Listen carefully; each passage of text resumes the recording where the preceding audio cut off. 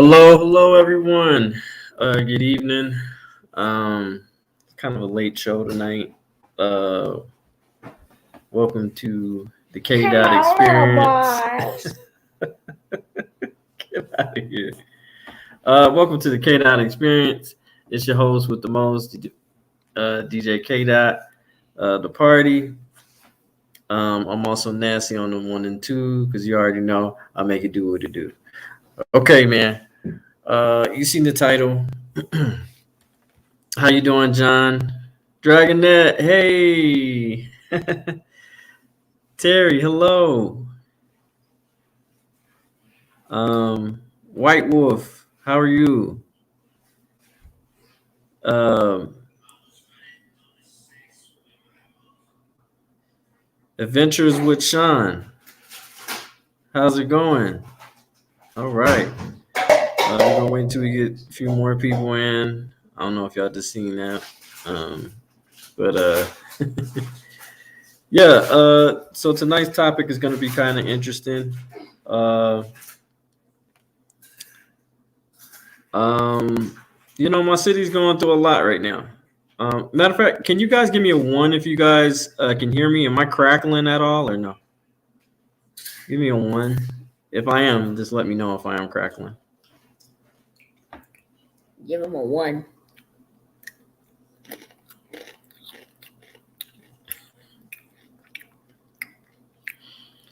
Really, Kate? Really? You got a 1. They can hear you. Okay. Do I sound all right? Hey, Regina, how are you, love? How are you, Queen? Okay. So the topic that we're going to get into today, it says a little bit. Okay, I don't know what's going on with this system. I have maybe because I'm in a different location. I have no idea.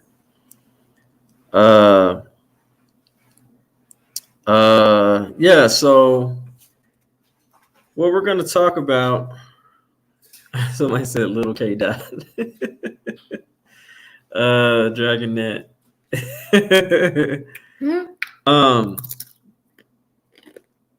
You still didn't eat them chips yet? Oh. Okay. So wow. Okay. All right. So he threw me all the way up. So tonight we're going to talk about, you seen the title up there, that my city's going through a lot right now. So we've had young people in our city being shot. I believe it was Monday, 6 people, 16s from the age 14 to 18 were shot. Nobody was killed. At a park right across the street from the parking lot, from the school, which was Aurora Central. And then we also had another shooting this Friday at Hinckley High School in Aurora. 3 teens were shot. So yeah, it's been pretty devastating for my city, and it's sad, man. It's sad. So which brings me into the next topic. The topic that we're going to be talking about: does the chief of police in Aurora really care, or is she placing the blame on somebody else? She don't care. She ain't placing it on anybody else either. She keeping it a secret. There you go. She's trying to. All right, so we're going to get into the video real quick.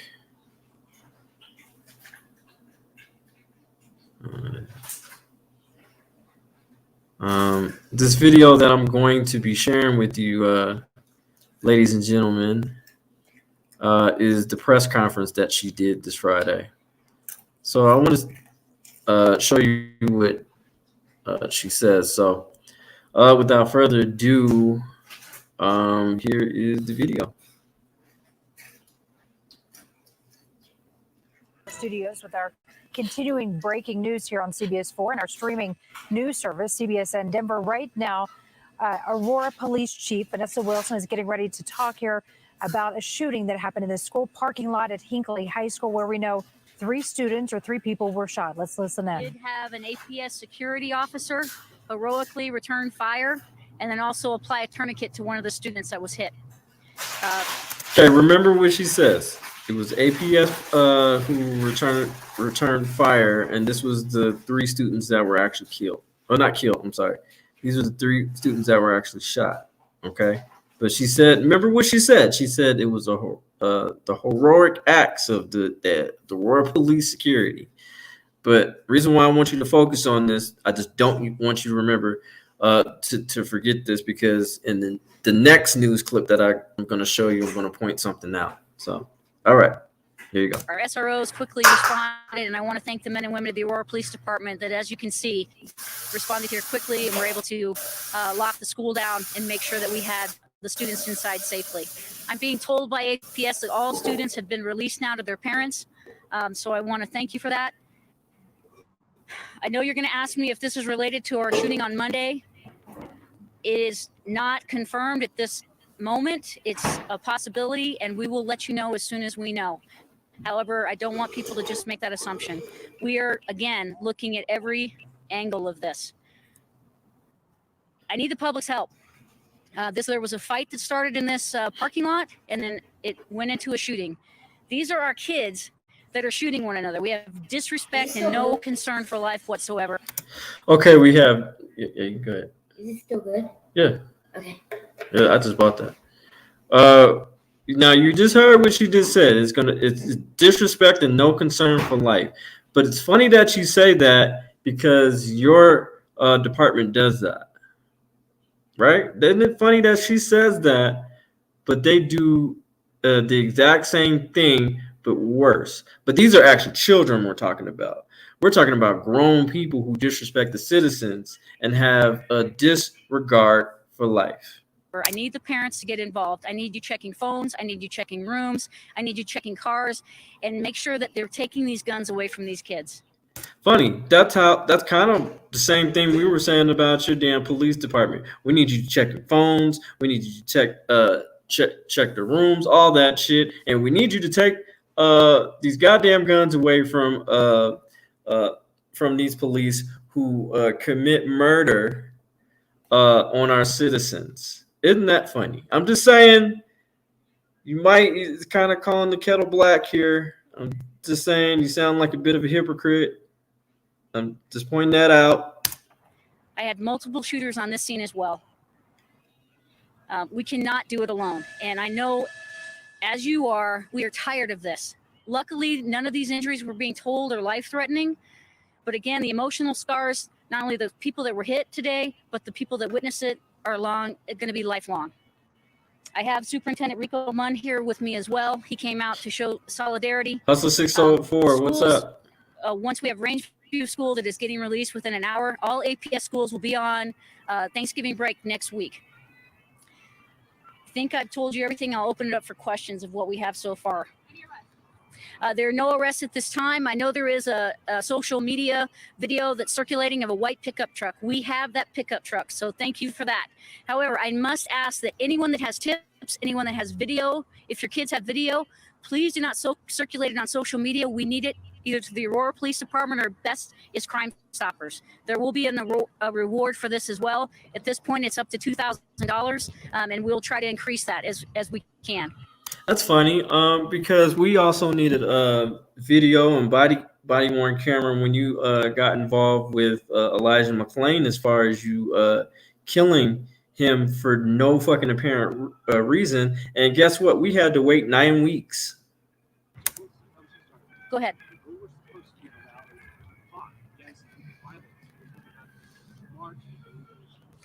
Yes.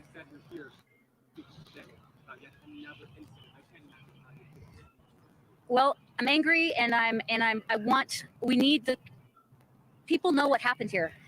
We need to talk to our kids. These beefs cannot continue. Okay. These are all stemming from fights, is what the information that we have.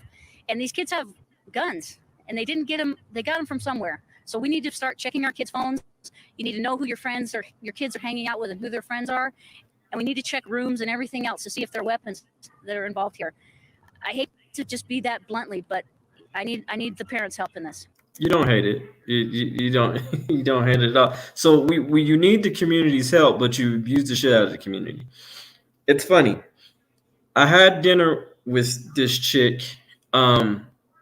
I believe it was 2 years prior, or at least around the time, a little bit after the situation happened with Elijah McClain. And and it was funny. I told her in this exact manner. I said, "Look, this is not a kumbaya dinner. I was asked by my community members to meet with you. Because if they didn't ask me to meet with you, I wouldn't be fucking meeting with you or having dinner with you right now. The thing is, I told Vanessa, look, you have to understand, if you keep on abusing the citizens, they're not going to trust you, okay? You know what that means? That means if the community doesn't trust you, the criminals know that. Which means the criminals will run amok and try to destroy the community. And the thing is, while they're doing that, they know in the back of their mind that the community is not even going to say shit to the police because they can't even trust the police to protect them. I'm just saying. There's a lot of hypocrisy right here. I told her this 2 years prior, this was going to happen. Crime was going to rise. Shit like this is going to happen. Our young people, I talk to our young people. You know, they feel like people don't give a shit about them at all. And that's the sad part. That's the sad part. They feel like they don't care. And they definitely feel like the police don't care because they that's why they're causing a bit of a havoc and having these these shootings.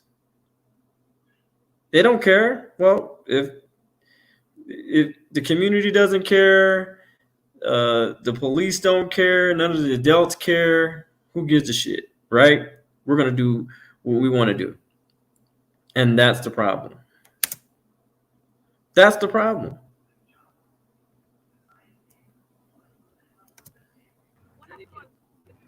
I can't give you that information, ma'am, again, because we have victims as versus suspects. We're not sure, and we just don't want any issues.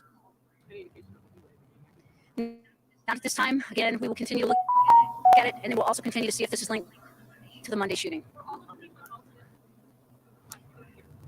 Two of the people that have been shot are Hinckley students, and one is APS Avenue student. Yes, sir, I'm sorry. We have not recovered any weapons that I know of, but like I said, we do have the white pickup truck that people identified some witnesses that were here.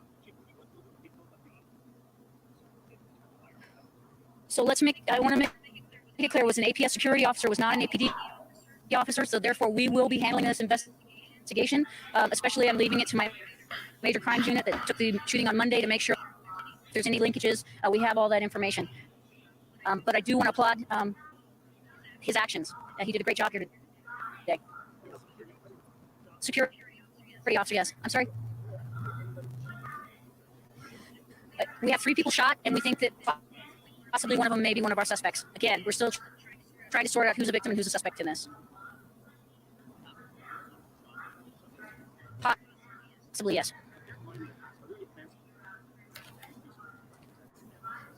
Yeah.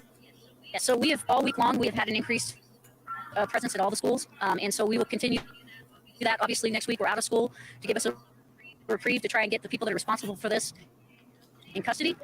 But again, I need all information. I beg the public to please send us the information. I know that we're getting threats. We've had threats to Gateway, threats to Rangeview. We've sent officers there. I want credible tips to come to us. Absolutely. Anything that you hear, we need to know about it. I'm sorry, what? Well, the officer was here very quickly and helped the APS, and then, of course, officers had the school locked down within minutes.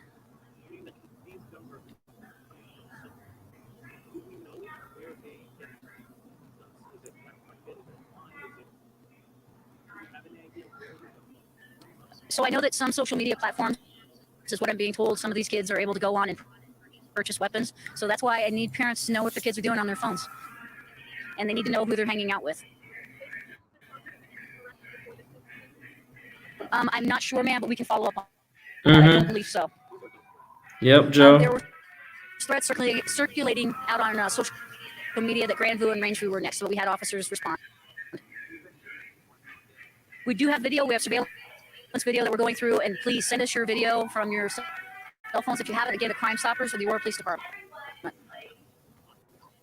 We have partial evidence. Yes. Yes, sir. Right back here. It's a very large area where the shooting, we had multiple shooters again.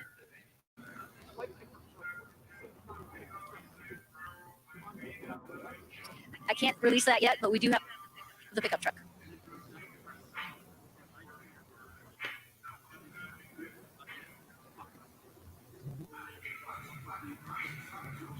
Well, obviously we were all shaken by what happened on Monday.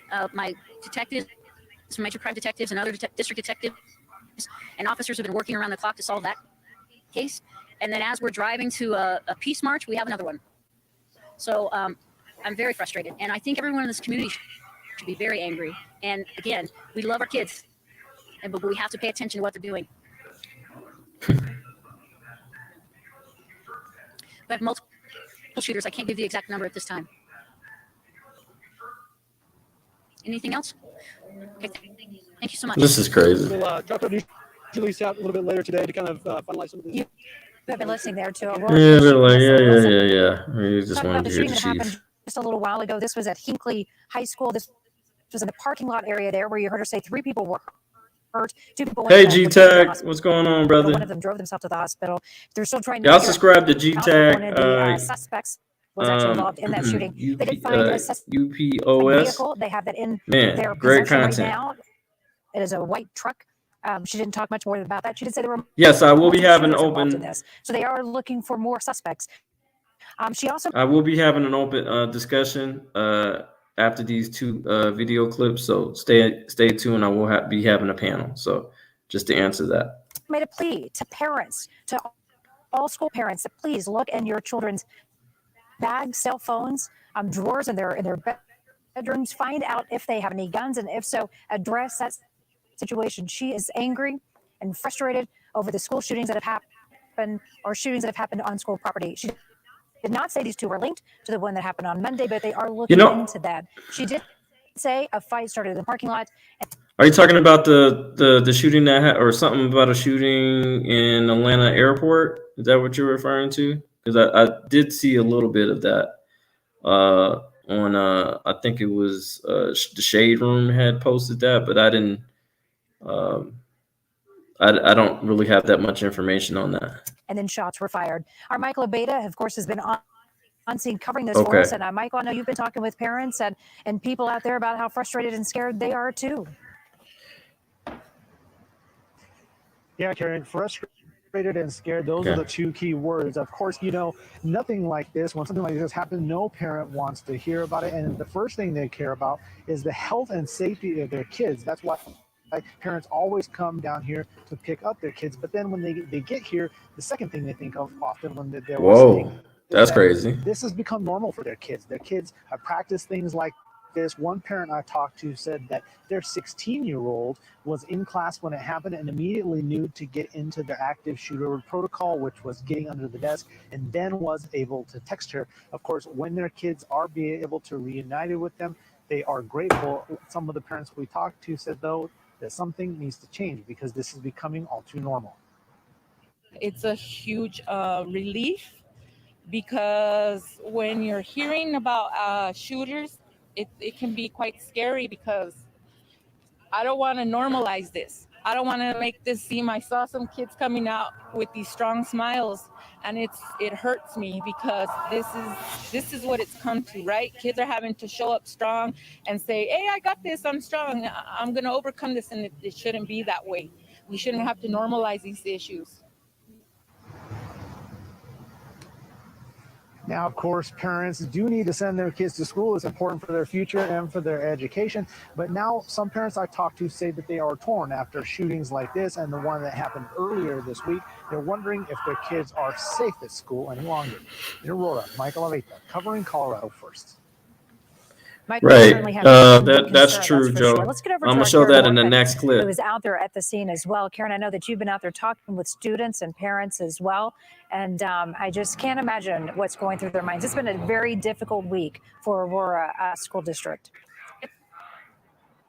You're absolutely right, Karen. It's been a Hi, very Princess. difficult week for parents, and we've been here since about 2 o'clock when they started releasing those students to their parents at about 2 o'clock. Behind me, you can see Hinckley High School is just a few blocks away. They were putting students on buses and then moving them over 2 times in 1 week. Middle school, where Correct. parents were able to then reunite with their students. They've been doing this in phases, and so we're at a point where most of those students have been released from the school, and most parents have been reunited with their students. But we had a chance to talk with a number of families over here today as they were waiting to be reunited with their students, and all of them had the same message, much of what you heard there with Michael. But they're angry, they're emotional, and they say enough is enough right now. They're calling on Princess. leaders who just coincidentally were having a peace rally today to discuss the violence in Aurora. They say it's time for them to start doing something. One mother told us, when you look at the block away from the street, there's a liquor store, there's a gun store, and then there's a pot shop, and they were concerned that there's just not enough resources for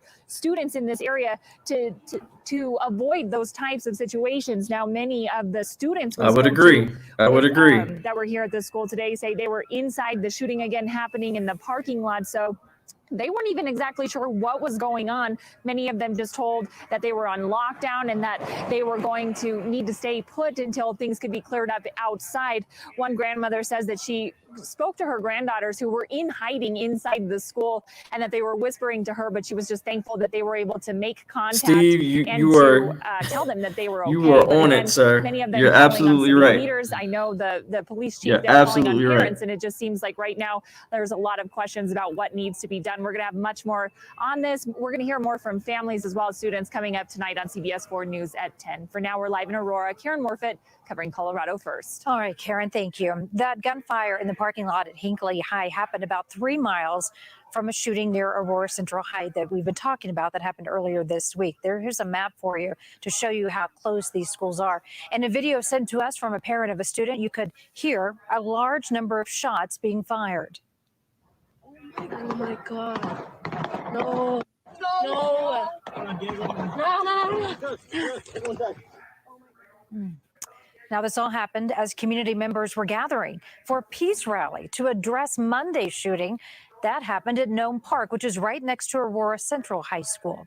A lot of questions certainly as we have the second shooting involving Aurora High Schools in a week. Today, 3 people hurt at Hinckley High School's parking lot there. 6 Aurora Central students. So that video they just that small clip they just showed was when it was actually happening at the Hinckley High School. Someone was actually in the car filming, and they happened to be shooting in the parking lot. So, but yeah, crazy. Were shot Monday. State and city leaders say Colorado, all of us, must do more to address the problems of youth and gun violence. We certainly appreciate you being with us this afternoon. We will keep you updated on CBSDenver.com and CBSN Denver with complete coverage beginning on CBS 4 News at 5.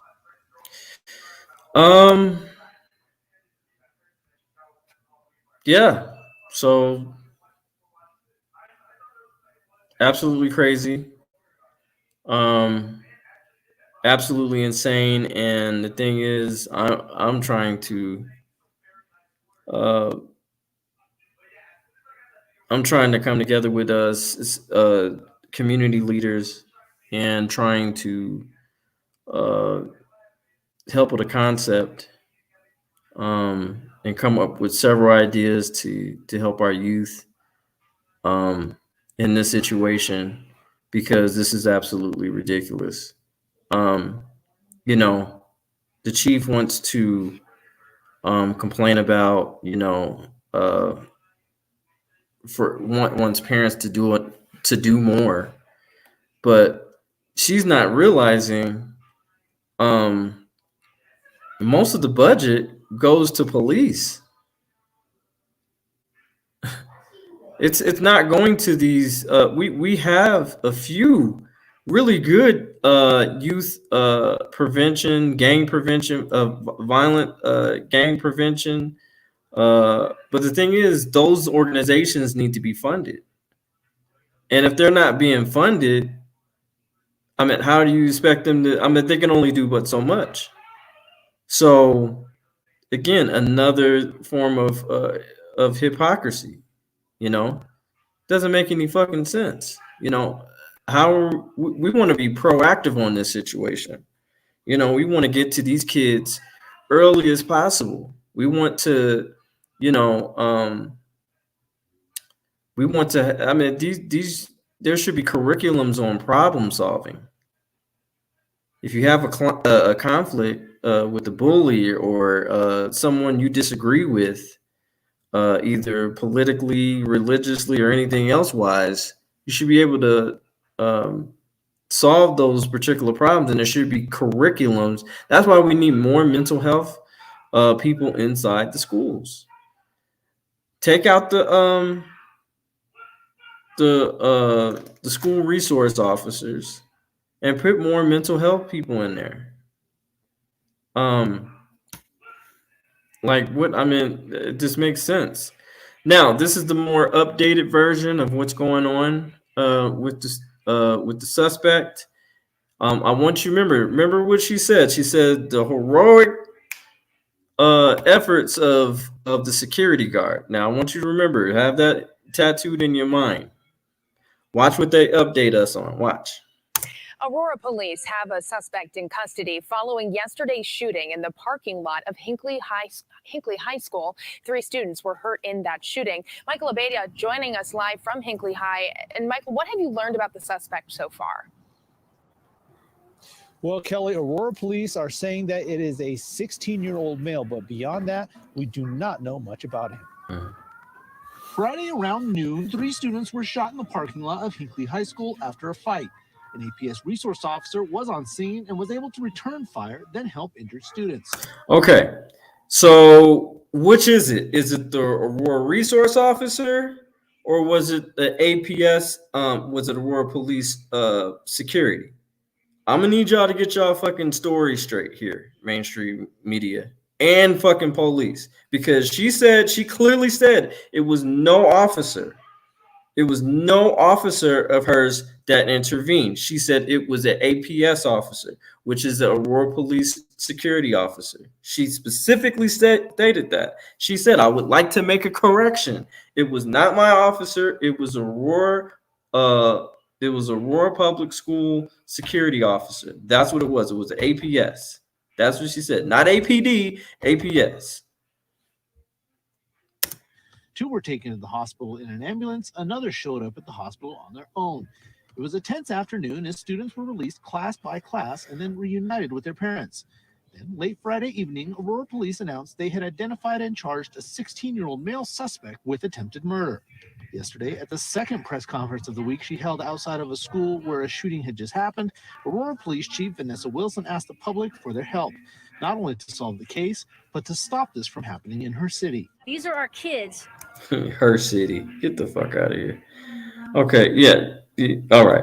That are shooting one another. We have disrespect and no concern for life whatsoever. I need the parents to get involved. The mother of the 17-year-old girl that was shot in the leg told CBS 4's Alan Janae she's in shock that this keeps happening. I never imagined there would be so much evil in the schools.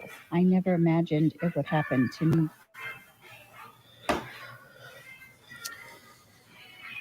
Now, Aurora police say that they're not going to release anything else about that suspect, including the name, but they did say that he is not one of the people that was shot in Friday's altercation.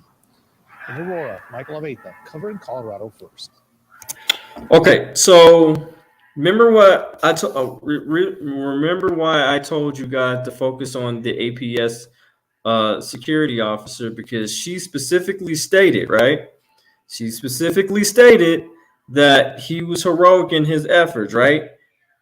So, and she said there were shots fired. So did he shoot one of the kids? Because she said they just said the suspect that's in custody has not been shot.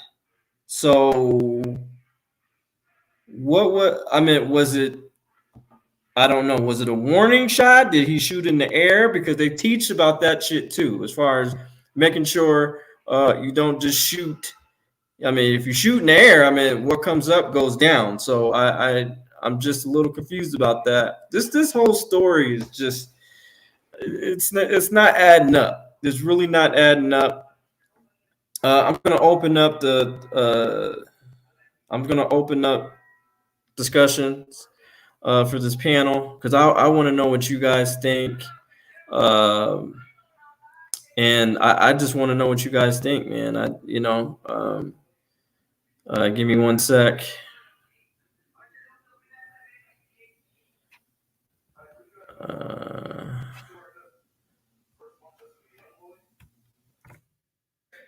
So there was just a lot of contradictories from the press conference all the way to what we're actually what they actually were saying. So I'm a little confused. All right, so that is the link, guys. If you guys want to come up, let's discuss this. You guys are more than welcome to. Hopefully Uncle Joe's still in here. I love to talk to that cat. Yeah, this is absolutely ridiculous. I would have to say this is sad. I mean, then they said there was multiple shooters, but they only have one in custody. So I don't know if all the shooters were captured or anything. Let me get to some of these comments. This goes when you abuse your employer. You do not get much help in return, or did he miss and end up shooting a student standing around? That's what I'm trying to figure out. I mean, you got to wonder, like, what was so heroic? I'm confused. But the suspect wasn't shot. So who the fuck were you shooting at? Well, I'm confused. Like, is just shot off, or like, look, regardless if the suspect is a 16-year-old, it's still a child. You know what I'm saying? I don't want that child killed. But if you have to take a life to preserve others, then I understand. But what I'm saying is that what life did I don't understand. Like, what made him a hero? Warning shots are technically illegal where I'm at. That's what I thought too. That last time I heard too. That's, but I digress. Ammunition is ammunition. I'm sorry, ammunition is too damn expensive for that right now. Anyway, yeah. And and it was interesting that the reporter had stated, resources for the youth, and she was absolutely correct. There's several liquor stores. There's a pawn shop. There's I believe there's several. I think there's a couple of gun stores too, if I'm not mistaken. I think. Not too far from that is a marijuana shop.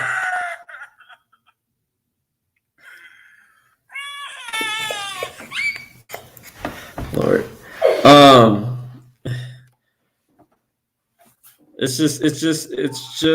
It's pretty disgusting, I would have to say. It's just,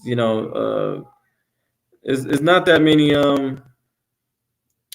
many resources for these kids, but the resources that are being drained are for the police. You look at the budget. Hell, you can probably look at any budget in the United States of America for policing. It'll outweigh any other organization. You know what I'm saying? As far as mental health, outweighs that. That's what we need. We need mental health. We need more and more therapists and counselors and psychotherapists, and those are the people that we need in these schools. So these children know how to properly problem solve. I'm trying to actually pin this. Hey, real sovereign citizens, how are you? A warning shot shows intent to maim. Yeah, I agree. I agree. Indicating one does not fear their own life or safety. I agree, 100%. 100%, I agree. Because this has to stop. And I actually talked to uh, a few students and a few younger people actually today, and they did say um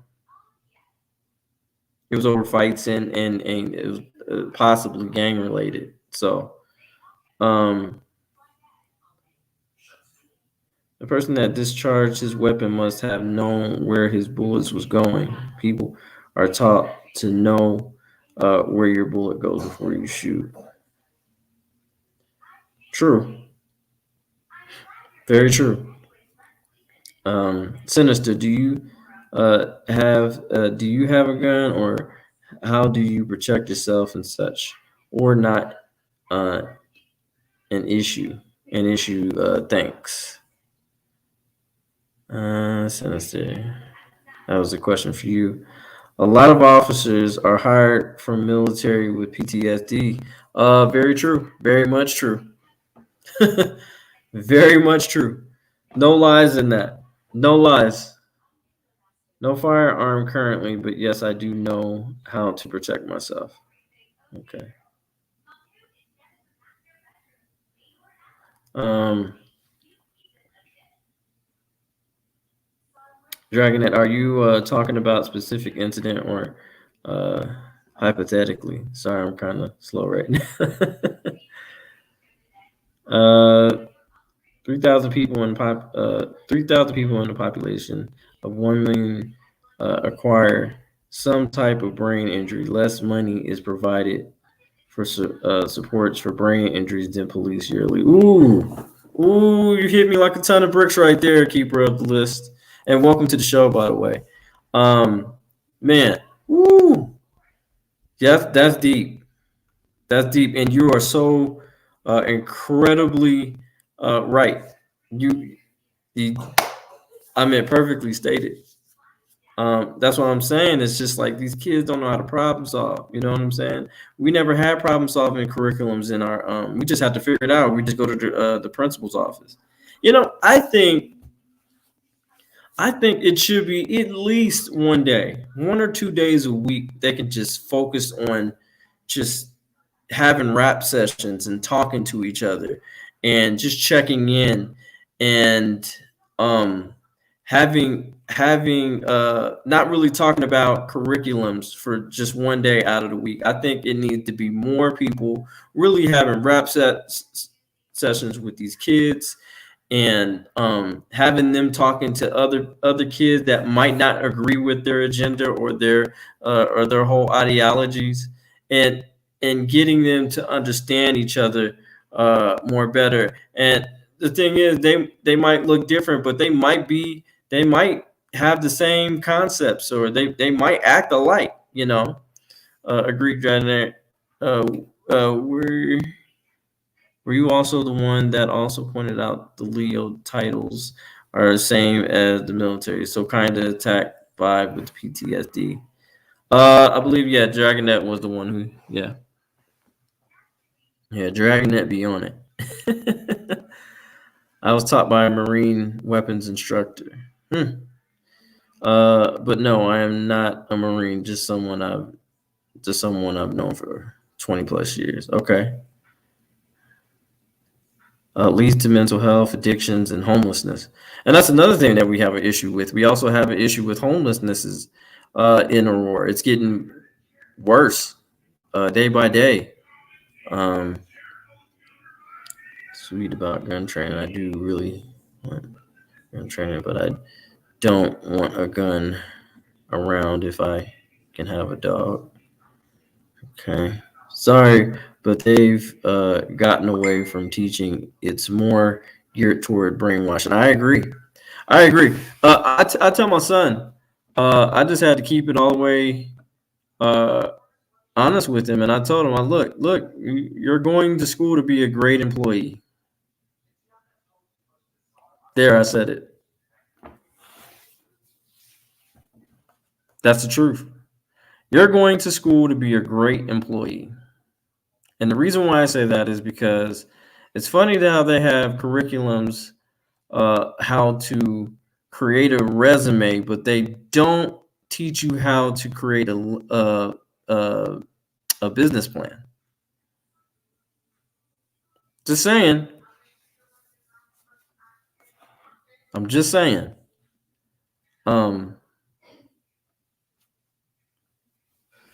It's that my son, and not only that, their whole situation, the whole aura is based on the prison pipeline.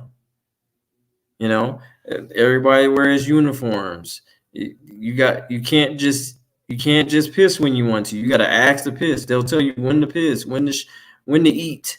When to take a shower. After gym and all those type of things. Like it's the same shit. It's the same shit. It's that.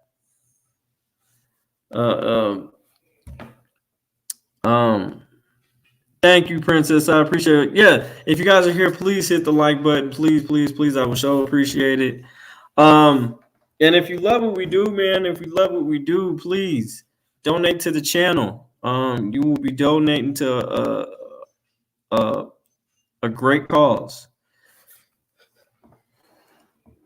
Because we want to get better and better and bigger and bigger. And I don't care about being the biggest channel. I care about being the best at what I do, as far as the best being the best. So we can bring you. I want to educate you guys on certain things, and we can educate each other on certain things.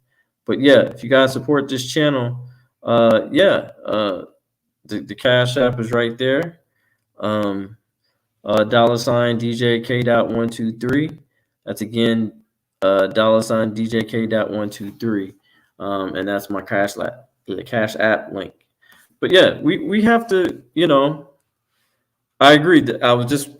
I'm glad you brought that up, John. School lunch program, they tell you what to eat too. Exactly. I mean, the school lunch is not nutritious at all. Hell, when I went to school, they gave us pizza for breakfast sometimes. Seriously, they gave us fucking pizza. Caden,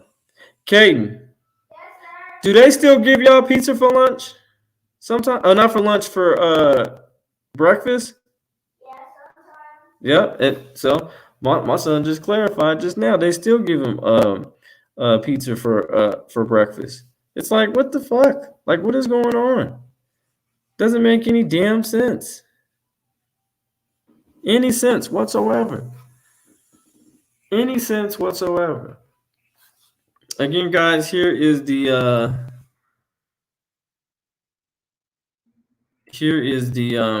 link if you guys want to come up and have a live panel discussion about this situation. Y'all more than welcome to come up. Mile High City, the Mile High guy. How you doing, dude? How are you? I'm sorry, I'm kind of tired. Thank you for being here on the K-Dot experience. I appreciate you. Make sure you guys go subscribe to him as well. Got some great stuff. Hey, Kate, grab my charger, please. Oh, never mind. I got it. Never mind. I got it. But yeah, it's just sad, guys. It really is. It really is sad. Yeah, pizza for breakfast. Yes, I said sandwiches. Okay, Dragonette. No worries. Thank you for being on the show. I really do appreciate it. Thank you, guys.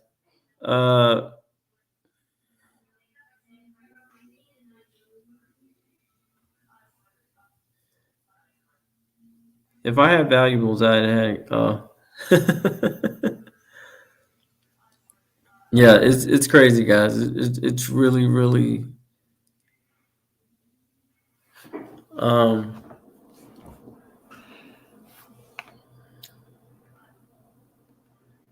and how you doing, Anthony? It's my guy, man. He's also, I believe he's donated to me too as well. So shout out to him.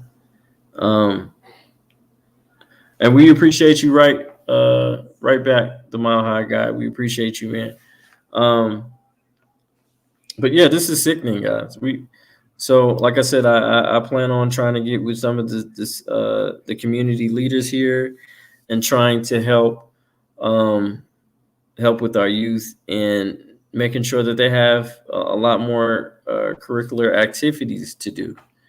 And what also I believe it hurts the youth when they're required to take again, and I'm not against anybody taking it or not taking it, but if they're if you want to play school sports, they have to take the COVID shot, and I don't really think that's fair. But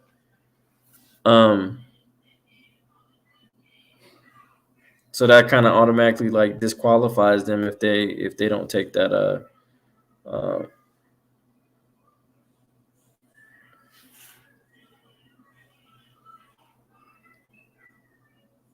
we had pizza on Friday, but I like chicken patty on Thursday. I bet. Chicken patties were good though. I'm not gonna lie. But I guess where I'm trying to get around to is that we have to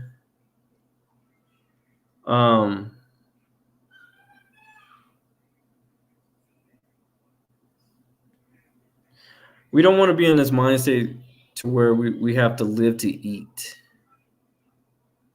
We want to eat to live, So we want to make sure our children are having a lot more nutritious options for food selections for them to eat, Seen a wrestler have to cut his dreads off before a wrestling match or he forfeited. Yeah, degrading.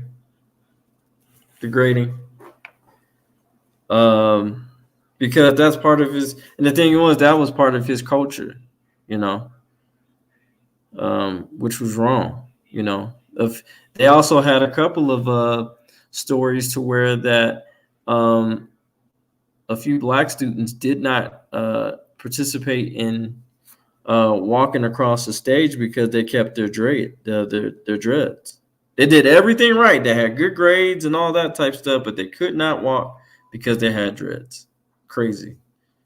They're programming your mind for those specific meals on that specific day. I agree. I agree, John. I 100% agree. And I think, I don't know, I had seen somewhere they were discussing this situation and there was, we'll just put metal detectors in there. Absolutely not. And statistics already stated that those damn things don't even help. And most of those are at predominantly school of color, people of color that go to that school. And that's just I mean, they didn't have metal detector after Columbine got shot up. I'm just saying. Sad when the state has to make a new law against forcing people into medical decision COVID. Yeah, it is. It's wrong. I feel these are children we're talking about. Never taught when I wrestled. Yeah, pretty much. I agree. Having issues with people's hair still baffles my mind. How can anyone possibly have say in someone else's hairstyle disgusting. I agree 100%. It is not hard to kill unarmed people in self-defense because unarmed people can attack and kill you. Right. I mean, and I'm still baffled on what this security guard, who was he shooting at? Who the fuck was he shooting at? To clarify him as a hero. Like, I'm confused. I'm really confused. Maybe y'all can help me out on that one.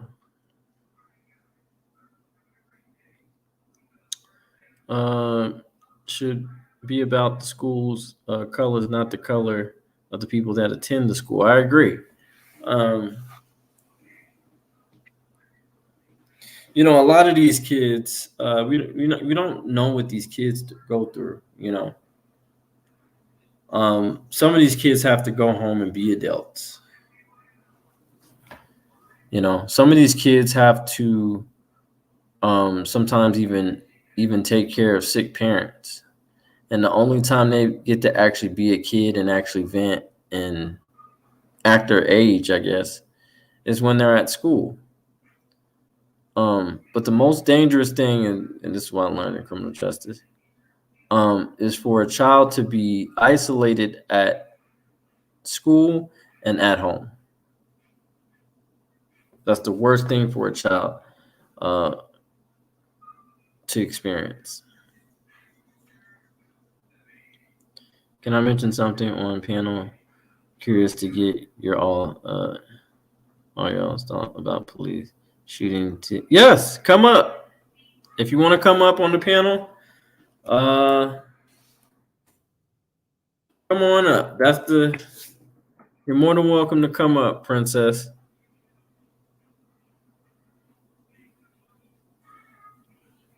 Providing my connection can connect me to the click the link right there that I have, and you'll be able to. I'll let you up. Or anybody else wants to come up, you're more than welcome to come up. And I definitely want to hear you guys' thought on this. And what is your thoughts on the chief? Okay. And without further ado, we have Miss Princess OPD. Welcome to the show, ma'am. How are you? You're hold on, you're muted. I don't think you connected your mic. There you go. Hold on. There you go. Can you try it again? Try to unmute yourself. There we go. Can we hear you? There we go. There we go. Oh, my fault. And I've got my dog. Turn.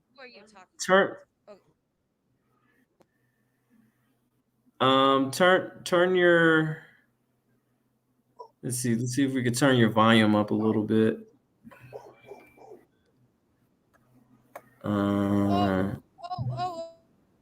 Sorry, that's better. That's probably. There we go. Better, there we go. right? Now we can hear you. Yes. There we go. Okay, sorry. There we go. We got you.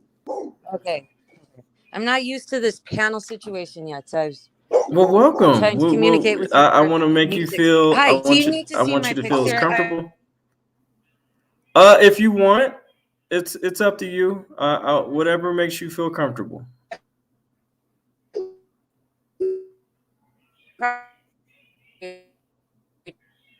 Channel. I'm legit. Okay. I'm 44, white, grew up in Utah. Okay.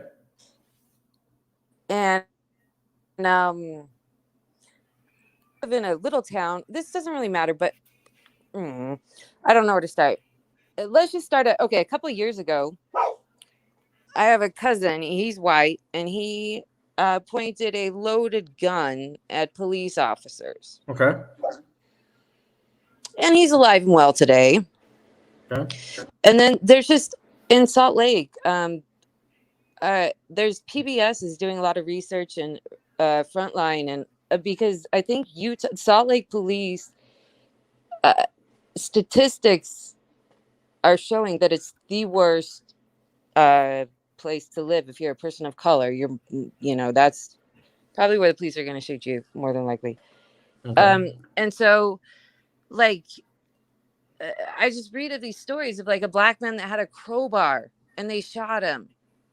No, and it was, no, it was they said it was justified.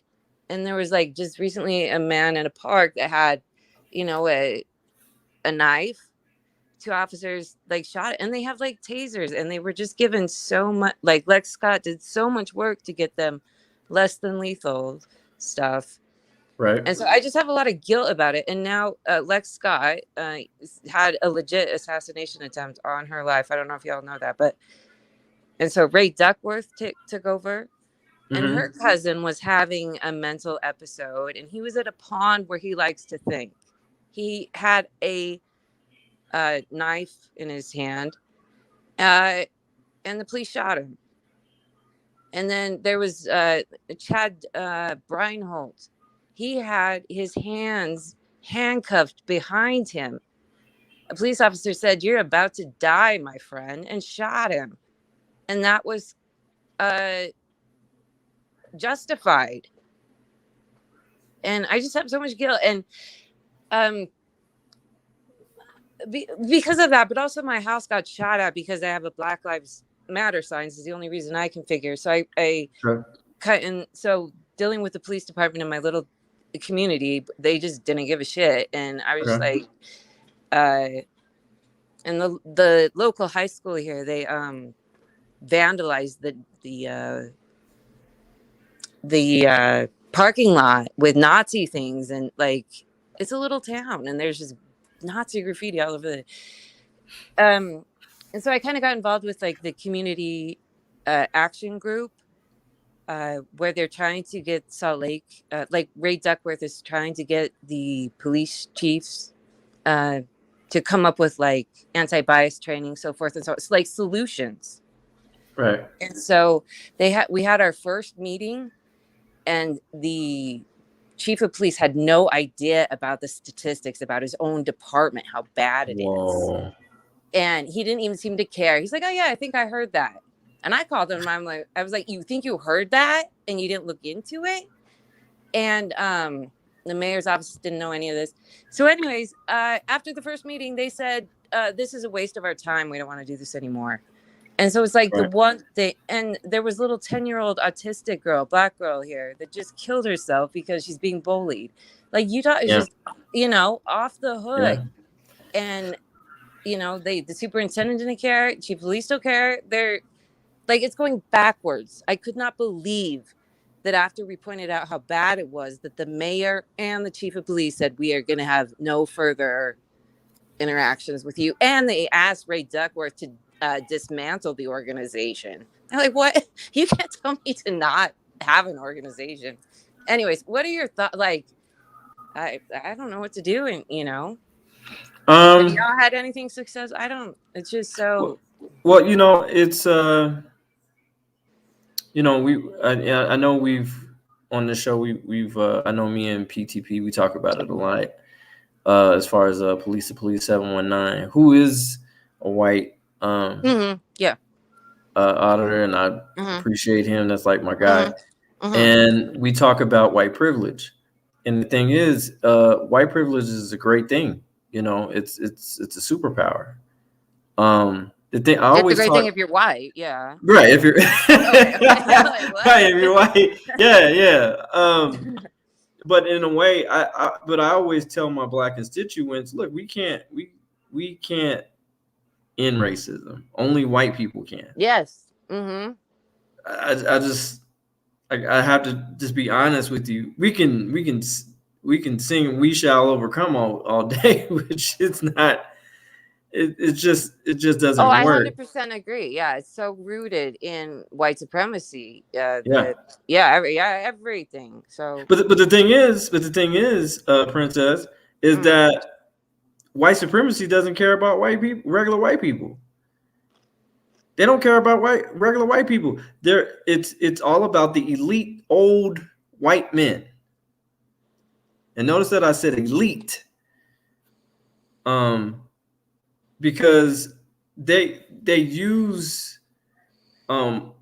they use a narrative of fear to where, oh well, if remember, they're taking over everything. Black people have affirmative action. They have this. They have Black History Month. We don't have a White History Month, and we don't. It's crazy. Like I've seen it all, as far as all these timelines, as far as some of these white people in their Facebook posts, and it's just like, what the fuck, like, and it's just. It's the thing is, that's why I said white people, white supremacists don't care about white people, regular. I would love to law-abiding. interject, and it's not a negative thing, but I don't want to get you off your track. Sure. But also, sure. I have memory problems, so if sometimes I jump in because I'm like, if I don't say this, I'm going to forget it. But I do have my notepad and my pen, my paper and my pen, so I can kind of have a little bit better manners. But anyways, when you said I'm totally not debating you or standing out. I just want to be like, what when you say like the white supremacist people don't care about regular white people, they care about like the elite people. It's like totally absolutely agree with you, but like the white supremacists, the KKK people, they're trash. They really don't have power. You know what I'm saying? It's like the hidden white, like, subtle thing. You know what I'm saying? So when you say so the police, I don't think they are like, would officially say they're white supremacists, but I think there's that little, not little, I say that sarcastically, but there's that us versus them, other, you know what I'm saying? Like the us. No, you're right, because it was discussed. Supremacy. It was discussed with president. So I don't think it's like, they seek out others of power, and so when you say like white supremacists don't care about regular people, it's like, well, I don't kind of give a shit about white supremacists because they're trash. Do you know what I'm saying? Like, I'm talking about the trash people. I guess it's maybe a definition conversation. Like when you say white supremacists, I'm thinking like the trash that is not gonna, it does not gonna get. It doesn't matter what, they're not in power. So who gives a shit if they think, just want to support other elite, they're shit trash people anyway. Okay. By any chance, do you watch Emma Gesson Press's channel? I've never heard of this. What? I'm kind of new to YouTube. This my house getting shot at got me involved in this, and then I started watching. James. He says all the time. He's like a really big channel. What's the name again? I'll write it down. Emma Gesson Press. Oh, geez. Yeah. How do you spell that? Shit. Or kind of close. I have no idea. How would you maybe spell it? So or if you could put it in the notes. He says. This is what he says, right, all the time, right? And he said, it's not about the people that you see, it's that you need to worry about. It's the people that you don't see. So absolutely, yeah. The reason why I bring that up is because a lot of these white elitists you do not see. And I will, and this is the reason why I say that is because in the olden days, there used to, where news actually used to be news, and it wasn't necessarily on opinionated type stuff. It was, they told you the news, and that's just what it was.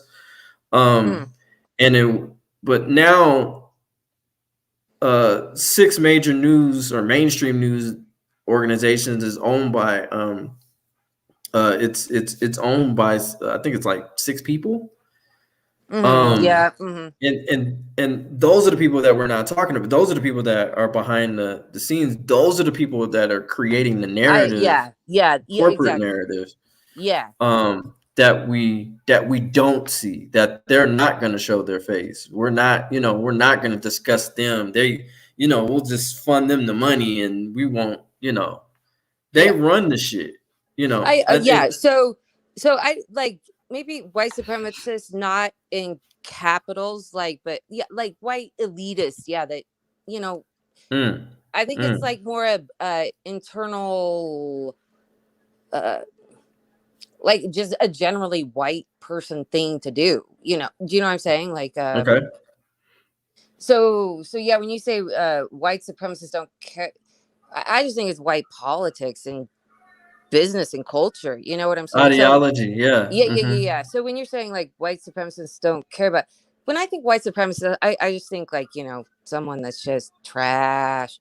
So when you're talking about what they think, I was just like, well, oh, do you know what I'm saying? Okay. Anyways, so yes, I agree. But you do know who the very, very first policing are, right? Yeah. Yes, absolutely. Yeah. And I'm saying that is the culture, but I don't think most police officers consider them white supremacists, even though they actively are. Well, the thing, and that's why I say I crack up when people say, well, the system's broken. No, it's been well, at least for black people. For black people, it's been operating the same the way it's supposed to. It's like, what's broken about it? Like, no, it's a huge industry. Do you know how much money it's making people? Oh yeah. Oh my goodness, yes. Yeah. Yes. So yeah. I just don't think these people would consider themselves white supremacists, and or I would consider them a white supremacist. I think it's just generally a white mindset, until people, Anyway, so okay. Well, I mean, you got to think supreme. You know what I'm saying? Yeah, I think it was just a definition. They're the most. They think they're the most dominant supreme race. So, and then when you add money on top of that, yes, white supremacists. It's just they might title themselves as differently, but it's all the same. Not either white nationalists or alt right or what. They use all these different names as far. Oh well, we can't be in hoodies anymore. We got to be dressed up in corporate suits and ties. And, you know what I'm saying? Yeah. Like so the Richard Spencers. When you said white supremacists, I'm like, well, that immediately excludes like the president of CBS. You know what I'm saying? I'm like, because I don't think he would consider him white supremacist. So when you said white supremacists, I was like, I don't think they have much power. They're just kind of, in their robes in the, hills. But so yeah, white supremacists, if we can, to my mind, that excludes corporate America. No, I mean, yeah. If we can say that's like, can still be heads of corporations. So just for the Mile High guy says, I'm white and I don't think I'm better than anybody in this chat. White supremacy is real, but it is not how the majority is. No matter what the media says, systematic racism is not most of America. I would have to tend to disagree with you on that particular part, because at the end of the day, there's a lot of chameleons out there as well. And it depends. I think it depends. Sorry, I'm gonna forget. I think it depends on where you're raised. I was raised in Utah. Yeah. People are racist as fuck, but they don't know it. They just don't. Yeah. They just don't relate. So they think, oh well, their problems probably have to do with their culture, how they were raised. That must be something I can't relate to. Right. And I talk, it. I mean, I'm not even gonna lie. Even in the, I've been a part of those chat rooms to where there was racist shit being even said within the 1A community. And I had to, have had several conversations, and they were just like, well, what about this Black Lives Matter stuff? You know what I'm saying? And it's just like, well, we're not saying, well, first of all, I want to be very clear. Black Lives Matter, the brand, I'm not really into the movement. Yeah. Absolutely. I'm Yeah, just everybody absolutely being into the like, movement. And yeah, we're not only saying only Black Lives Matter. We're not saying that. We're just saying Black Lives Matter because yeah, we're screaming out saying, like, look, we're hmm getting fucking killed over here. yeah. Like, enough Any is other, enough. yeah. If you're any other race and you call the police, you're not gonna get shot. I once Right. refused. I was having a psychiatric episode. I refused to leave the mayor's office, and they Uh-huh. kindly escorted me to a psychiatric hospital. So yeah, so Yeah, I agree. And the thing is, like, when I go out and fight for people's rights, I do it for everybody.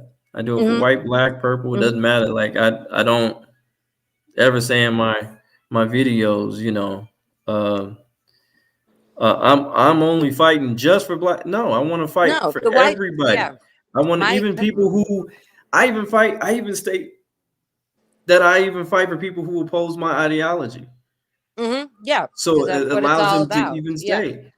Because I think it is important. I don't run, and that's why I don't know if you've seen that show, but it was called Big Smoke, and I had an opportunity. I was given an opportunity to the people who didn't like me or didn't like the way I audited or thought I was too aggressive. Like, why are you cussing the police out like that? And blah blah blah. Okay, all right. You don't like the way I audit. I want to hear why. But nobody came up. Mm. They were being keyboard thugs. Yeah. I've gotten my life threatened. I've gotten called nigger, all this disgusting stuff, and even some of the stuff I even displayed on my community page. And we know where something about your GPS thing is on, and we know where you're at, and I'm like, I don't even know what the fuck you're talking about, Yeah. like. But I make That's it too very bad. clear, if you coming, you're gonna be leaving with something, and it's not gonna be a good night. Okay, Yeah, so that's I'm what just. needs to happen. Yeah, that's what needs to happen. I mean, All right. I stay, protected. Just Yeah. so ain't nobody cut you. I'm gonna tell you, you're gonna leave with a scratch or something. You're not just gonna leave with, and I don't believe in violence or anything like that, but I do believe in self defense, and I understand why some auditors don't necessarily like to go live sometimes, because some people and the trolls in the chat will find where their location, and they'll try to fight them or something like that. And so you guys got to be very careful with that as well. So but yeah, all we try to do is just do the right thing. I tell people all the time, the reason why I audit is because of Elijah McClain. Breaks my heart. Was because he died by himself. There was no cop watchers out there. There was no one to advocate for him. There was no one shouting at the police like, "Hey, what you're doing is wrong. It's fucked up." He died by himself, and I was just like,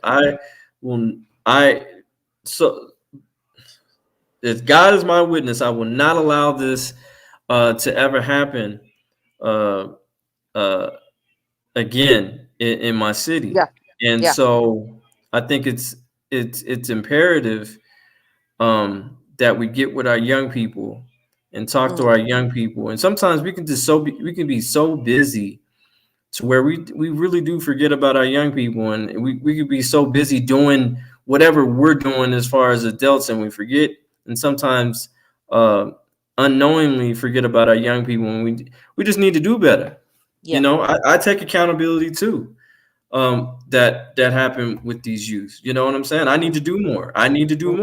When it comes to them, because I don't want our children being shot. I don't want what needs to be done, but it's very unfortunate that you have to have the onus of that. It's just okay. So the Mile High guy says, "K Dot, I was raised back in the day that race doesn't matter. We all bleed red. We all bleed red, and I will always consider you a friend. And I understand there are people with race issues, but I am not one of them. No, Yeah, it here's the depends how thing. you're raised. Yeah. You want to comment on that real quick? Me? Yeah. Did you want to comment on that? Yeah, I'm gonna sign off real quick. What did you want to comment? Yeah, I was just gonna say that I think it just depends on how you were raised. Mhm. And it just, his comment really threw me off, because that's like my whole point was like, I'm saying I'm white, I go to the psych ward, whereas other people go to, if I were of a color, I bet I did so many offenses, I should have been in jail, but because I'm white, they took me to the psych hospital. And my cousin, so I don't know how this guy can say it's all, when my cousin is alive and well today, he pointed a shotgun at cops. But there's all these men of color holding very non-lethal weapons, and they just immediately get shot. So all the white people I know, when they call the cops, it's not a problem. But so that's like, all lives matter, because most of them do already. We're just, it's the black people don't. So you can't say that statement. All lives don't matter at this point, because black lives don't matter. It's a Venn diagram. It's just logic. We're not saying that all lives don't matter. So that's. So I want to. He got me. I want to break. I just want. I'll bow out. I'll bow out. But he just that his comment got me off track of what we were talking about. And the other thing was, when you were saying if they come at me with something and they're gonna leave with something, I thought you meant like I was giving you total maybe a lot more credit. I thought you were having like of intellect. If they were gonna come, you were gonna correct them in their ways or impart wisdom on them. They were leaving with that. But that depends on them. That depends on them. They can leave with intellect. You were talking more violent, and I was like, oh, absolutely, yeah. If they're coming, and you're like, they're gonna leave with a scratch. I'm like, oh wait, let me back up. Like, yes, no, I mean, here's the thing. We can. If you threaten somebody's life, you know what I'm saying, and you come in with a weapon, what do you think? You look, we can have a discussion. But if you bring weapons in the situation, all right, well, obviously you don't want to talk. Yeah. You were about that action. You were on different pages, and I was like, oh, absolutely, yes, they need to. But that's what's great about the Second Amendment, right? You know what I'm saying? I make sure that I'm a responsible owner. I got a concealed carry. I'm responsible. I'm that's why you take classes and make sure that you educate yourself on the laws on those particular type of things. We do have a make my day law. So if you show up to my house and you enter my house, you on my property, then it is what it is. And you take that risk however you want to take it. I wouldn't advise it, but I wanted to break down his comment a little bit. So he says, K-Dot, I was raised back in the day with race doesn't matter. Here's the thing. I get where you're coming from, the Mile High guy. And we, at the end of the day, I love you, appreciate you. But what I'm saying is that we would Can you say that if he's white? He said, he said, I was raised back in the day, the race doesn't matter. Can he say that if he's white? Like, I don't think he can say that if he's not you can't say that other times we're racist if you're a white person. I don't think. And that's why I say, like, the thing is, you can't, I can't, the thing is, if you say that, you're speaking about your experience, experience. You know what I'm saying? Exactly. You're not, you're dismissing the other person's who's actually being fucked up. Yeah, he's speaking for we would love to get to that. I understand he's saying the human race is one race. I totally agree with you 100%. But in reality that we live in right now, it's not being brought up. And he said, let me clarify, I was raised that all people are equal. In theory, I agree. I sympathize with what you're saying, but that's not reality. Yeah. I'm just being honest. I'm just being honest. That is you.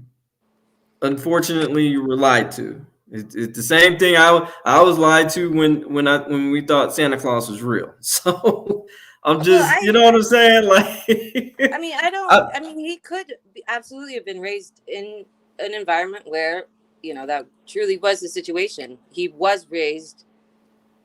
no, I tell my Yeah, son that he can't speak for I everyone. tell my son I tell my son, and I'm sorry that you were again. I think uh, I understand where you're coming from because that's your family raised you with morals and values and all those type of things.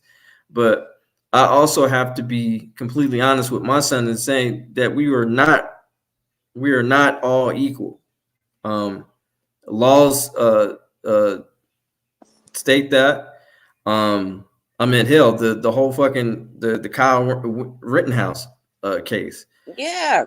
proved that I mean, white privilege is real. Like, Yep.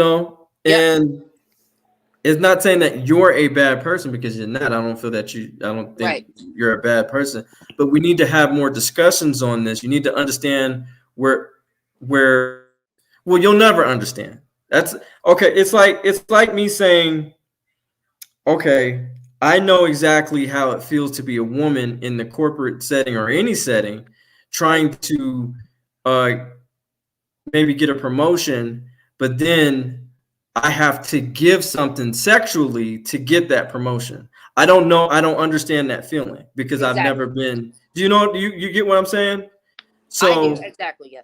I can never understand where you're coming from on that Yes. because you've been through that, your experience, and I Yes. have no right to tell you about your experience. Mhm. I don't have that. I don't have that. I can't do that. Right. I even though I want to say, oh no, you shouldn't have to go through that. You don't have to go through that. No, I do, and all the And time, and it's inappropriate. I think it's I know it's the ideal reality, but that's how I treat people. And I appreciate you treating people with kindness and respect. And I appreciate and I love you, the Maha guy. I really do. He does great work. But I just want us to have. I want to put it in reality setting to where that I wish I didn't have to tell my son you have to work 10 times as harder to be even recognized for your efforts. can I make a comment? Yeah, absolutely. Go ahead, Miss Princess. I wonder what uh, demographic that person is that's making those comments. Like, I'm 44, and I know I was raised with I mean, like, people would tell black jokes on the lowdown, to each other as a kid, and I know my dad was pretty racist for quite a while, and that's basically his Utah 70-year-olds. That's and the Mormon Church. It was in the before the 70s. They they could not be Mormon or whatever. So I mean, in Utah, good golly, if you were 60 and older, you were taught that black people could not be in the church, couldn't have church power because they were bad people. Fact. So I mean, that was just generation before and one state over. So I'm gonna actually ask you this question that Anthony Farrell asked you, and I want to know what your thoughts is, Princess. Yes. Is telling the youth that we're not equal just prolonging the divide? I want you to answer that, and then I'll answer. Telling them they're not equal. Well, you don't tell people that they're not equal. What is telling the youth they're not equal? They are equal, but people are not treated equally. It's the idealism versus reality. So no, we that's the problem, is that society is imposing with all the systemic racism that's keeping the divide. It's not what we're telling people. It's the systemic racism that's the divide. We are equal. What? That's the end for me. I don't get that. False. Present. And thank you, Ma. I appreciate you understanding. I really do appreciate that, and I would like to answer his Anthony's question. No, it will. It's kind of like this.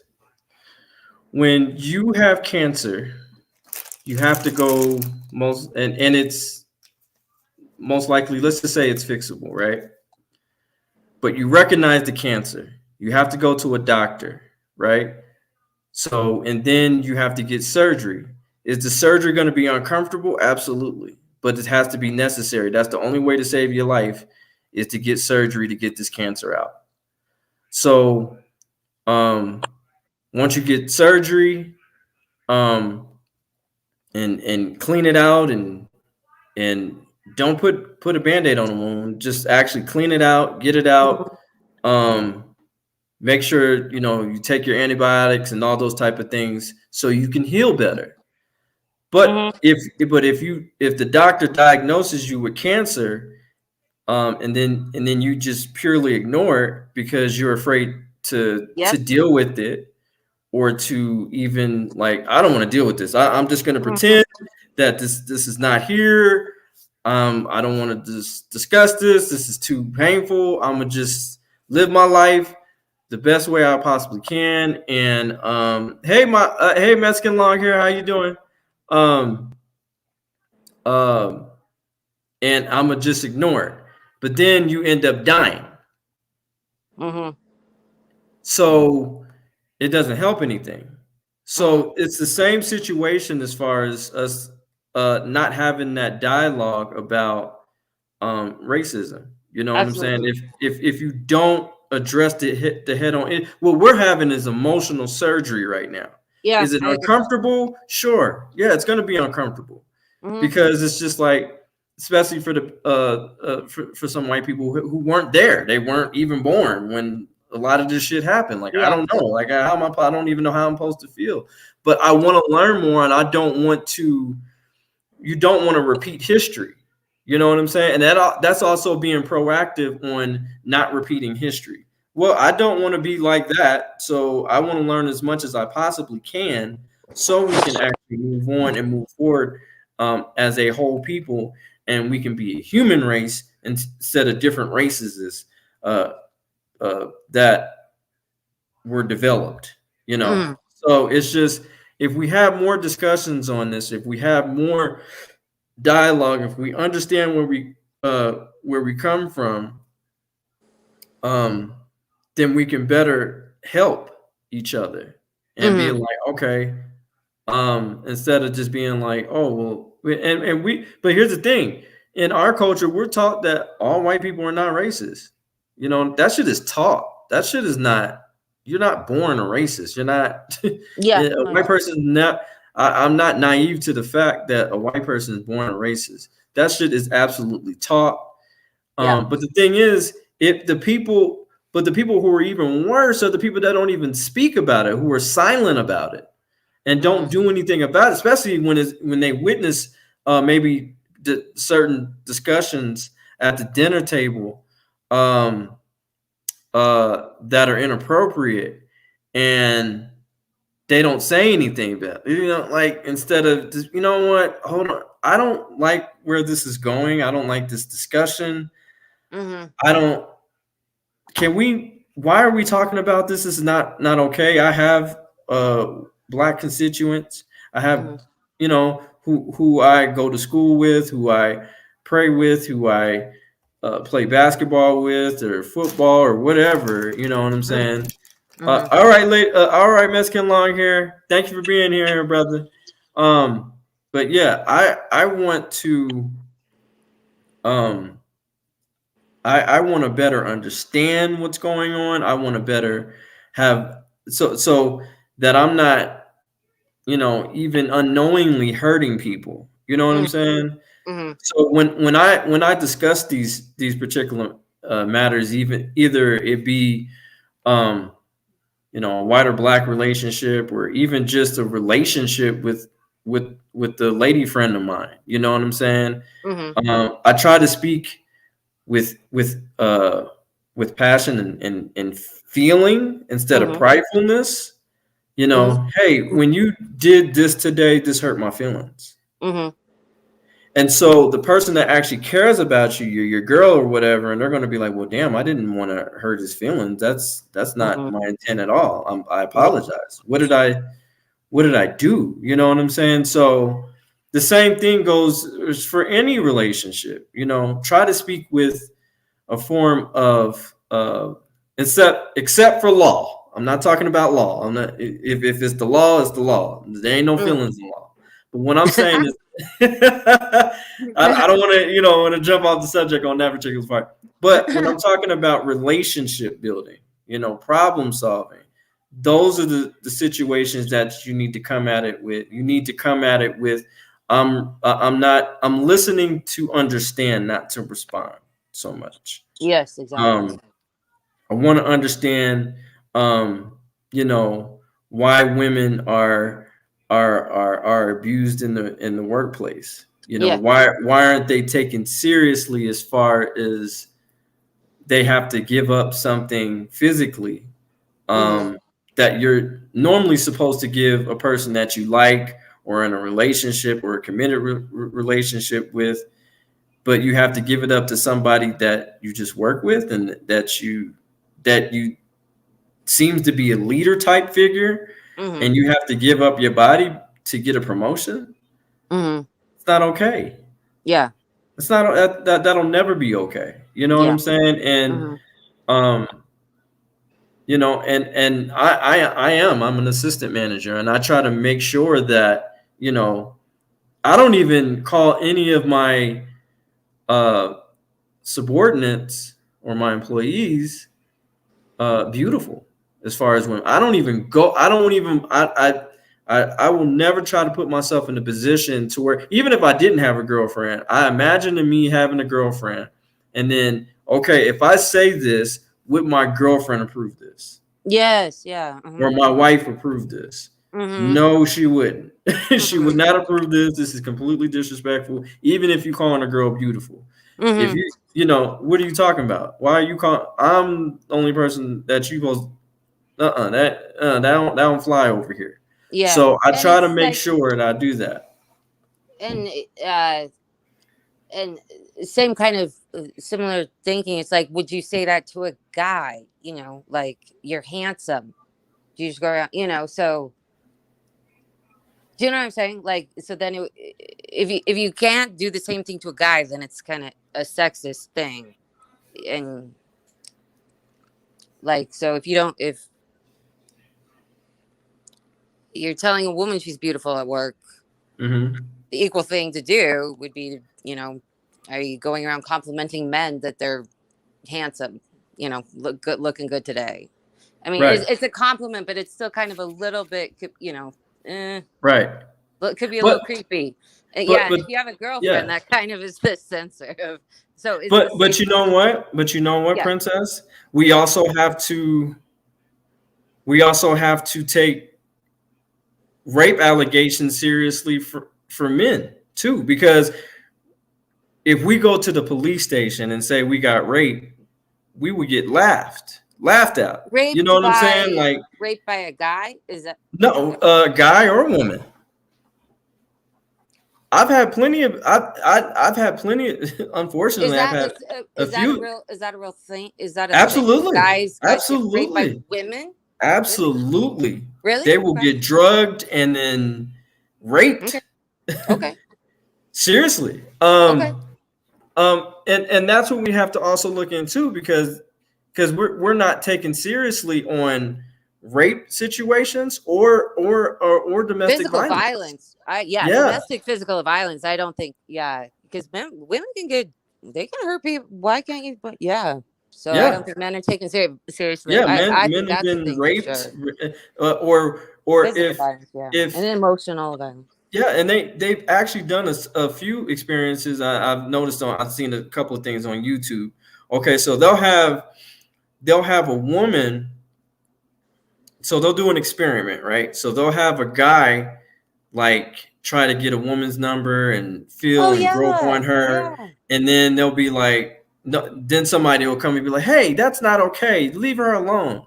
And so they switched it, and they'll have the guy, and then they'll have a woman do the same thing, and nobody says anything. And Yeah. it's just like, just because I'm a guy and I don't want to be touched, I don't want to be touched. And just because you're a woman, I have to allow you to touch me because I'm a guy. Like that, and then if I don't allow you to touch me, then I'm labeled as gay. So not only do you Well, I think the threat of sexual violence is so real and profound for women that yeah, so sure. so that's a thing where it's just not it's not equal back and forth. It's like that guy is probably way more likely to attack that woman than that, you know. So that those studies, it's like, well, yeah, that's not great, but it's also the larger picture is who's more likely to sexually violate. Right. And I just, So, we just have to really have sit downs and talks, yeah. because again, me growing up, if a woman touches you, then that's just, you just gotta let it happen. You can't really be like, oh, stop, I Mhm. don't want to be Are touched. you talking more like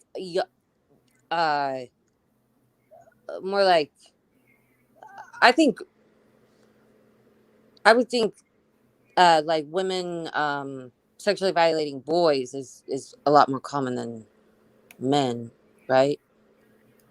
That been reported. That's more talked about, R. I would say. Kelly, like he had. Because a lot of these things are happening to men, as far as them being raped and by women, and When you say some men raped, are you talking like men and boys? Like when you say men are being raped, are you really talking like an adult man or yeah, an adult more? man, yeah, Okay. Because I would yeah. think okay.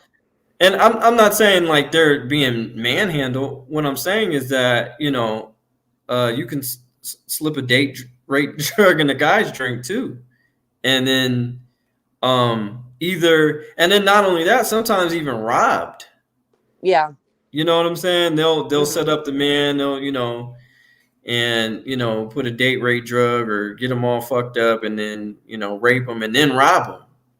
But why would a woman need to rape a man? I don't know. Do you know what I'm saying? Like, I think that's why men rape is because they can't get it. Women can get it, But see, that's the thing. That's the thing that you don't understand. Yeah. You know what I'm saying? Because you don't have that experience. The same thing as far as me not having that experience. I never had to deal with that in the workplace, as far as me having to give up something to get a promotion. Mm-hmm. Do you understand? Like I never had to. Yeah. I wasn't. I didn't have any sexual. I'm not saying it doesn't happen to men, as far as maybe a woman being in a higher power and then them having to do X, Y, and Z to get this position. I'm not saying that's never happened, but I'm saying I've never experienced it. Yeah. So, and I would say a lot of men have not experienced it. But yeah, it just takes us a moment to kind of calm things down and just be like, you know what, this does happen to me. Really? This does? The conversation that we're having right now, and then it's just another form of education. Like, wow, I'm going to look into this. I'm really going to look into this. And I think now that we can back up our experiences, and people are with the social networks, they're like, hey, I'm not as alone, and I think that gives people a lot more courage. So I think in this age of social networking, where you discover all these people that are exactly like you, that you had no idea you were among so many people, and Right. then sharing experiences documented, like, look what how I'm getting treated. No one believed Right. me, but look, and then everyone else steps up. I didn't think anyone else had this kind of video, and it's like, holy shit, this is a problem, you know, a epidemic on the down low. So Right. yeah, I Right. think it's just because of this, and you know, my mom, she always felt so bad for like biracial kids because the black people stuck to the black people and the white people stuck to the white people. Well, that Mhm. was her, you know, when she grew up. It's like, Right. well, now my uh colleagues, you know, that's not our mindset, you know, that you just stick to your race. And so so I think we're like open to a lot more interactions are happening more than in my mom's generation, and then the Mhm. social networking and the documenting things. I mean, it's just the only time in history that, and it's just push comes to shove, and that's how movements happen, is people being aware in mass. We're just having a critical mass right now where things can finally be changed because Right. of the social dynamics. So So I'm gonna ask you then. I'm gonna ask you, and I don't think I got the chance to ask you. okay, So the Aurora Chief, do you think she's full of shit, or do you think who she's what being genuine? who? The Aurora Chief, the one who did the press conference, do you think she's full of shit, I or have do to you say, think she's being genuine? I have to say, I'm really out of the loop. My internet connection is slow, and I don't have TV. I don't know who you're talking about. Okay, Sorry. so Oh, and I need to. Way back a long time ago, I wanted to find out that channel you were recommending, but then I cut you off.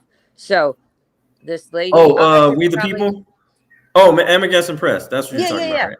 yeah. How do Yeah. you So, kind of maybe sort of spell that? Because I can don't know. somebody put that in the chat for me, and I can put Or do you know a Amagass name Press. of their video to look anything to Yeah. kind of look up, I or mean, can this you dude. post Yeah, it he in has post? about. I think he has over 200,000 subscribers. Like, he's a big channel. Like, How he's do you kind of sort of spell? Is it M-A or A-M? AM AM I'm I'm guessing. I'll Um if somebody can put that I'll keep my eye out for that kind of channel. um And then whatever else I just cut you off from so talking about. so the chief I was talking about, the Oh yeah, chief is upset. what chief? What chief? The Aurora Police Okay, chief. okay. Yeah, the Aurora Police chief is upset. She did a news conference about the shootings that are going on with the kids, and she feels that the parents need to do more, and the children, you guys need to be checking backpacks, you need to be checking their rooms, you need to be checking cell phones, all of those types of things. And me personally, I think she's full of shit. And not only that, I do.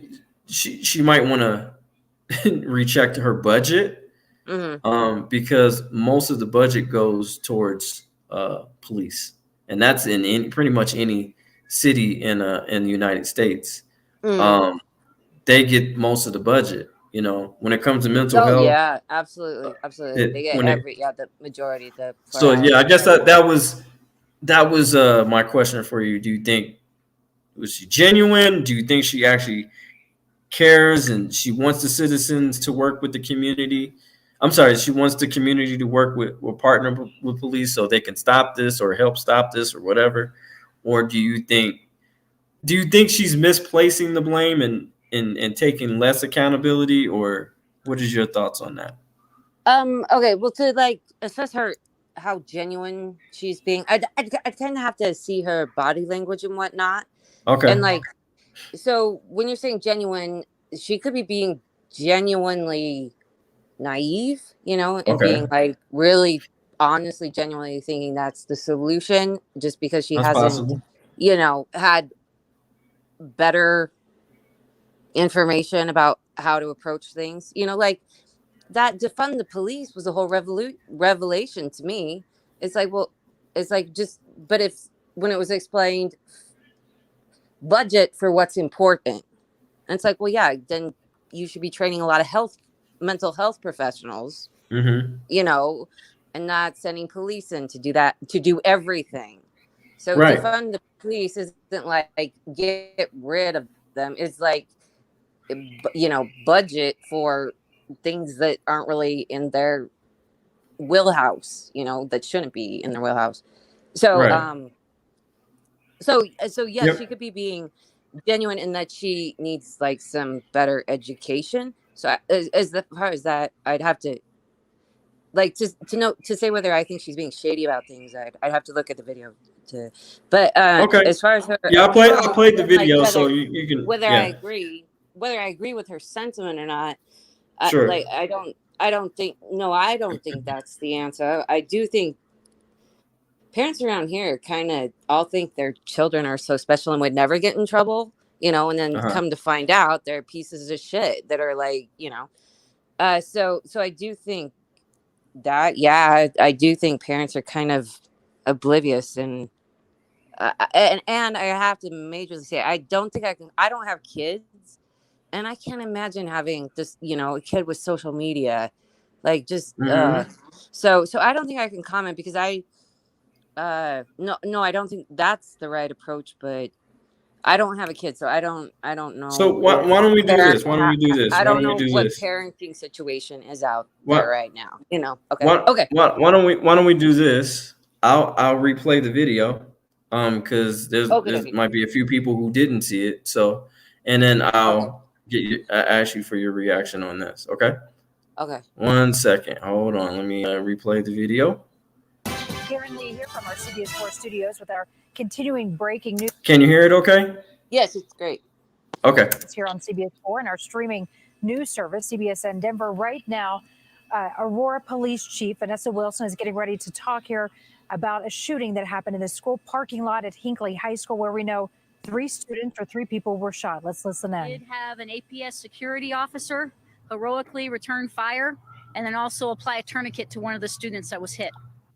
Our SROs quickly responded, and I want to thank the men and women of the Aurora Police Department that, as you can see, responded here quickly and were able to lock the school down and make sure that we had the students inside safely. I'm being told by APS that all students have been released now to their parents, so I want to thank you for that. I know you're going to ask me if this is related to our shooting on Monday. It is not confirmed at this moment. It's a possibility, and we will let you know as soon as we know. However, I don't want people to just make that assumption. We are, again, looking at every angle of this. I need the public's help. There was a fight that started in this parking lot, and then it went into a shooting. These are our kids that are shooting one another. We have disrespect and no concern for life whatsoever. I need the parents to get involved. I need you checking phones. I need you checking rooms. I need you checking cars, and make sure that they're taking these guns away from these kids. I had multiple shooters on this scene as well. We cannot do it alone. And I know, as you are, we are tired of this. Luckily, none of these. But this is where she could have been like, I know the community doesn't trust us. I get that. I totally understand that. But I think this is a great opportunity for us to, as far as the consent decree, that we're partnering with the state of Colorado, more accountability, more policy changes that I support and is transparent to the public about, to where that we can move in a better direction as far as us gaining your trust again. We need your help. We want to help with these kids, and again, we apologize for what we did to this community, and we want to do better, and we will do better. You know, I think that would have been more genuine than just what she said. I don't know. What do you think? I do have some thoughts on that. So two things can be true at the same time. She can be thinking that, just didn't express it. Like that's, just because she doesn't say that doesn't mean that's not her sentiment. Like, she's kind of in a escalated situation. Like, a lot of people were just shot. She's talking about right here, this moment, what we can do. There's, lots of kids have lots of guns. We don't know, go to your kids' rooms right now. She's talking immediate, what we got to do right now. So I think she should have expressed, we let this community down, so on and so forth. But it might not have been at the front of her mind to be like apologizing, and acknowledging that. She's just like, what we got to do right now, is so she wasn't in the best mind frame, to be addressing police brutality. It wasn't like a press conference about that. It was like this situation here. We got kids shooting each other up. Parents, you're doing a shit job if this many kids had this many guns. So yeah, immediately what we can do as a community, as parents, you failed here. So those parents the parents that aren't doing this, yeah, it's on you. Go check your kid's shit. So, well, okay. So what do you very think? solution oriented immediately at a prep conference. But I just saw this, so I've never seen her before. So, but I thought it was okay. I will tell you this. I hear what you're saying, but I feel that she's getting away from the emotional surgery. Because it's like, well, it's not even. Here's the thing: if the public doesn't trust you guys, period, and you know this, and you stated this multiple times that, yeah, the public doesn't trust us at all. You need to reiterate that. No, get it. Totally understand. This is the heightened time. But if I was the police chief, I would be reiterating that, because it shows consistency. It's not okay. Well, we'll just bring it up when we actually fuck up. We'll apologize when there's a situation that we're caught doing something. No, we're gonna keep letting you know that we're fucking sorry. We want to do better for you guys, even if this has totally nothing to do with the situation, because it reassures the community. Okay, all right, well, maybe she is trying.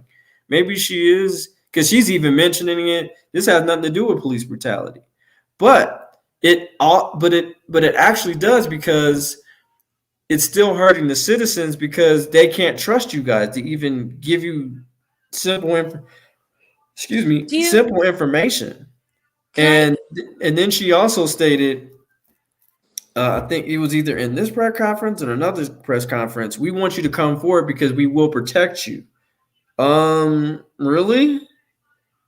I don't think so. Well, first of all, Supreme Court has already ruled that police have no obligation or not required to protect anybody in any city, county, anything like that, as far as making sure the citizens in their city or county are protected. Any form of law enforcement. Supreme Court has ruled that. I understand that might be your policy, but lawfully that's not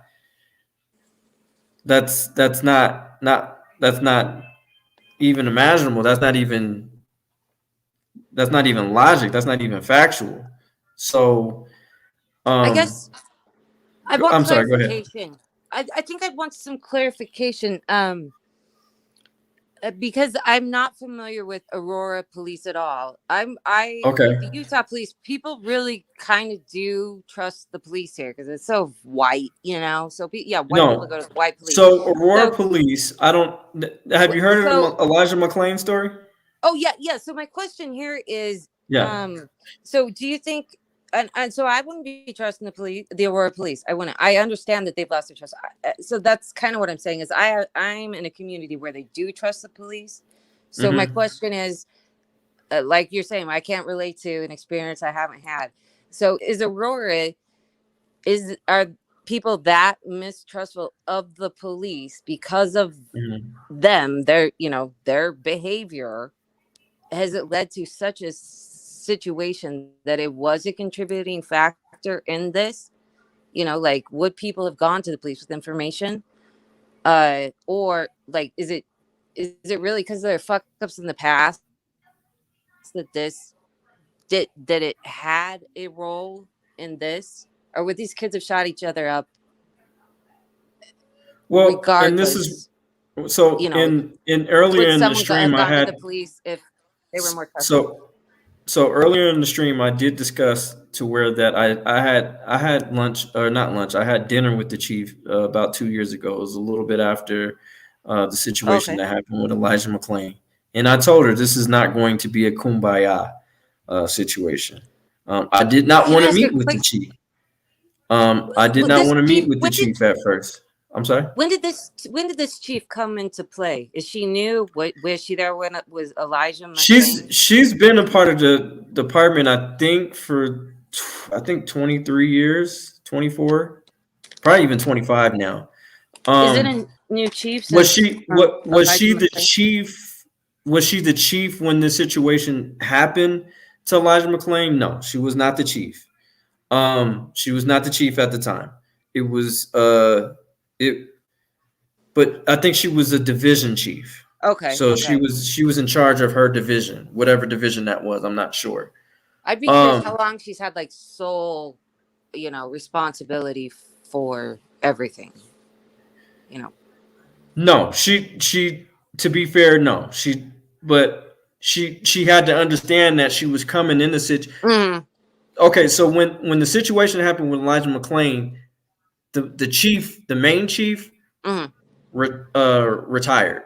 Like, he was just like, I'm done. Like, Okay. he got out of there. Scott, he was a coward, basically. Yes, I want to yes. say he was a coward. He was like, oh shit, this shit is getting way too heated.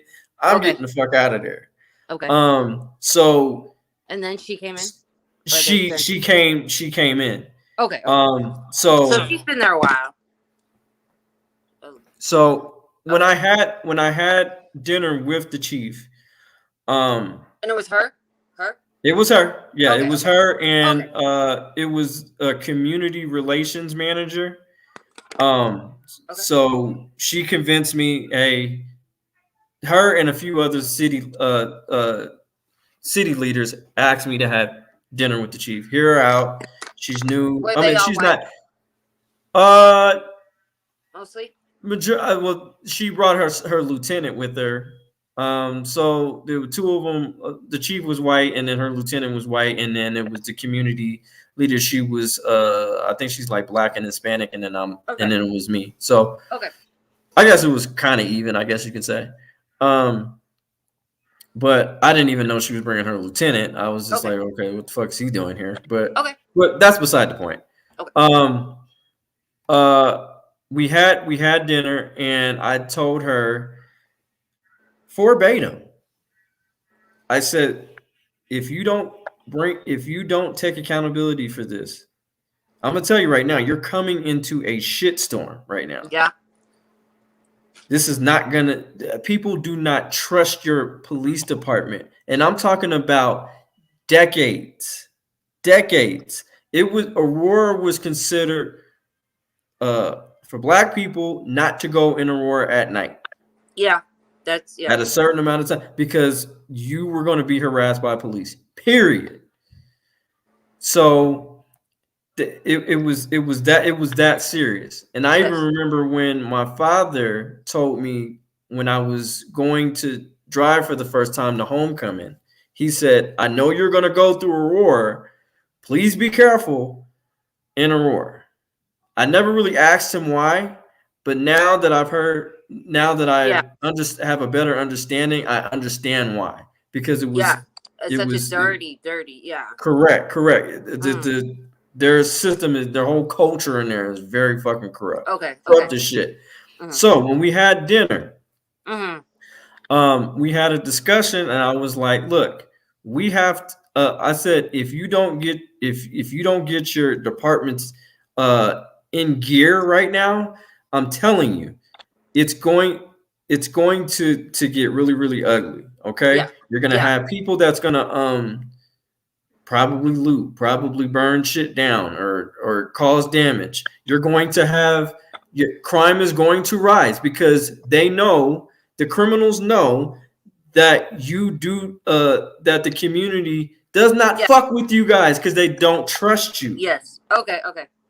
So do you okay, so now you understand where I'm coming from now? So And now that they have an chief, inclination of that they're not do you think the chief fully understood how, really believed you when you said the state of things? Do you think she's naive, or do you think she like believed you and was on the same page with you? Oh, she probably thought I was. Does she really believe? Does she think I don't think she took me as serious. I don't think she probably took me as serious because when the situation, when people at the violin visual, when that shit happened. Was she in? Oh yeah, she ordered it. She ordered it. Okay. Yeah, she ordered that shit. Okay. And she got her ass handed to her. Let me not mistake. Kind of my question was like, what was on her watch and what wasn't. Right. Okay. Yeah. Not okay. And so she doesn't get when and I believe I was in Vegas at the particular time, and she, so they were. So what ended up happening? About $350,000 worth of damage happened to the municipal building, which was connected to the police station and the courthouse and all those type of things. And I asked her, and I told her the shitstorm was coming, and I said, "Are you enjoying your shitstorm?" Mm-hmm. I told you this a year ago. This would happen. I've stated this in dinner with you. I've actually stated this in multiple city council meetings, that if you do not leave people alone, they will fucking retaliate. Do you not understand what I'm telling you? Because this is what people are telling me. And this is what we do as activists. We are somewhat the middlemen. We're the one that tell you, hey, don't put your hand on that fire. You're going to burn yourself. I'm 100% with you now, knowing what absolutely. So we've had multiple conversations about this, and we said the youth already feel that that they're not even being given a fuck anyway. Yeah. So what's that tell you? Damn if you do, damn if you don't. Yeah. So I'm going to, if I'm pissed off and I feel like nobody gives a shit about me, I'm going to retaliate. If somebody's trying to bully me or whatever, and if I'm in the possession of a gun, I'm going to fucking use it. These are what kids are telling me. Yeah. They're saying like, I have to have a gun to walk home to feel safe and protected. Because I don't want to get my ass whooped or even get shot. That's horrible. That is horrible. That's heartbreaking. That is absolutely heartbreaking. So when I'm telling you this, I'm giving you this information, and you take it like it's a fucking joke. And then you do news conferences like this. Yeah, I absolutely agree. Yeah, So do you kind of get it now, though? Where I'm coming from? It sounds like the distrust of the police really prohibited information from coming forward. See, I'm from a community, all white people. We tell the police everything, freak out over everything, go to the police with everything, so they know everything. Right. So yeah, and it's because they trust them that nothing bad's gonna happen when we go to the police for help. Then again, that's when that ego kicks in, and well, I'm the chief, I know better. Okay. Yeah, exactly. Yeah. Okay. And that's why I steady be like, oh, are you enjoying your shit show? Are you enjoying this? This is all on you. This is your part of this shit. I get it. And that shows in the news conference now. She's not acknowledging that such a distrust. Exactly. is why she's not getting the information. So don't blame the parents for Right. their, the police's lack of information on this situation. And don't get me wrong. Don't get me wrong. I'm not saying it's both. Two things can be true. It's the parents too. I mean, parents, it all starts from the home. But what I'm saying is that don't come off like it's all the parents not listening. Right. Don't point the finger when you know you're probably even more the blame, because the whole community doesn't even feel safe when you're even around. Like I've walked up to people and they'd be like, well, when I see the police, I kind of like go the other way. Like, you know? Yeah. and that's what's very unfortunate is if I didn't have this conversation with you tonight, I would not know that was what was happening in Aurora. I would just like, oh, geez. The parents, it's bad. Terrible. It's bad. And then I'm pretty. Did you hear about the guy who his name was Kyle Vinson? He was pistol whipped in Aurora in July. Did you hear? I think there was something I needed to research more that Regan Benson was mentioning that she's involved with. I'll have to. What Vince? And I think I discussed that. I discussed that. I got a few videos on that, so you might have to go back on my channel. But there's a few videos on that, or you just type in Kyle Vincent pistol whipping by Aurora Police. Okay, I'll have to look into that. Okay. Yeah, so it's a lot of issue. They've caused a lot of fucking harm to the city.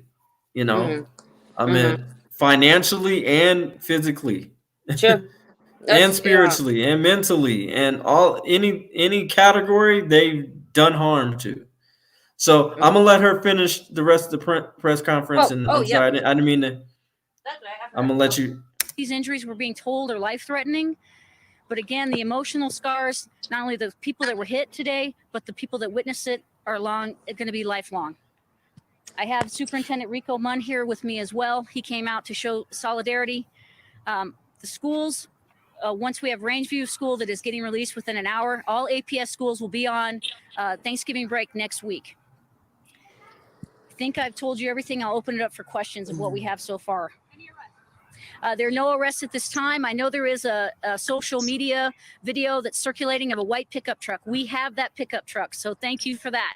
However, I must ask that anyone that has tips, anyone that has video, if your kids have video, please do not circulate it on social media. We need it either to the Aurora Police Department or best is Crime Stoppers. There will be a reward for this as well. At this point, it's up to $2,000, and we'll try to increase that as we can. Go ahead.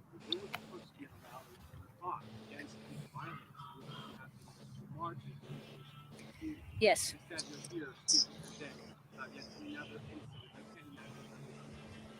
Well, I'm angry, and we need the people know what happened here. We need to talk to our kids. These beefs cannot continue. Okay, these are all stemming from fights, is what the information that we have. And these kids have guns, and they didn't get them. They got them from somewhere. So we need to start checking our kids' phones. You need to know who your kids are hanging out with and who their friends are. And we need to check rooms and everything else to see if there are weapons that are involved here. I hate to just be that bluntly, but I need the parents' help in this. I can't give you that information, ma'am, again, because we have victims as versus suspects. We're not sure, and we just don't want any issues. Not at this time. Let me go back. We will continue to look at it, and then we'll also continue to see if this is linked to the Monday shooting. As versus suspects, we're not sure, and we need to check rooms and everything else to see if there are weapons that are involved here.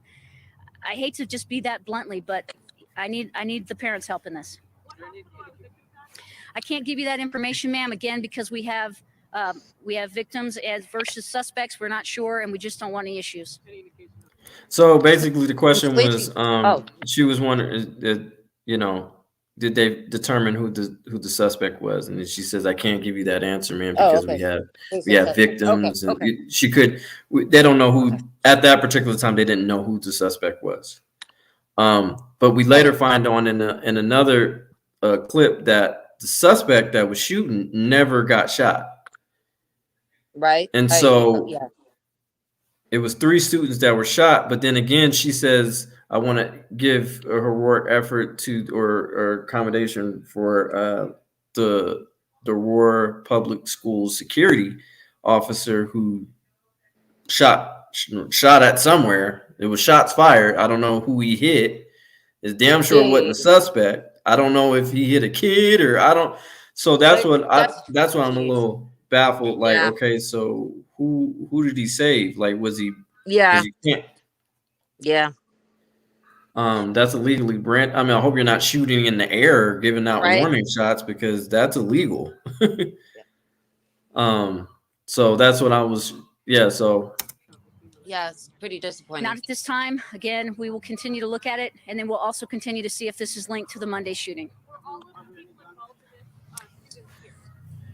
Two of the people that have been shot are Hinckley students, and one is APS Avenue student.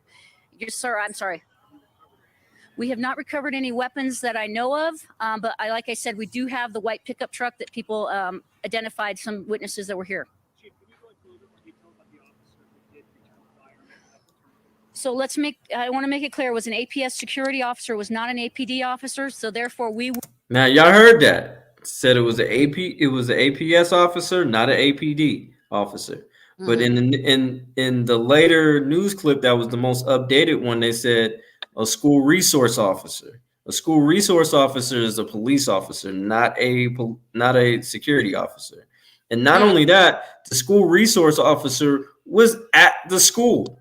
So this proves more of a point that police don't need to be inside the school. They don't do shit any damn fucking way. Yeah. They don't do shit anyway. Yeah. There needs to be more mental health counselors, and that's what needs to be in the school, so we can work on a more proactive approach. Yeah. Can I ask you a question? Handling this investigation, especially I'm leaving it to my major crimes unit that took the shooting on Monday to make sure if there's any linkages, we have all that information. But I do want to applaud his actions. He did a great job here today. What? Security officer, yes. I'm sorry. We have 3 people shot, and we think that possibly one of them may be one of our suspects. Again, we're still trying to sort out who's a victim and who's a suspect in this. Possibly, yes.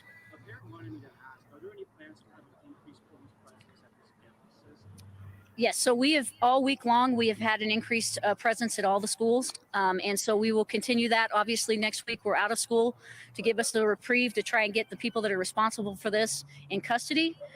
But again, I need all information. I beg the public to please send us the information. I know that we're getting threats. We've had threats to Gateway, threats to Rangeview. We've sent officers there. I want credible tips to come to us. Absolutely. Anything that you hear, we need to know about it. I'm sorry, what? Well, the officer was here very quickly and helped the APS. And then, of course, officers had the school locked down within minutes.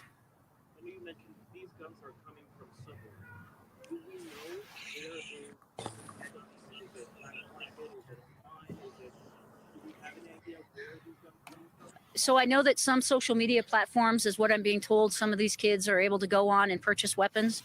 So that's why I need parents to know what their kids are doing on their phones, and they need to know who they're hanging out with. Okay, so she just said something. She said, I know some of these kids are going on social media platforms to purchase weapons. Are we talking about like used guns, or like as far as like Facebook Marketplace, or? I missed that. I thought she was just saying they were talking about what happened on social media. I didn't hear the part where she was saying they got guns on the let me rewind it back a little bit. So I know that some social media platforms, is what I'm being told, some of these kids are able to go on and purchase weapons. So She said purchase weapons. So that's okay. That could, I don't know. Can you sell guns on probably those? Probably on Craigslist. Can you do that? I don't know. I would think so. There's not. why it's just a business transaction as long as everything's legal. Yeah, I mean it. Hey, somebody in the comments, let me know something. Is that Yeah, I never really looked at that. I never really looked for guns on Craigslist. I mean, is it easy access to do that? You would think it would be somewhat, government regulated and background checks and stuff. I don't. Is it really buying guns on your phone? My ass. Underground audit said. Let's see. And thank you for being here, the underground auditor. I appreciate you, brother. Uh, what I'm being and he said, and she says what I'm being told. Yes. So okay, who's telling you this information? Yeah. You see what I'm saying? She's really vague with this information. It's just like, okay, who the fuck is telling you this? Who's telling you People talk. that guns are being sold on, like, what sites? Be more specific. And this is what I'm saying. If I was there, I would have been like, okay, hold on, one quick second. Mm-hmm. What social media sites are you referring to? Who are you particularly talking about? Who's giving you this? What is your credible your resources? Because it's not going to matter if your resources aren't credible. How are you getting this information? Yeah. Is this being given to you? Is people just randomly calling, hey, I know where the kids are getting the guns from? Like, where the fuck are you getting this information from? Like, I don't. Please, you got to be a little bit more specific on this, because if this is happening, this is really bad. Like, if kids are getting guns off of Craigslist or Facebook Marketplace, because I know they're on, Oh, hold on. I think Steven said something. He said, I think Craigslist ads for guns say bang bang. Oh, so secret. Oh, like a black market thing. It could, right. That would be the only reason why you put bang bang. I see. That's a very. Oh my gosh. Yeah, of course. If you're going to be selling guns. So I agree. You do it secretly at on the underground auditor. I have had to purchase all my guns through legal resources, not Facebook or any social media. Yeah, but I'm just like, a gun, you have the right to sell it. Like, I mean, we don't just keep passing guns on to generations because we can't get rid of them. But what's the stipulation for that? Yeah, isn't there like you can't just can you just sell a fucking gun? I mean, you can. I know you can go to a pawn shop. Yeah, you know what I'm saying. I think now it could be this. Now it could be this because registering it is the whole thing. Now it could be this. Now check this out. Now check this out. Check this out. We do have a lot of pawn shops, and they do sell a lot of guns. Yeah. Now these kids could be,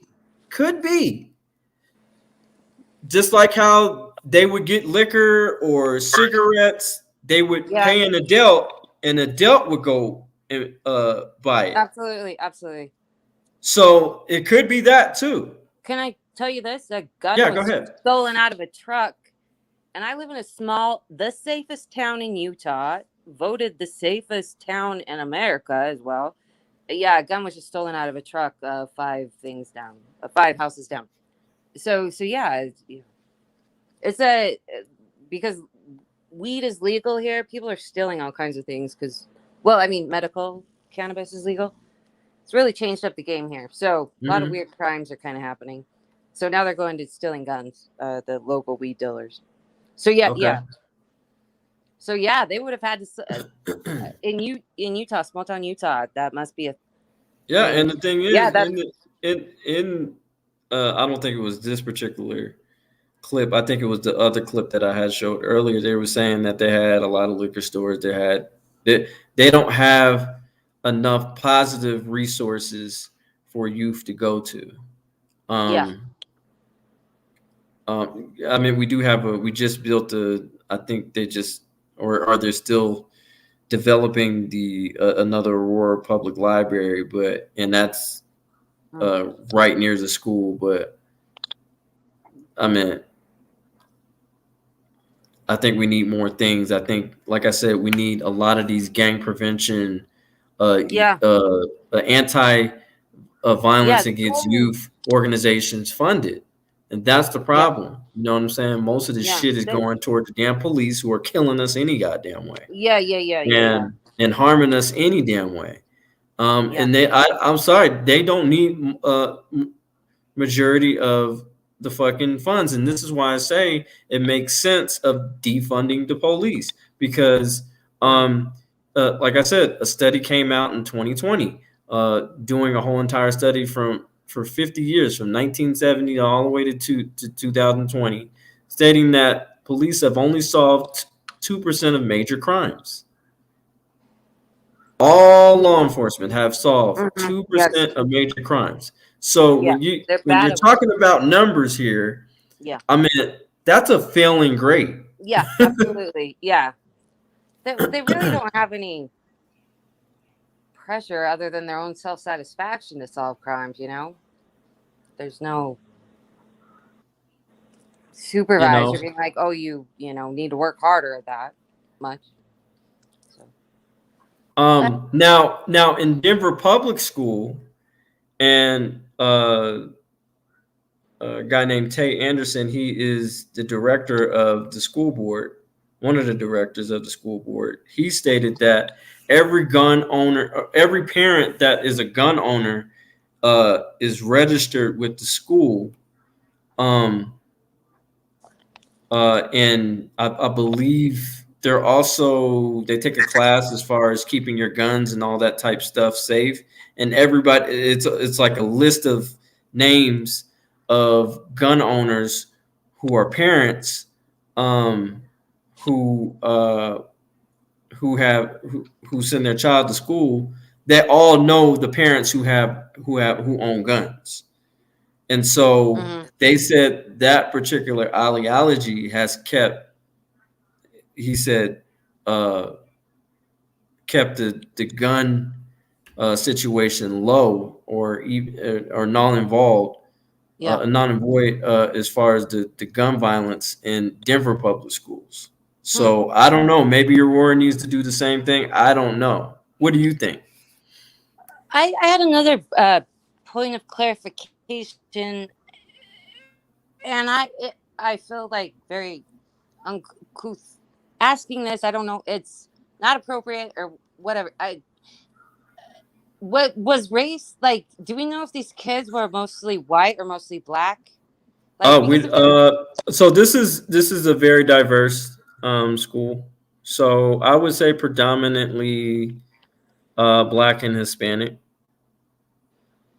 So the kids that were shot, like if they were what, like, so if we're saying race, Aurora's racist.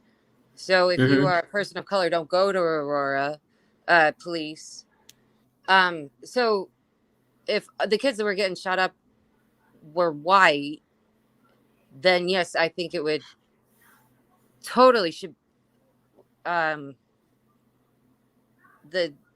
white community, shouldn't be having a problem going to the police. So like if they're white kids, then their white parents should have been on it and telling the white police. Do you know what I'm saying? I think so the kids that were shot up, they were mostly people of color, so they would have been distrustful of the police, the victims.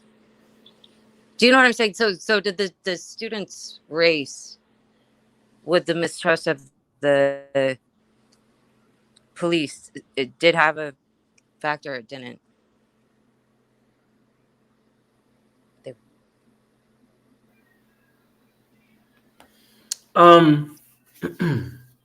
So you're asking me is the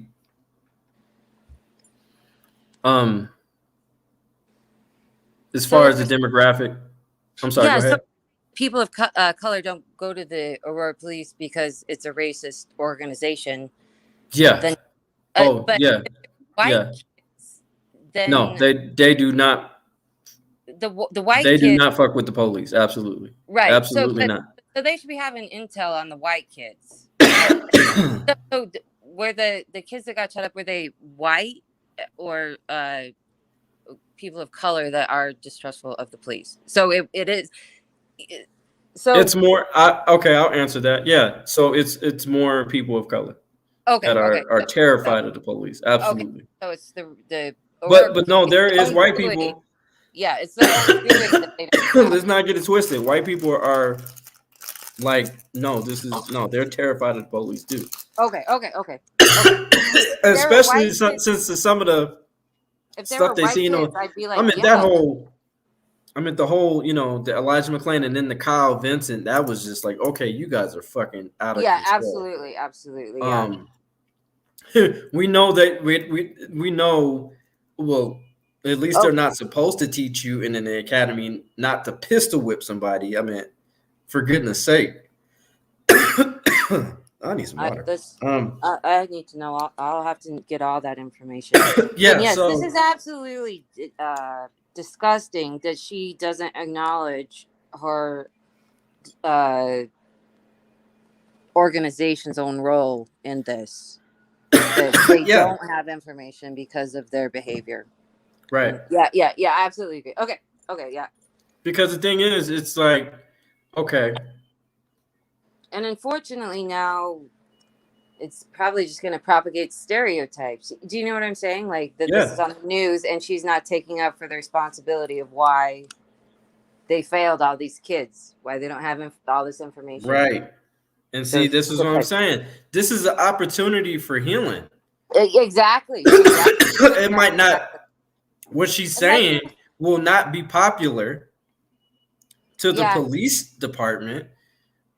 Because let's not forget, and I don't know if you know this, but 442 of her officers, and let me tell you the grand total of her officers, I think it's a little bit less than 600, voted no confidence in her. What? Oh, yeah. Jeez. So most of her department, let me tell you, most of her department is corrupt. What a mess. So she's like on thin water. She's like, damn, the community doesn't fuck with me. And, Well, and another thing is, I think when she might really want to be acknowledging, that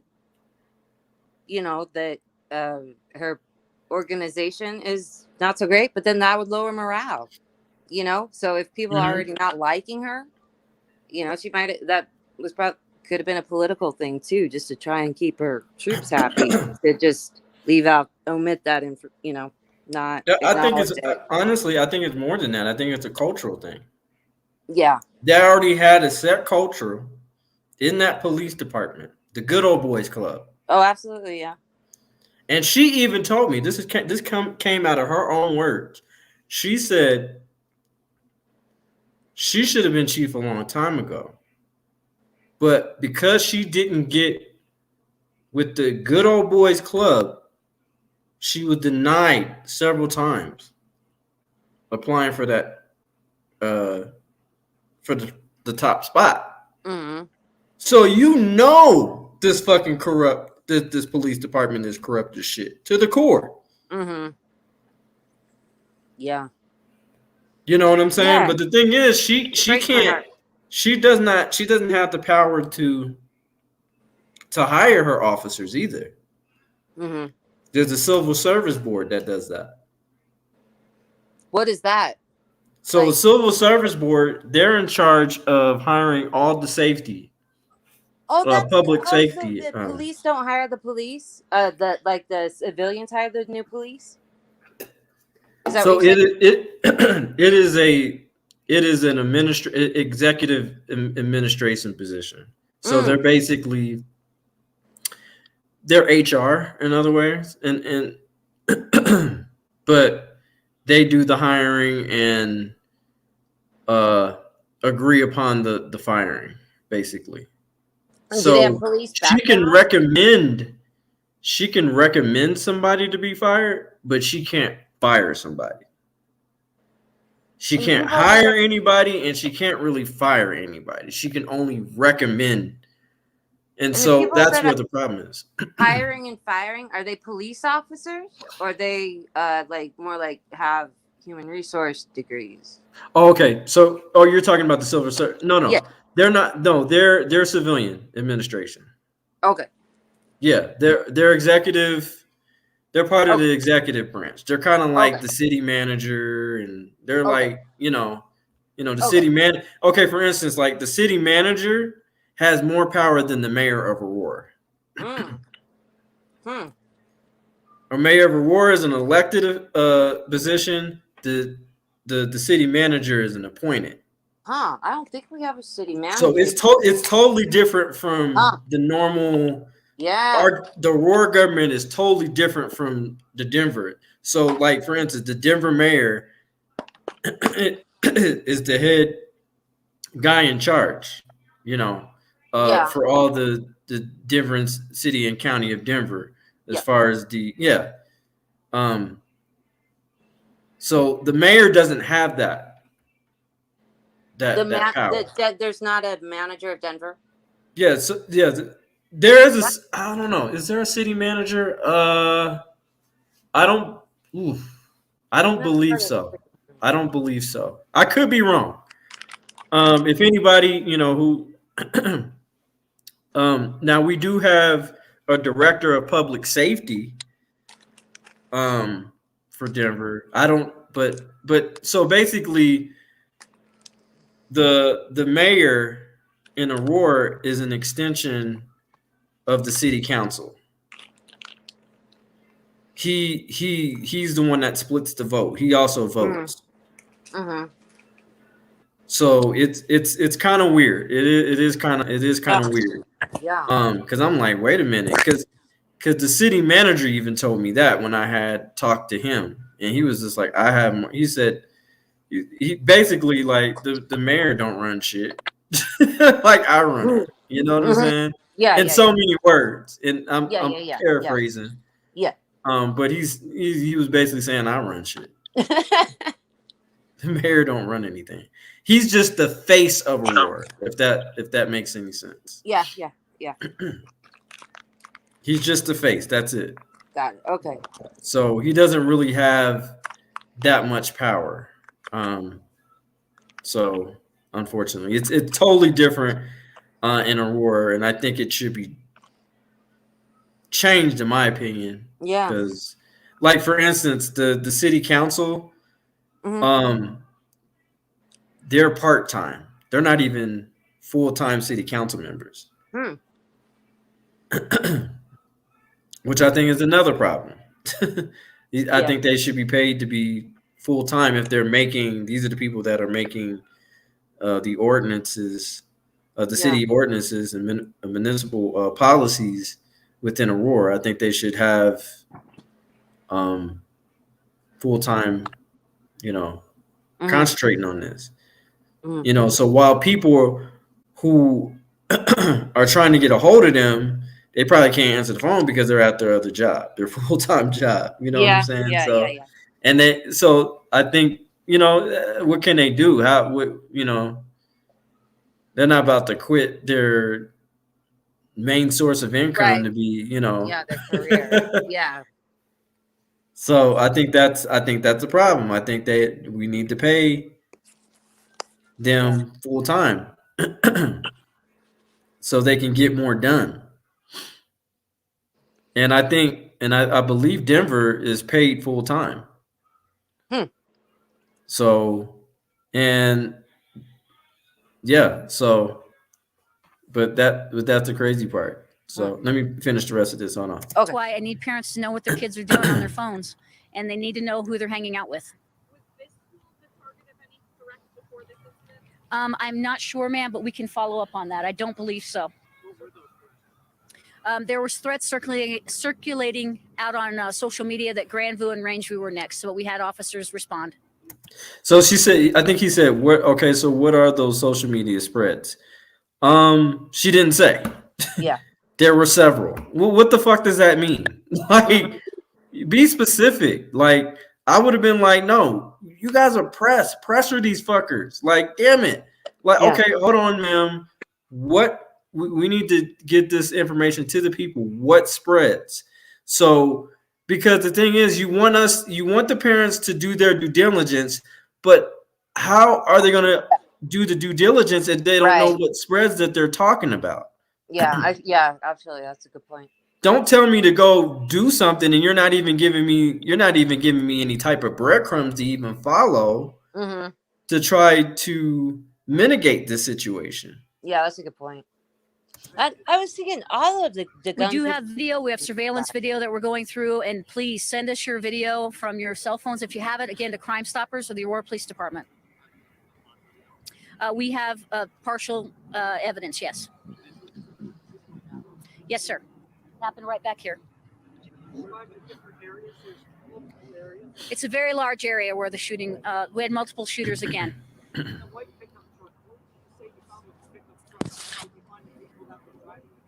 I can't release that yet, but we do have the pickup truck.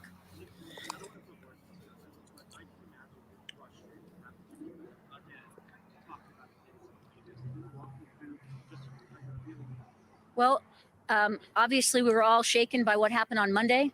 My detectives, major crime detectives, and other district detectives and officers have been working around the clock to solve that case. And then as we're driving to a peace march, we have another one. So I'm very frustrated. And I think everyone in this community should be very angry. And again, we love our kids, but we have to pay attention to what they're doing. I have multiple shooters. I can't give the exact number at this time.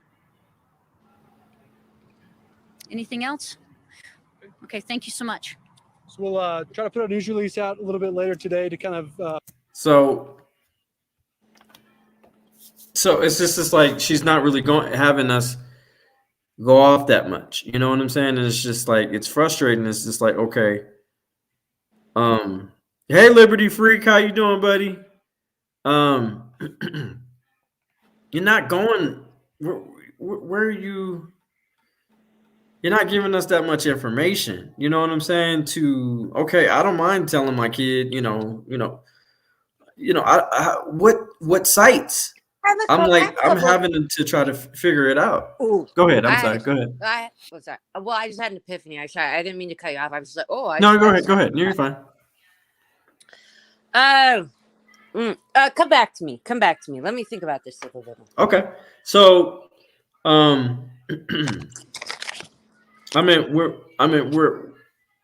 and it's crazy because during this particular time or this week, Elijah McClain's parents won $15 million for an unjust killing of their son. Which I think and his mother and father stated several times that they would give every single cent back just to spend one day with their son. Yeah.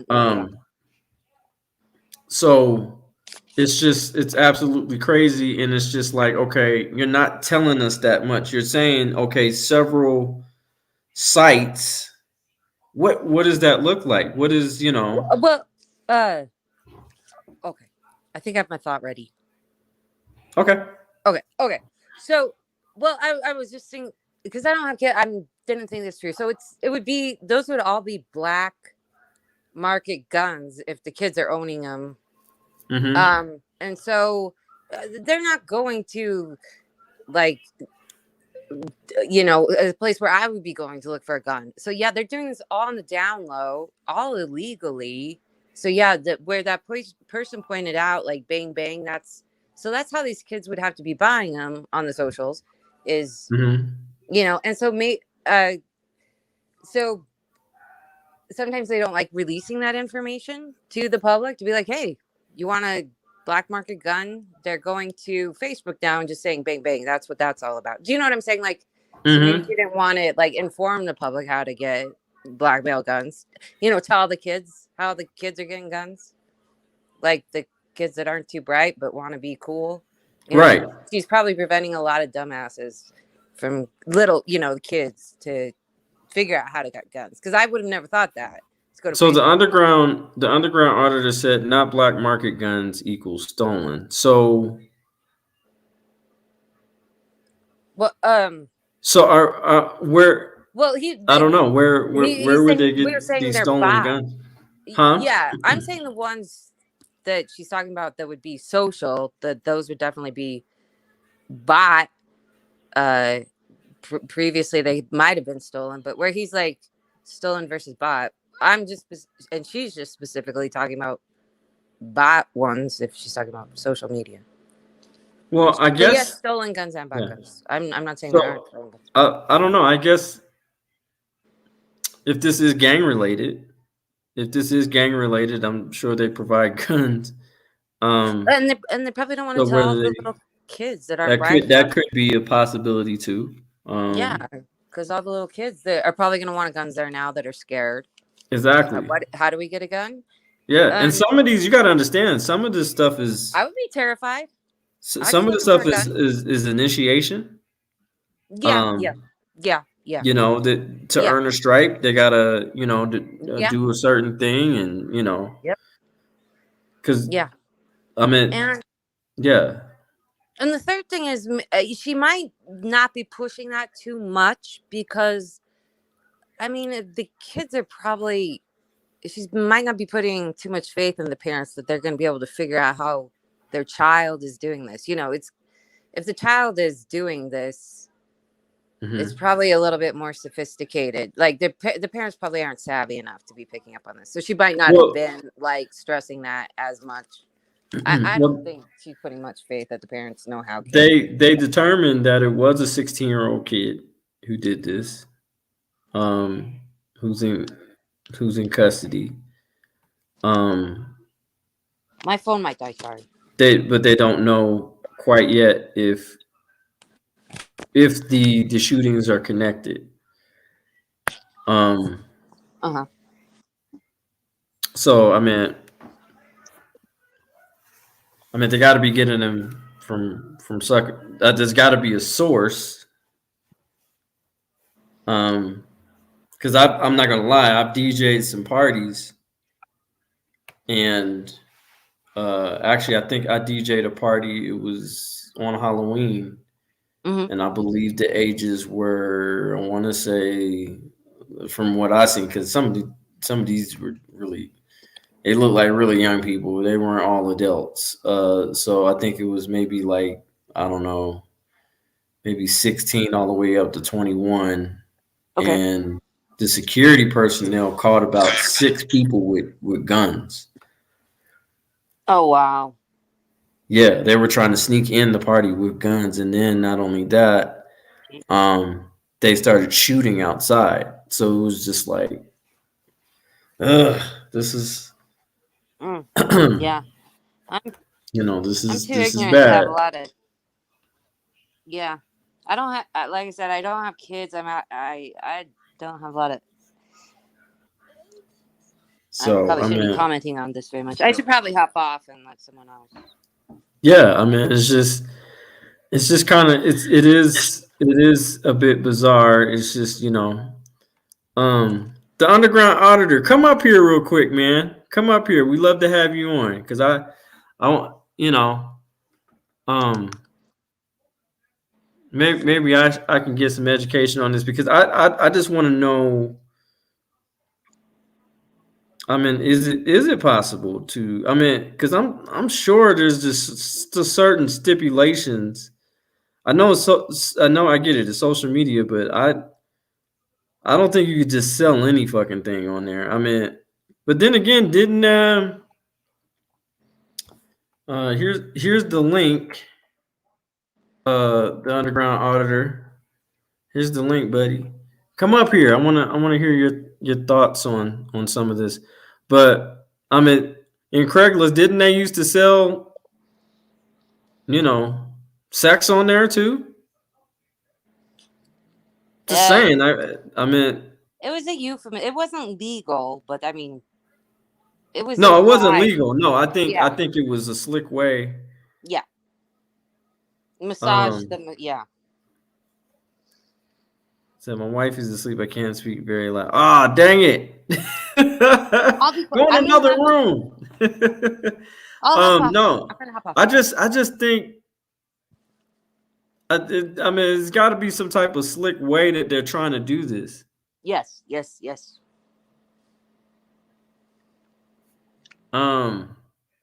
Maybe the verbiage. I don't know.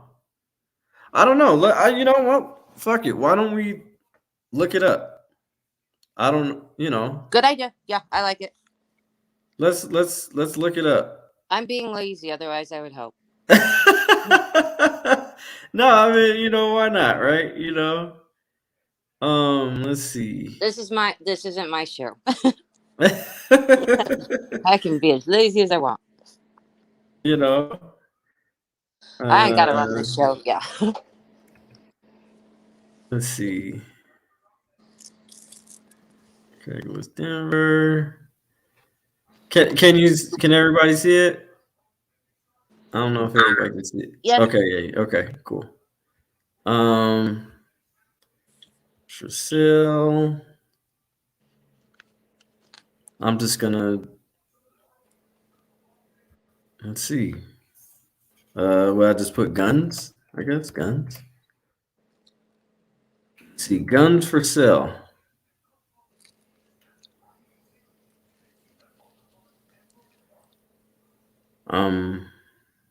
Well, these look like this is like a toy gun here.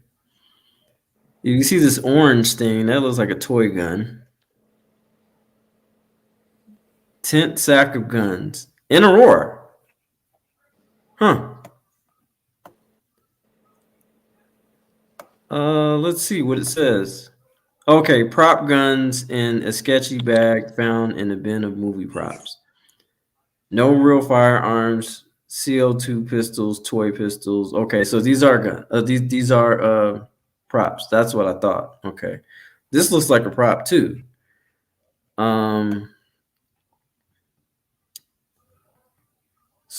Let's see. Yeah, I don't see any guns. So, yeah, Nerf guns. I'm gonna This is a start. stun gun. This is a stun gun. Yeah, I don't. Now it's just going to cars and shit, and yeah. So Okay, you've I inspired don't me. know I'm gonna what be website that she's talking about, what she's fucking referring to. So I don't.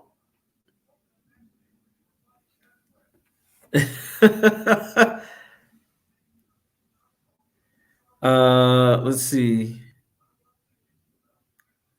I live in a very small place. My mom is not okay.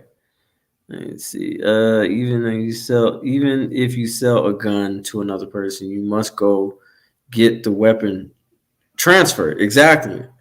That's what I knew. There was some type of process that I mean, hard pressed to find a real gun for sale on Craigslist. Yeah, that's what I'm like. I don't.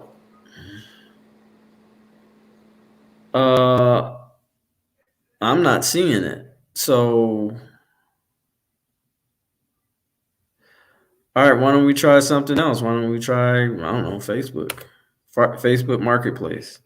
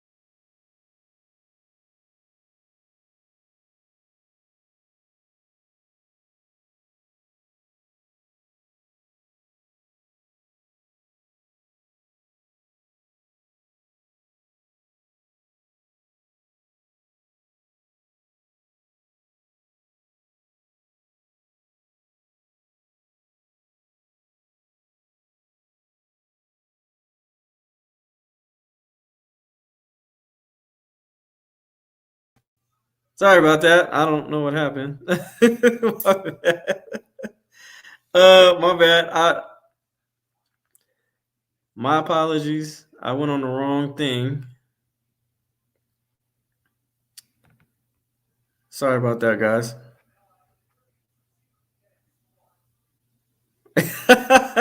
No, that was on me. Sorry, princess. Me still being a rookie at this this whole thing here. Hold on. Video share. Ooh, not that one. Share screen. Boom. There you go. Share. So we're gonna go.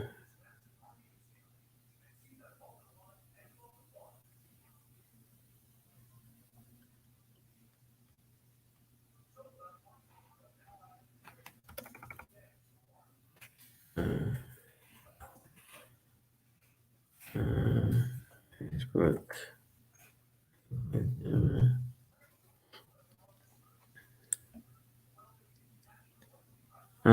Let's see. And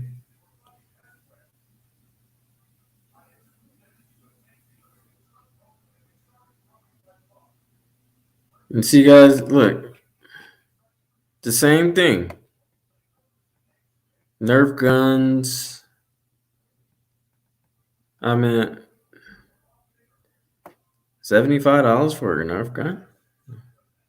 Okay, that's a little. Oh, I guess all of those. I guess I don't know, but not real guns, guys. I'm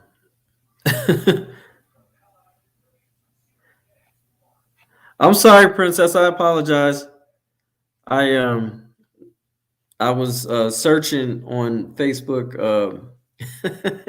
Marketplace and I interrupted the live, so that was my fault. I kicked us both out.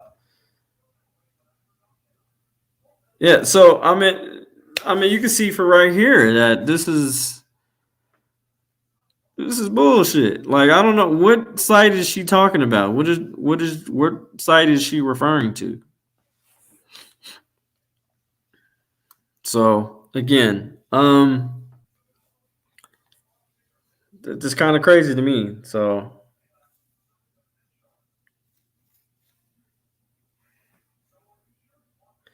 most online gun stores will ship to you.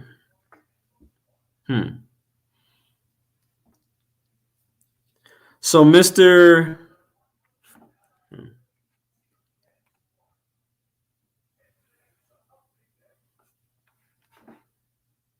So will they now these online gun stores, because I've never bought a gun online. So no,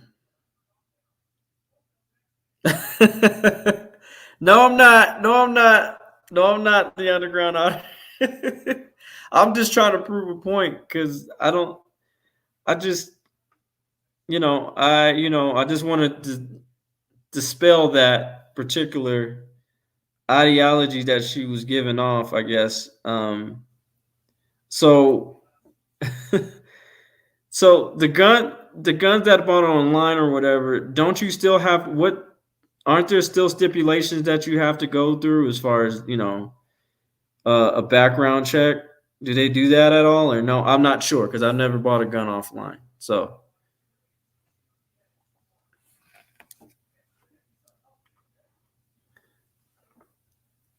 I want to be educated on this. I'm looking to learn.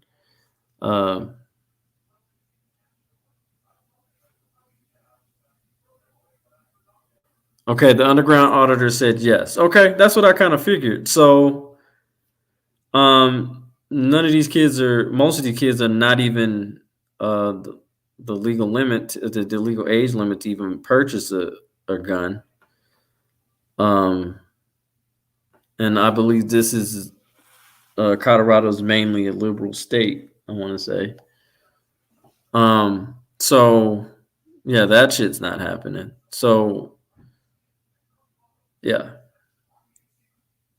And when are they even getting the money to purchase guns? Because it's in that particular area of Aurora, it's not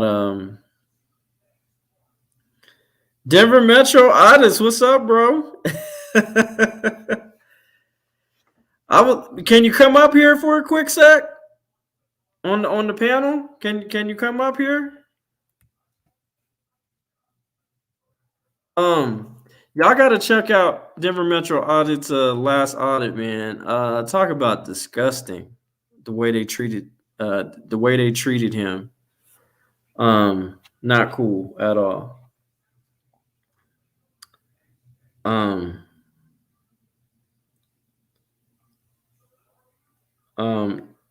If you aren't subscribed to the Denver Metro Audits channel, I'd heavily subscribe. You go over there and subscribe. So, or suggest that you subscribe to his channel. He does great work over there. He does a really, really good job. They can afford a lot of fireworks in Aurora. They probably go down to Wyoming too. Just saying, not too far from Colorado, and if we're talking about fireworks and stuff like that, but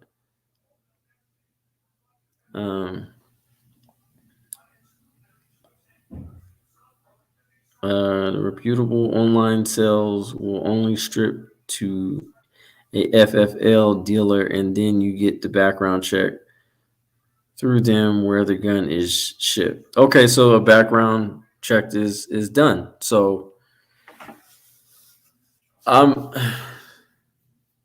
and this is why I'm a bit frustrated. It's just like, why aren't you guys being transparent? Like, damn, you don't even want to be transparent to where that we can't even look up these sites so we can prevent our children from doing this.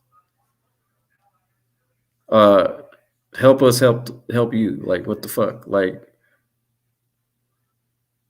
you're telling parents to check this and check. We don't even know where the fuck to start. Where would we even know where to start? If you're saying they're purchasing these, and this is what she said. She said they're purchasing these weapons online. Matter of fact, let's go back to it. Let's.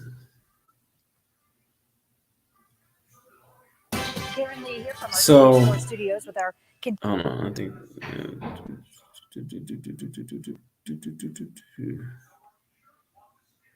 Okay.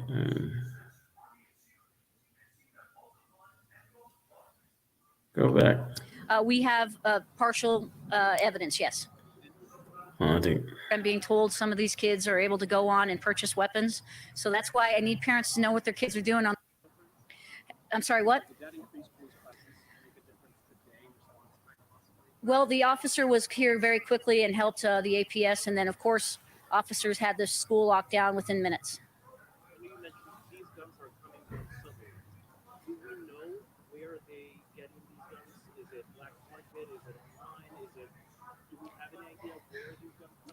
So I know that some social media platforms is what I'm being told. Some of these kids are able to go on and purchase weapons. So that's why I need parents to know. Okay, so what platforms? I don't think it's much for you to state what damn platform that you're referring to. Like, am I wrong? Tell me in the comments, guys. Like, am I wrong for thinking that? Is that will that taint to the investigation if you tell what these websites are?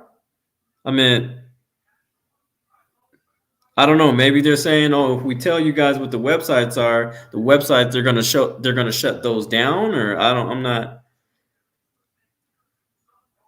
I'm not following. Maybe I'm tripping. I don't know. So, for example, I bought a shotgun online and online they shipped it to the firing lane in Aurora, where I had to pick it up after passing a background check. Okay, okay. I know no social media platforms you can buy guns and weapons from. That I don't know any either. So like, I don't know what the fuck she's talking about. It's really confusing. She is wrong. I'm sure they may be communication about weapons, different platforms, but buying and selling weapons, no. Yeah, I mean, these are kids we're talking about. These are fucking children. Um, Knowing people and I'm not saying that. Trust me, I think kids nowadays they can get resources fairly quicker. Um, you know, than any other generation of kids that I've known. But knowing people in the broadcast, they aren't the most credible in the moment thinking. Uh, yeah, as far as asking really good questions, they just kind of like, they could be buying them from another team that stole it. Okay, possibly, but she didn't say that. And I don't think, okay, where would he sell it at?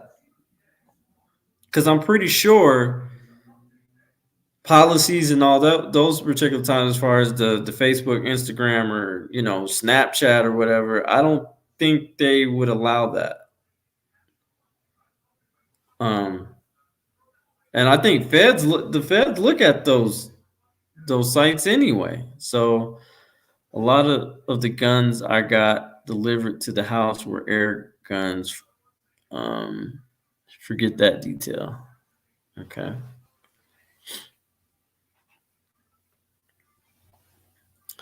So my guy, what's up? Hey, how you doing, bro? Hey, I'm doing wonderful, brother. How are you? Oh, another day living the dream. I understand that. So Well, we're at least, trying to. I don't know if you. I know you're just now getting into us right yeah, now, get me up to and speed here. Get me up to speed. okay. So there were multiple shootings this week in Aurora. I want to say 11 people shot. 6 and then 3. Wow, I'm sorry, 9 people shot. I apologize. 9 people shot. going wild, wild west out there. Oh yeah. And so the chief, I'm gonna rewind the clip a little bit back. This was the one that was 3 people shot, and we're talking about all in the same week. So I'm gonna just let her say it, and then I'm gonna let Yeah, you. I'm gonna get your response from this. Hold on. The APS, and then of course officers had the school locked down within minutes. I know you mentioned these guns are coming from somewhere. Do we know where they get these guns? Is it black market? Is it online? Do we have any idea of where these guns are coming from? So I know that some social media platforms, is what I'm being told, some of these kids are able to go on and purchase weapons. So that's why I need parents to know what their kids. So, what do you think of that statement?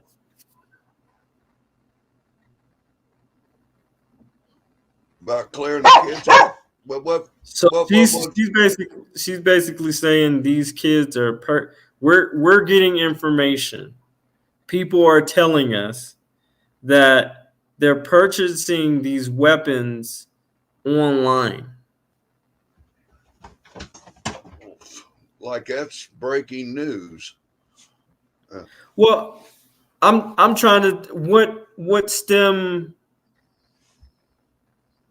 of social media are we talking about? Like I mean, you can't get it off of Craigslist. You can't sell that shit on Craigslist. You can't go on. That's a big blanket. You on Craigslist, you on Facebook, back door, front door, upstairs, downstairs. letgo.com, somebody in the emails, somebody online you met. Okay. Really, you bought it from somebody in this world or on the internet. There ain't much of a difference. But you can't. What I'm saying is those particular platforms, and I didn't even think about email. I didn't even fucking think about email. You're right about that. DJ, I met you, you met me. Ding dong diddly do. Next thing you know, hey, Rob's got a gun for sale. Allegedly. Right, allegedly. For the sake of YouTube, allegedly, y'all. I had a gun. I'd probably be hanging on to it. Allegedly. No, but what I'm saying that you can't sell those type of things on Craigslist. You can't sell it on Facebook Marketplace. I just looked. I even typed in guns for sale, rifles for sale, and it had a bunch of toy guns or she bought Nerf it. guns. The kids are buying it online. Well, where online today? And that's what I'm saying. That's where internet, through somebody on Twitter. That's what I'm trying to figure out. I'm like, okay, she's telling us like, hey, you need to pay more attention to your kid. Okay, so where the fuck are the breadcrumbs, huh? DJ, I know people on the internet that sell bananas, pizzas, and oranges that when you receive the package, it looks more like broccoli sticks. But you can make your orders online. Okay, I hear you. There's ways around shit. That was I'm sure. a blanket. You see these cop statements. They just blow through shit to say. They say a whole lot of words, and probably 3 of them is the only thing that meant a damn thing in the entire video. So, do you think she was full of shit to make that comment? She just taking up airspace. She just making a public statement. And ear tickling's what I call it. Okay, so she's giving to tickle our ears and comfort the world. Got it. That's what we call out here in the West an ear tickling. We're going to tell you something, make it feel good. They make it sound like we're doing our job. That we're on top of it.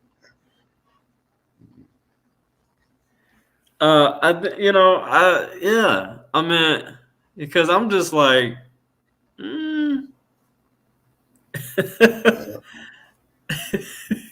it's just, I'm just saying, like, give us some. I don't think they were really asking the hard questions. Okay, so where are you getting this credible source? We're talking about Chief Vanessa, the gray-haired, dykey-looking gal there, the Aurora. We surely are. Just as a personal, Uh-huh. I see her face, I listen to her. I can trust and believe some of the shit she says. She seems like a reasonably good cop. I ain't had much experience, but what I've had a lot of experience. I would have to say, unfortunately, I saw that statement that she made out there about the recent cop stop in Aurora where a man got beat down and one cop caught a case and another cop caught a case for not reporting the cop for reporting the bad behavior. Yeah. She was solid on that, Yeah. No, and that's why I say I give her a C-. You know what I'm saying? Because she's leaning towards good cop, but you're wearing the blue. I already ain't liking you, but you're saying some shit that's tickling my ear a little bit. You know what I'm saying? I just because we can't forget. Her job. That's her job. But Rob, we can't forget about what happened with the violin vigil. She ordered that. That was totally her call. She said she ordered it. I talked to her personally. I said, "Wait a minute. So that peaceful violin vigil for Elijah McClain, that was your call?" She said, "Yeah, I ordered it." I said, "The fuck? Why? Why would you do that?" And not only that, there were people who told me, multiple people, were there Now, at the vigil. which vigil for Elijah was this? Just recently? It was the violent. It was the violent visual and we're not talking about downtown Denver. This is actually in Aurora. Last year when somebody got shot out there on the bridge and all that. No. That was on the highway. That was the actual protest. We're talking about the visual where people were playing violins on the lawn. It's called the Great Lawn. That's what it's called. And so, Vanessa decided to order her minions out there, and welcome to the show, Big Mike. Started to order her minions out there and do her due diligence as far as terrorizing the community, because I'm gonna tell you right now, there was a 9-year-old who was there at the peaceful vigil.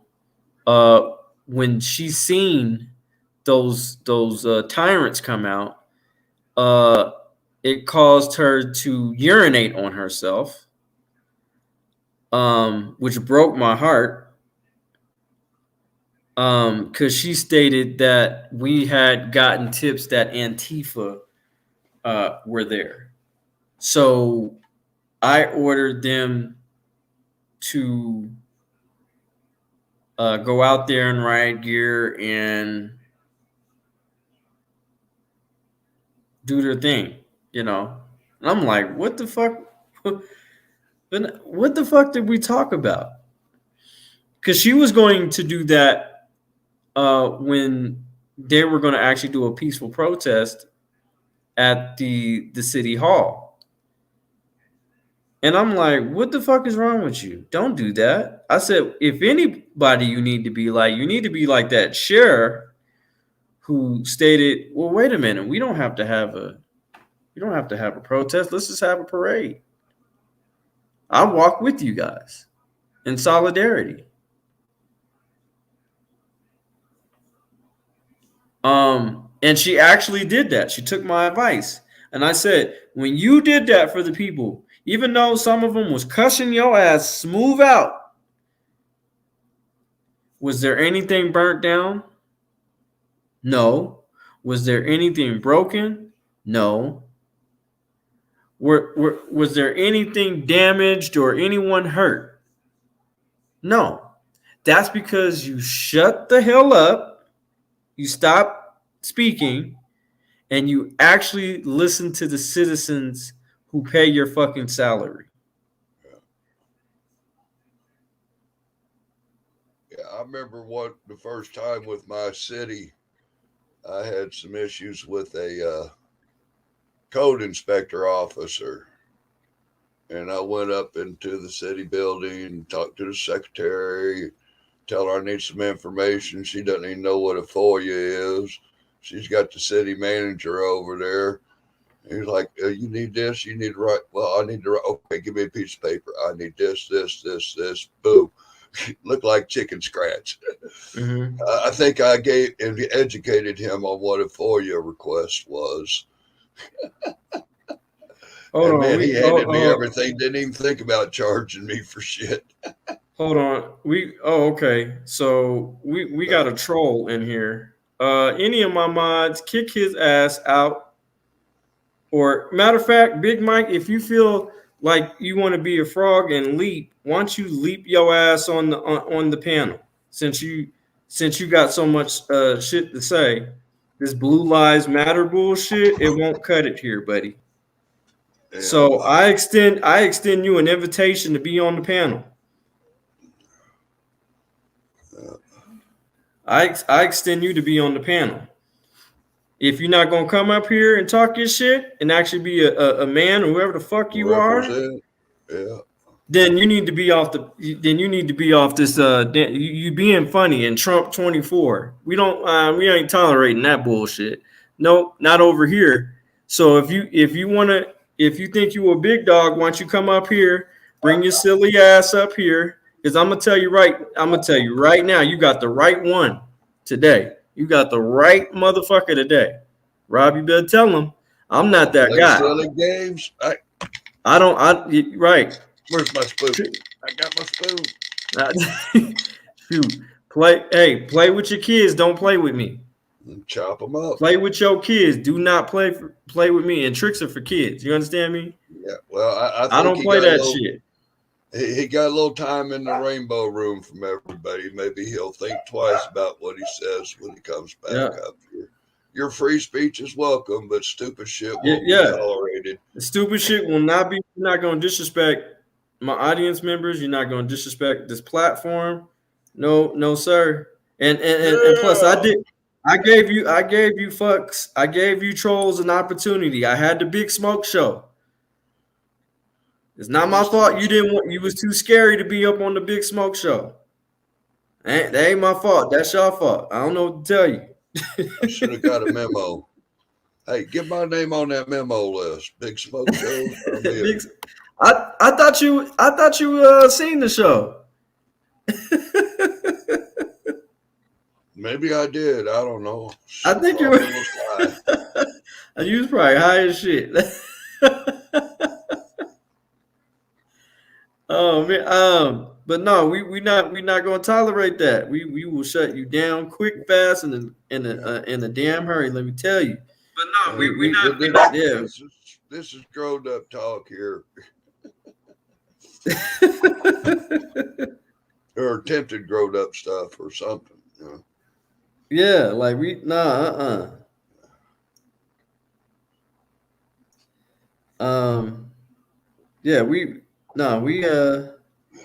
yeah, we don't play that shit. Thank you for deleting him. Everybody give him some timeouts. That'll delete the messages. Yeah. Now to put him in the rainbow room for a moment of history. Yeah, we don't play that shit. We don't play that shit. Sorry, but somebody else ate all the chocolates, and I didn't feel like refilling them. I just ate them to refill. No chocolate in the rainbow room. Right. Oh man. Yeah, we don't do that. We don't do that. Yeah, like I said, I gave you an opportunity. We had the Big Smoke show. You could have talked this shit then, and I think I'll have another one. Just to Princess, I made you a mod at Mile High City. Are you a mod? Are you a mod? DJ, reach over there. Reach over on your YouTube page and pin your StreamYard link so that people can. How do you do that? How do you do that? You know the three buttons by your message where you'll time somebody out or block them on your message. Hit those three buttons. Hold on. Or tap on that message if you're on a phone or tablet thing, and it'll give you your options of what to do with that message. Okay. Let's see. Like how you delete a message or something. Oh, I see what you're saying. So put it in the comments one more time, and then hit the three button, and then hit your little three button. Tap it and pin the message. Put user. It says put user timeout, and then it says block user. On your message? Yeah. Are you signed in on your YouTube page? I am. With that account. Maybe you got to do it on my phone. Let me see. Yeah. I mean, you have to do it with the account that the channel's in. Okay. So if you're doing it on your kid's phone or something, not going to work.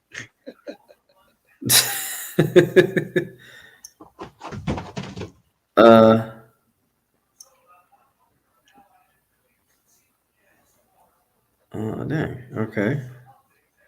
Yeah, there's a StreamYards. If you go to how to use StreamYards. There you go. Pin message. StreamYards has some how-to videos that shows you how all the buttons, switches, and knobs work. Yeah, I just did it on my phone. Mm-hmm. It's pinned now. Can you see it? Oh, it'll pop up at the top of the page. Okay. Yeah, it's there now. Okay, cool. All right. Thank you. See, that's why you're my guy. Trying to. But yeah, I just the show, man. So I was also saying, a little bit earlier in the show that, you know,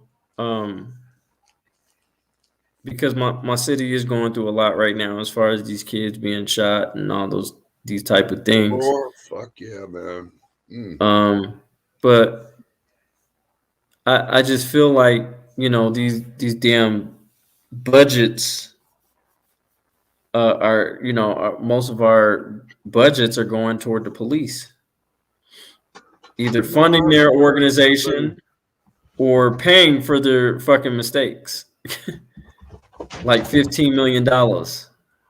In regards to your Chief Vanessa up there, about the last two videos of hers that I've seen come out was in regards to the settlement for Elijah McClain, and then that recent story about the cop that the two cops that got busted out in Aurora. Yeah, and I like the things she said in her ear tickling session. You know what I'm saying? Yeah. It kind of appeared genuine, but you know, sometimes this shit, is it a movie or is it YouTube or is it news? Is it real? You know, fuck, I'm so confused anymore. Yeah, it is confusing. But yeah, $15 million on Elijah McClain, and someone says, "Oh well, the city, they don't give a fuck. It's insurance money." Well, now tell me something. When that city insurance company gets that hit for 15 mil, how quick is that city getting dropped from that insurance company? We ain't right. You no more policies. You're canceled. Go get another company. And the increased premiums and the this and the that's, you know, that goes to pay for that fucking insurance that city carries. Okay. And then who the fuck pays that insurance premiums? You know, when you buy your auto insurance, when you buy your home insurance, you're repaying into that fund that paid out for situations like that. Right. And you know the cap is 10 million in Aurora for their insurance. So the extra 5, huh? And they pulled 15, huh? Yep, 15. They had, so insurance paid 10, and then they got the other 5 million from the governmental funds account. So yeah, but how much money have they been putting into the fucking homeless projects? Of course, you know, sad. yeah, it is. It's really sad, and it's really unfortunate. You know, I'm just saying, like, it's just, you know, it's like, how do you expect us to trust you when you don't even fucking listen to us? You know, I've had several conversations. I told Vanessa this would happen. I told crime was going to rise because of this, because they have criminals have the general knowledge of knowing that the citizens don't fuck with the police. They're not going to say nothing, which means it'll be harder for them to locate or find out where these people are. And you know, and that's the shit that I'm talking about. It says, who really pays the $15 million? How much does us how much do us citizens pay for Award PD's negligence? I mean, we have to pay for the insurance, period. We pay for the insurance premium. I think is, they stated it was, company get the money from the citizens. You know, where does the insurance company get the money? From the say that again. I was explaining that where does the insurance company get the money? From the people. From the people, yeah. And policies. And the premium, let me tell you what the premium is. The premium is about a little bit over $330,000. Yeah. That's a hefty ticket. And I'm pretty sure they're going to be raising the price here. Oh yeah, you think you're going to take a 15 million? Nah, they're going to be getting dropped like a hot potato. Right. You know, just like State Farm, the day after you wreck your car, guess what? There's a fucking quit the policy looking letter coming in the mail.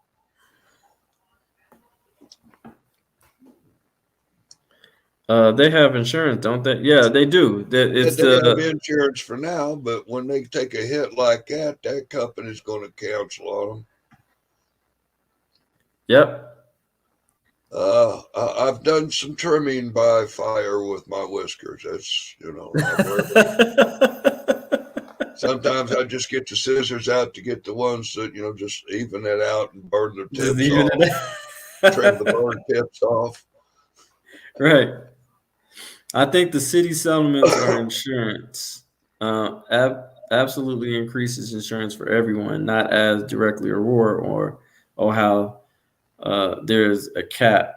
Yeah, so the cap is 10 million, and oh yeah, they're definitely gonna shit. Don't There's more. Trust me, there is more fucking lawsuits coming. Okay, remember that we're talking about the Kyle Vincent pistol whipping. We're not even talking about the summer last summer where they had mistakenly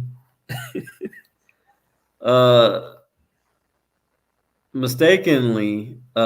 huge mistake, thought a fucking SUV was a motorcycle, a stolen motorcycle, and then had guns pointed at children, and forced to lay down on a hot ass pavement. That's going to be a lawsuit.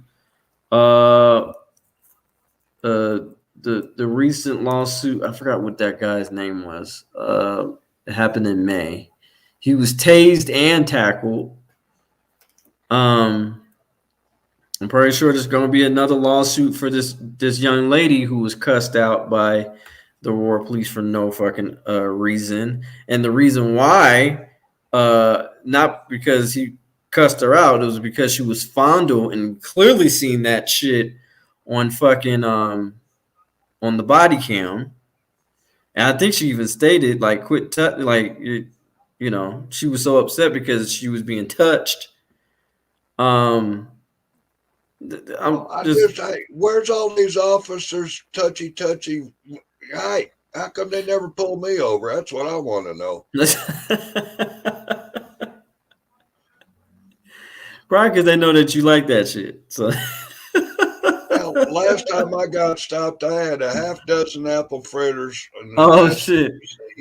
I had a half-eaten raspberry jelly filled. The car might have been smelling rather aromatically fresh. Okay.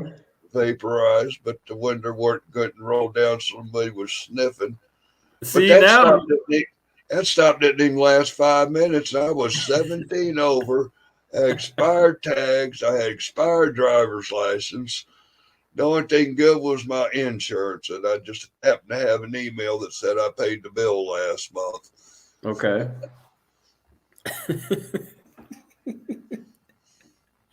I was surprised. I was afraid for those apple fritters. You ever get stopped with a half dozen apple fritters in the passenger seat?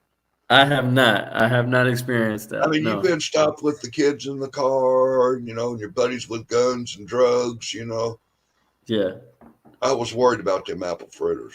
I was real. These boys in Kansas, I don't know. Out there in the country all by yourself. Man, now you got me hungry, man. You got wind chills for the win. Lamar's Denver, no good. Tell them Too Tall said 2 thumbs down. Yeah. Donuts. Voodoo's the shit. And they got a nice dispensary just down the street, right there on the corner.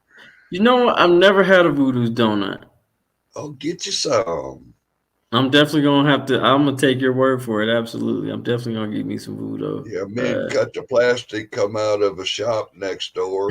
I turned the camera on, and I was going to document the experience inside the Voodoo during the Corolla that when we was there. And Brian's walking, I'm walking. This guy comes out the door or something, and boom, and drops a box of donuts right there on it. He didn't open up and spill his donuts, but he's like, oh, save. Ryan, that's my guy. Big ass Cut the box. plastic, man. Amazing guy. Diligent, man. Diligent. Very, very diligent. So how do we How do we help our unfuck youth? this puppy? How do we help our youth with this issue as far as gun violence, and what are your suggestions? Tell the kids to go home after school. Don't be attempting to take guns from armed citizens that are trying to detain you for trespassing. Mm-hmm. Don't go whacking people in the head with a gun, with a skateboard. Listen to your mom and dad and eat your broccoli. I was also I was also suggesting that, because we do have a lot of pawn shops in the area who sell a lot of guns. I was thinking that maybe, do you think it might be possible some of the kids would give money to a grown up and have them purchase a firearm for them? Do you think that's likely? They just steal mommy and daddy's gun. Yeah. True. Yeah, just bugger one of their friends up. Hey man, I give you a hundo. You snatch your daddy's gun, And these kids today, I mean, I think of the shit we used to do when I was a kid, and fuck, we was lucky if we had a fucking magazine, Pop Star magazine. Shit, y'all got the internet? Fuck. Yeah, I have not a clue. Teach your children's well is all I can say. Yeah. Keep an eye after them in a tight leash. Christina Smith said pawn shop keeps records. You're right. You have a point. Yeah, ain't shit happening at a pawn shop if it's a reputable one. Now, shit does happen out the back door. Not that I know anything about pawn shops. I never was. You were just outside, dog. That's enough. And then Princess says, I want an apple fritter ASAP now. Darn it.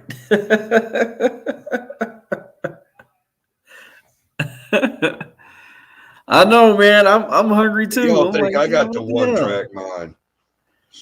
You got to enjoy the broccoli stick first, then get the desire.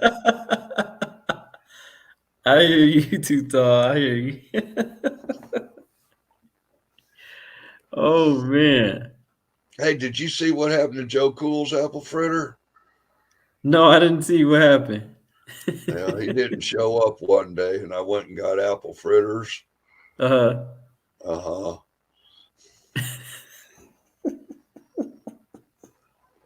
And then I stopped at the gas station. Uh-huh. And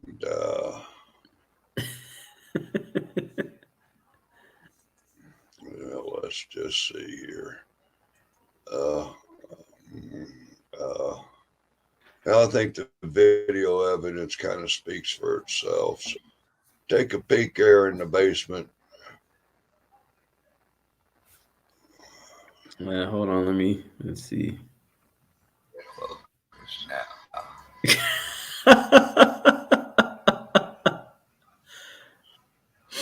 Yeah, focus now. That's the good stuff. I know. Why is that apple fritter? It's good. It's real good. Uncle Rob. Sorry, Joe. She's cuter. Yes, love Uncle Rob.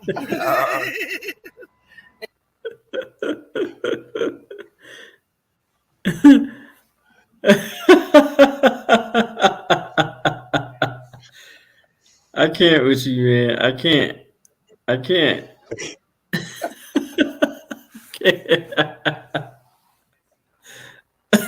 Yeah. Oh man. This is it. All I say is all children by the age of 12 should be required to have one shotgun, one handgun, and a bazooka, just to teach them guns are dangerous. Okay. I think I was 10 years old when I got a 22 long rifle for my birthday Christmas. I didn't have it too long. Apparently, target shooting the cats out by the barn at Grandma's was not a good idea. And, yeah. No, you can go ahead, Princess, and do that. I'm fine with that. Yeah. Boy, she made that apple critter look good as hell. I ain't gonna lie. Did you see that? That's $1.50 apple fritter there. That's one hell of a. Yeah. I mailed 6 of them puppies out to Florida for Port Dirt Farmer in D.C. Mm-hmm. $16 postage. They heavy. I mean, there was a light donation in there for DC's legal fund there, but I was sending some real love there, them apple fritters, you know. I got a dog that says she's going out whether I like it or not. I'll be right back, brother. All right. Yeah, so I think as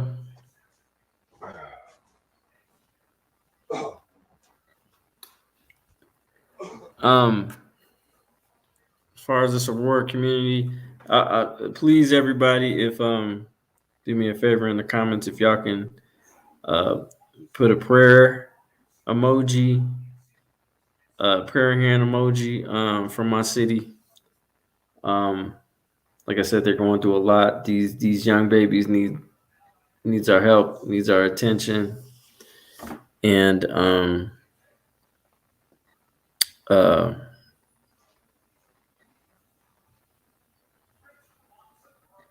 yeah, they need us out there and willing to make sure that we fight for them and fight for their safety. Because I know I don't want any more. I don't want to hear anything about any more shootings. Hey, for the sake of those with headphones, don't rattle that wrapper too close to the microphone. Oh, that's me. I was getting a fruit snack. I sit there, I thought I stepped on something, and then I thought, well, I'm glad the dog is outside.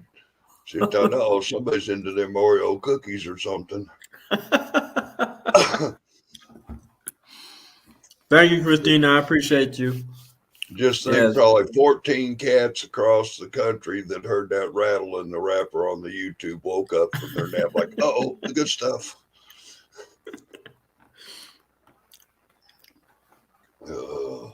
Yeah, these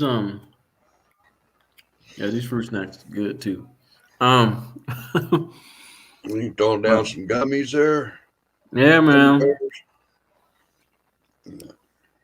Sure is. I wasn't looking at the apple fritter in that video. I was looking at the other pastry in the shot.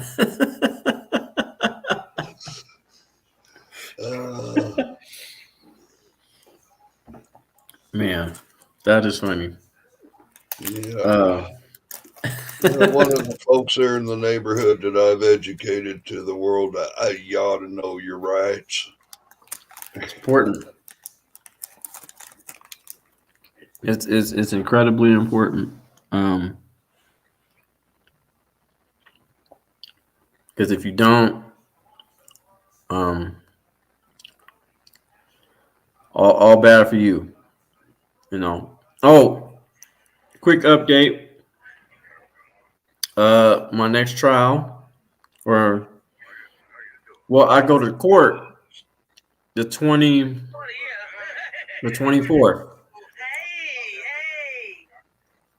So, and this is for the Aurora case.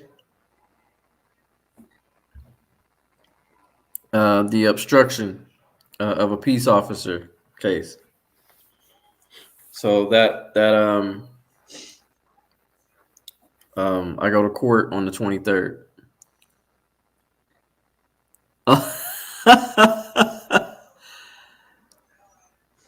Well, I'll be She's kind of short. Kinda. Kind is an understatement, sir. Yeah. Think about having a raffle on my sofa. You know, Joe Cool slept here, raffle on the sofa. Oh, Joe Cool slept over there? Yeah. Joe's passed by a couple of times. And I was He's at supposed to the be coming thrift back store. down here, right? Yeah, he said something, but I'm going to be kind of busy this weekend. I got my daughter in town. When's he supposed to be coming? No, he didn't say, and you know, it's kind of nice to know when your guests are coming, if they're coming, and show up when they say they're coming. But you know, right. Thank you, Princess. I appreciate it. But anyway, I was at the thrift store, man. They had this big old sofa, and I was coming home saying, damn, I ought to bought that damn sofa and tied it on top of the thing. I'd be coming home, and like, well, good thing I did. Well, somebody said, well, damn, Rob, you could have made your money back and just raffled off that sofa you got. You know, Joe Cool slept here. That'll be worth another $30. That is too funny. Good old Uncle Joe. Yeah. I can't wait to record with him again, man. That was fun.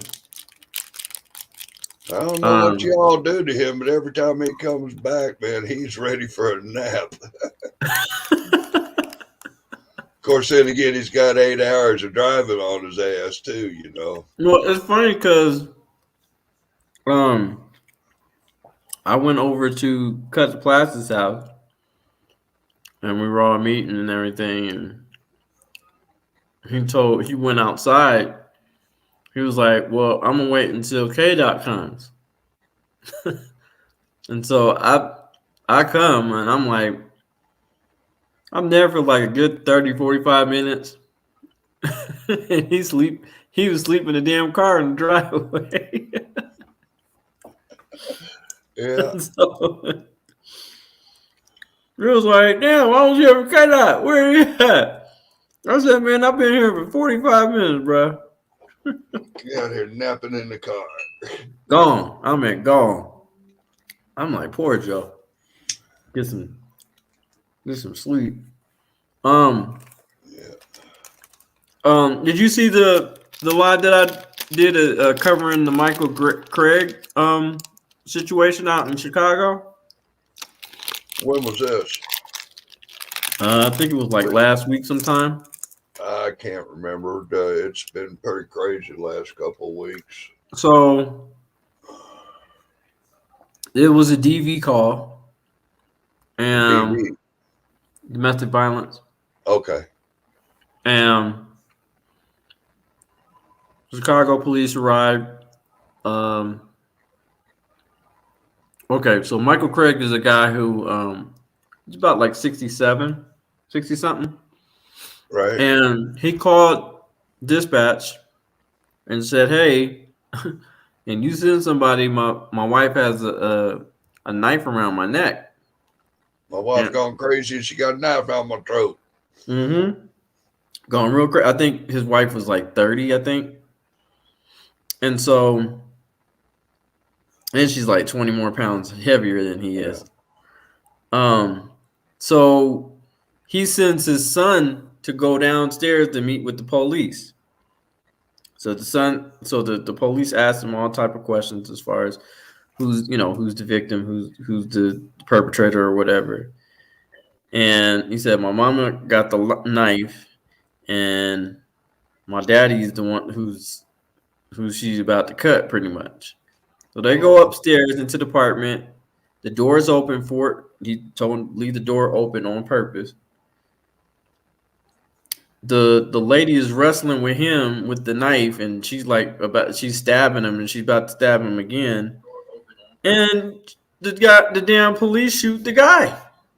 Shoot and kill Michael Craig. And then asks if the suspect was okay. Are you okay? Were you stabbed anywhere? No, motherfucker, you killed the wrong person. Well, I didn't want you to kill anybody, but damn, you shot the wrong person, or you detained her. You punished the wrong person. And then in the report, and the officer who shot already has issues. Like he was caught He's already got drinking. history. Oh yeah, bad history. Failed to involve himself in an investigation on himself. As far as internal affairs, I'm just not going to participate. What? What do you mean you're not going to participate?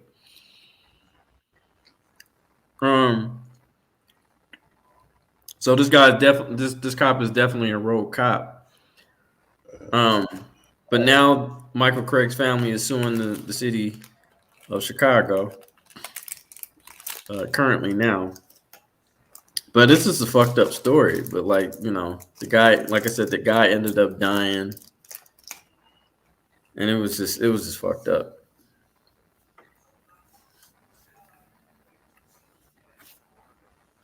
The Mile High guy said that was bull obstruction of peace, officer. If you watch the video, you know that Aurora PD was the culprit there. Oh yeah, they set me up. Yep, man, they plotted me. They was just like, oh, wait a minute, isn't that the good old cop watcher over there? Let me try to get his name. Hey, by any chance, who is this guy? You know, such and such. Yeah, that's such and such. Okay, well, let me go ahead and check it with dispatch. Hey, such and such got an outstanding warrant. Yes, he does. Okay, that's all I need to know. That's actually going to be episode 6, but we got to get those people in here. We got to get that episode 5 up to 500 views. As soon as y'all get that up to 500 views, I will drop that video. Because then you'll really see the plot, how they really set me up. You know what I'm saying? How they really set me up.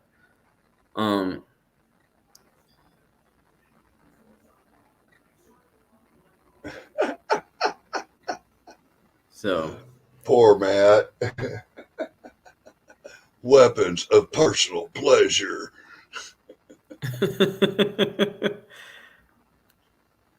Force physical interference or an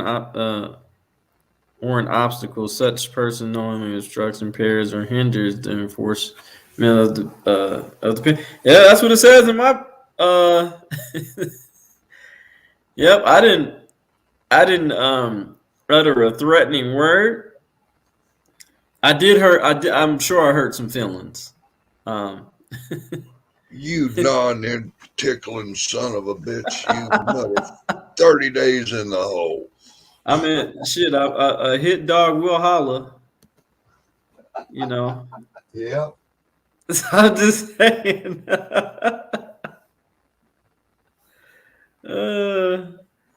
Yeah, exactly. Violence. And I didn't have any. Stray dog, what's up, man? What is up?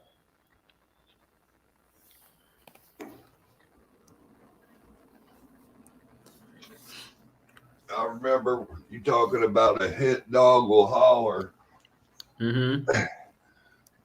I remember back when I was prison down in the hole. Mm-hmm. And this one guard liked to emotionally fuck with people. Okay. Well, one day I had enough of that son of a bitch's ass. I got woke up to my plate being put in the bean hole, and then he kicks the door to, hey, Chow's here. And I sit up and my tray flops over on the floor face down. And I call out, motherfucker, bring me another tray. My shit's on the floor. He gives me some lip. I'll feed the others and I'll be back. And then I'll get you a tray. Going to take an hour. Yeah. Well, that tray went zinging down the walkway like a frisbee and hit him upside the head and took off half his ear. Oh, Oops. shit. Well, I wound up getting escorted up the stairs from the hole to the captain's office for a conduct violation. Oh shit. And on the way down, I seemed to have tripped and fell with 3 officers on top of me at the bottom of them 23 stairs. Oh shit. Yeah.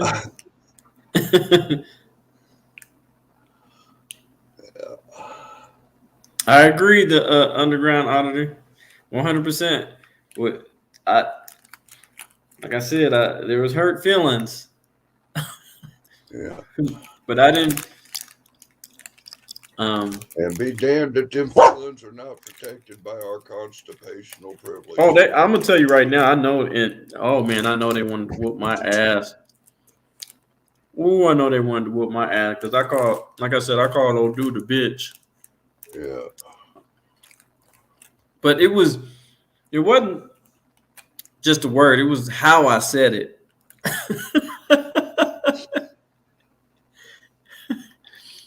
It was how I said it. It was how I called him. Yeah. Hey DJ, have you met Stray Dog? Yeah. Okay. It's my guy. Yeah, well, Stray Dog's probably one of the first that I've connected with, other than Zebra and stuff.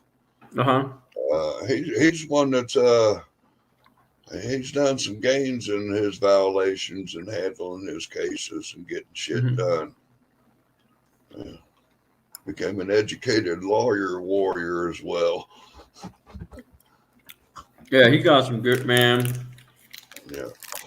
He got some good content too, man. Really good content. He suffered the pains, and they still fucking well. I was watching him a while back, and he was doing a cop stop, and they went jamming on him. Dumbasses. Yeah. Well, where he's at, they also have no qualified immunity. They ban qualified immunity out there, and in Mexico. So.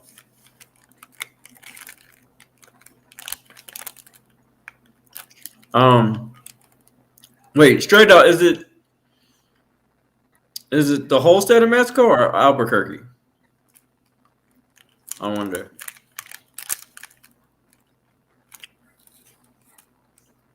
I think it's the whole state of New Mexico. No more qualified immunity.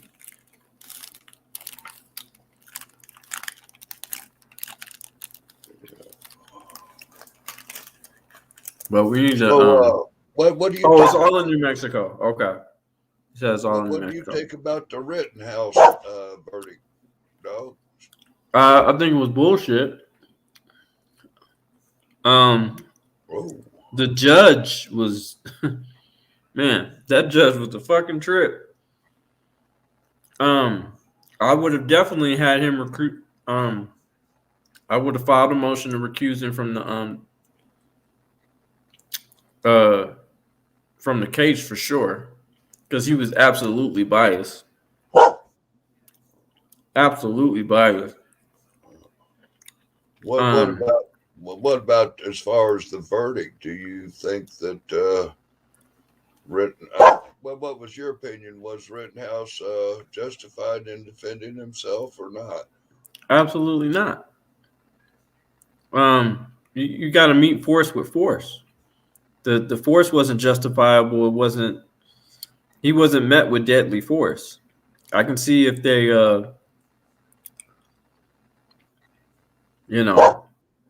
had a rifle or another.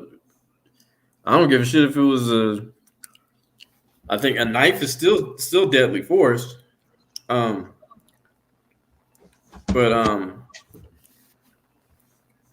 I mean, let's not even go there. I mean, his ass shouldn't have been out there. His ass was 17. His ass should have been in fucking bed some goddamn where, getting ready for school the next day.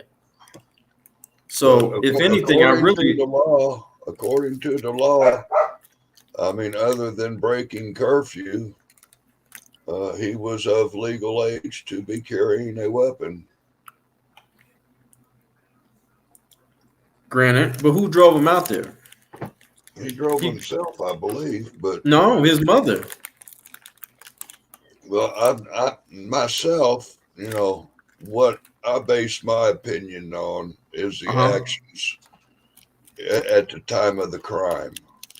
So let's take 5 minutes before he was assaulted by that first guy that he encountered and shot. That guy was trying to take his gun, and he was defending himself and his gun when that went off. Then he's running down the street for 2 blocks from a mob of people that's out to kill him. I mean, after you shot that first shot, I think people maybe might have thought, okay, this dude's a mass shooter. He's trying to start some shit. And from what I was recollected, he was supposed to be out there to be a medic. And they even stated medics don't even carry guns. The other not even in the military, they carry a gun. They're DJ. The other medic dude that got shot, he had a gun. Say that again. The other victim medic guy had a gun. The other guy that got shot had a gun that was a medic. Oh, did he? Yeah. Okay. There's I did a lot of studying on that because I was kind of on the fence that, this is fucked up. But what I seen was a kid that went up there to defend property and provide medical. That just kind of threw into it, He went up there basically to help defend property because that was his friends and people up there. Well, I don't know. I guess I don't know. I'm more of a hands-on parent. 17 years old. Yeah, I should have been at home. Yeah, you're still a child. You're not an adult. Regardless, I understand the Second Amendment and all that, but I'm not finna drive you across state lines for you to go defend. I wouldn't even put my child in that predicament. So I really going on with the mom because he wouldn't have been there if it wasn't for his mom. So I have to really more at fault really put because okay, let's just say he was shot and killed. His mom put him in that predicament. Either way, you know what I'm saying? Like, I think she should have been charged. 17 years old are making their own judgments and having mom run them around. If we're talking about to malls and baseball games and movies and shit like that, yeah, sure. Okay. But to go and cross state lines and defend property. Exactly what their kids doing across state line. Maybe she teaches over Bill and Ted's to go play video games and don't even know about them going to the protest. I know that. I don't know. But I agree with you. But the thing is, who drove him? She's the one who personally drove him there. Okay, well, that's kind of way before, the whole situation I see was he was trying to defend himself from that first contact with that guy trying to take his gun, which gave him lawful right to defend himself and shoot. And then running 2 blocks from a mob of people that are out for blood, that have smacked you in the head with a skateboard and dropped a boot on your head, then are you firing shots? I think he was reasonable for defending himself in all 3 situations. And like I say, he wasn't out for murder. After he killed everybody, he went down trying to turn himself in. Yeah, but okay. So when he got released, where was he? Where was he hanging out? Who was he hanging out with? I'm not sure what all happened at the time. Oh, I'll tell you. I'll be happy to tell you. He was hanging out with the Proud Boys and he was drinking. Plus, he was drinking underage at the particular time. So, and then not only that, this boy has a history of violence. There's a video of him slapping the shit out of a female. The bad guys, yeah. It wasn't like he shot a bunch of struggling young doctor students. Well, no, I'm just saying, he has a history of definitely has some anger issues, impulse issues. He'll do before he thinks, for sure. And so I mean, him hanging out with the Proud Boys and all that shit. And like I said, his ass shouldn't have been there in the first place if his mama didn't drive him down there. Now it'd be a different thing if he I did. just wonder if anybody's got any pictures of me hanging out with. I don't know. Say that one more time. When I was in Colorado at the protest, there's pictures of me around different. Just because I was there doesn't mean I was there. You know what I'm saying? Was you recording?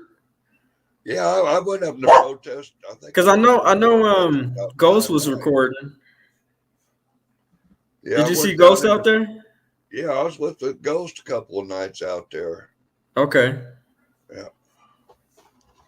Yeah, I was up in the protest. I was out with Ghost when I was twerking the coat. Hell, somebody offered $1,000 super chat if I would twerk the police on Kofax, and I jumped if you what? And started twerking, and I found out it was the wrong street. Oh, matter of fact, there was it was fun. It's crazy. There's a video that I had seen that circled around, and there was this dude that was paying people, that was going up to people and be like, "Hey, I'll pay you to riot." Yeah. It was crazy. I was just like, "Oh shit! Like this shit is off the chain." Yeah. And I was actually protesting in Las Vegas. Unfortunately, I got shot with a lemon pepper bullet. That wasn't fun. With a pepper ball? Yeah, that's. Oof. Did it tickle? Yeah, it tickled like it was like it hit my funny bone. It hit me in my damn shin. Well, at least got you somewhere. Did you see that guy that got hit with the rubber bullet, the 50 cal rubber bullet, whatever, got hit in the cheek? Oh man, fuck man. Oh, I'm like, good God. That'll leave a mark. That ain't gonna buff out. No. Oh man, I'm not gonna lie, man. It was like a war zone out there. It was. I think I was down there, maybe a week or two after Otto and Eric and everybody or whatever was going on, and I think that was when Otto, when everybody was getting pinned down and shot up. It was a real crazy couple them nights. It was probably the beginning of the first two nights it got. Well, for it about got pretty crazy, week, huh? There were still situations of outbursts, and and you still had those rogue trucks and cops running around, just just everybody with their gun finger itching. Oh, that's right. They would just randomly shoot people, right? Yeah, me and Ghost was walking down to the protest, and here this truck comes down the street, and here's some boys hanging on the side of it, and they're just shooting at some people walking down the street and up on the porch, and they gone, and people are screaming and carrying on like, y'all be careful out there. Like, fuck, what am I doing? Wow. Yeah. That's disgusting. Ugh, can't stand these. I don't even think that chief should even be there after that situation. I think he should be fired. Something's evil about that cat, man. Now, something I've seen about the what you call it there, the case in Georgia, the Aubrey case. Seems like that one dude that was in the back of the truck that was he was a city cop or inspector or some shit, that councilman or whatever, that had a gun privilege, and apparently he had a gun. There's some fucked up shit about him still having a gun after he was busted out for not having the training. apparently he had a position without meeting the qualifications, had the gun, and been retired from the position, and he still got the gun. And like, somebody got some explaining to do, Lucy. That's But yeah, crazy. you know, that And definitely shows that we're fucking up just hiring these idiots to begin with. yeah. So, I mean, if we're going to unfuck this puppy, we need to go to the drawing board and figure out who the hell we're hiring and not hiring. We need to look at how the hell we're training and retrain ones we got to make sure they're properly trained. Right. And the ones that are fucking trained and unbreakable, like some knucklehead dogs, you know, that you just, no matter how much school, they just don't get it. Mm-hmm. You know? They still leak on the floor, you know, and just, nope, not qualified for service. Right. Yeah. Wow. Yeah. Got a point. I mean, if our fucking police departments were ran as tight as our military training, just going through boot camp. Well, but, you know, when you got multiples of individuals, you will have multiples of variables. Mm-hmm. Mm-hmm. And then you have those quota hires. I like how you watch some of those women that show up on the scene that are afraid to break their fingernail or get their hair blown around. You're sitting there, you got a perp on the ground, need to go in the handcuffs, and you're sitting there patting your hair and you don't look good for the camera. And like, get the motherfucker in cuffs. And I'll break a nail. Damn quota hires. So hold on. Is this Frazier versus Evans? Is that the 10th Circuit Court of the guy who recorded the police during the police brutality or something like that? And what it was, I think he won in the lower courts, and then he won in the lower courts, and then they repealed him. He got denied in the higher court or something like that right before you get to the. So I think the next step up would be the circuit, 10th Circuit Court. Yeah, let Frazier I got that versus coming Evans. up in the basement, dog. That's going to be an important fucking case, especially for my case, for sure. Because we don't have any 10th Circuit Court cases on First Amendment. Look in the basement there. All right. Let's see. Yeah. Yep, that is the 10th Circuit.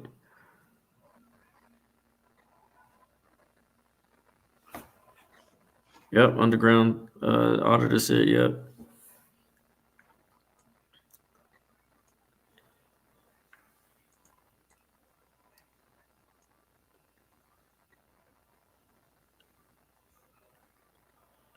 Oh, Stray Dog said that's the problem he's having down here right now. The defense attorney has brought that up,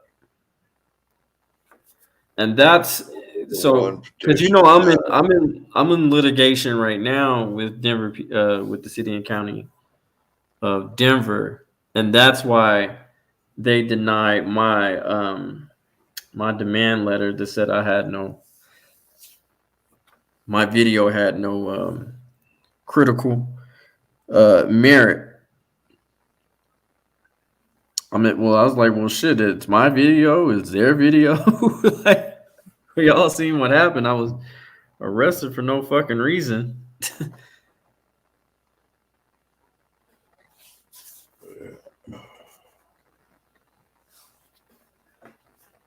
So they're trying to use that as, but because of what the next, or was it 10th Circuit that denied that case or something, or?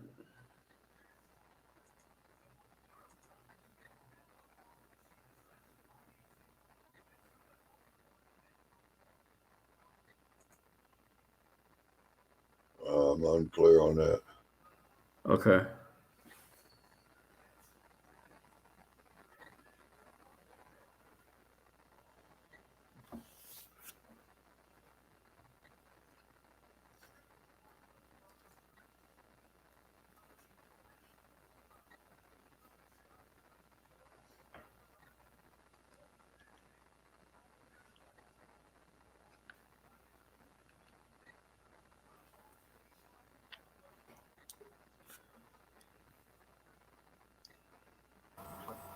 Straight dog, what's up, buddy? What's up, man? Can you hear me? Yeah, I can. I can hear you just Cool. fine. Yeah, I thought, man, it'd be easier to talk than try to type all Go. that shit down. I just got me a hot cup of chocolate, man, so I'm like good right now. Yeah, so the 10th Circuit. Yeah, man, they ruled not too long ago, 2 or 3 months, maybe a little longer. Yep. That there is no clear established right to record police and stuff. So there's a group of people that are challenging that, and they're saying that they believe that the judges or whatever misunderstood some aspect of it. I forget all the legal jargon. I've read the whole thing, man, but I don't have none of my notes. Yeah, it was like Underground had said it was more on the whole qualified immunity thing.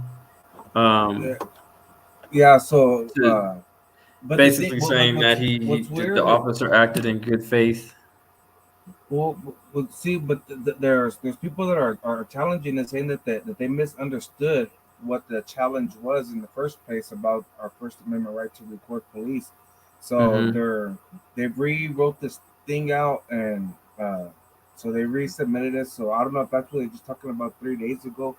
They had a chance and they didn't. But I know that the 1st, 3rd, 5th, 7th, 9th, 11th, they have all ruled in favor of our First Amendment right. All the even numbers haven't. They've all either haven't ruled at all or they've ruled against, as the 10th Circuit has.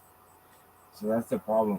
But that's also why I'm always trying to tell people that's why we need to be cool with officers, because the judges are watching. They're showing them those videos where people are being assholes to cops. They're not showing them the nice ones, so that's why they're not ruling in favor. We're not giving them a reason to. You know? Because you gotta understand, these Supreme Court justices, they're older people. They don't put up with that kind of behavior themselves. You know what I mean? Yeah. So if you're not cordial, they ain't gonna rule in your favor. You know? Yeah, you're right. So I did hear that he was going to bring it up to a higher court. So that was the 10th Circuit that denied that, right? Yes, the Supreme Court of the United States don't want to hear these cases. They're leaving it up to the state Supreme Courts to handle their own business. So it's on our own. Say what? Yeah. The United States Supreme Court, this is petty to them. They don't want to deal with this. They want our circuit courts to deal with it. So wait a minute, isn't that they have never ruled on the First Amendment.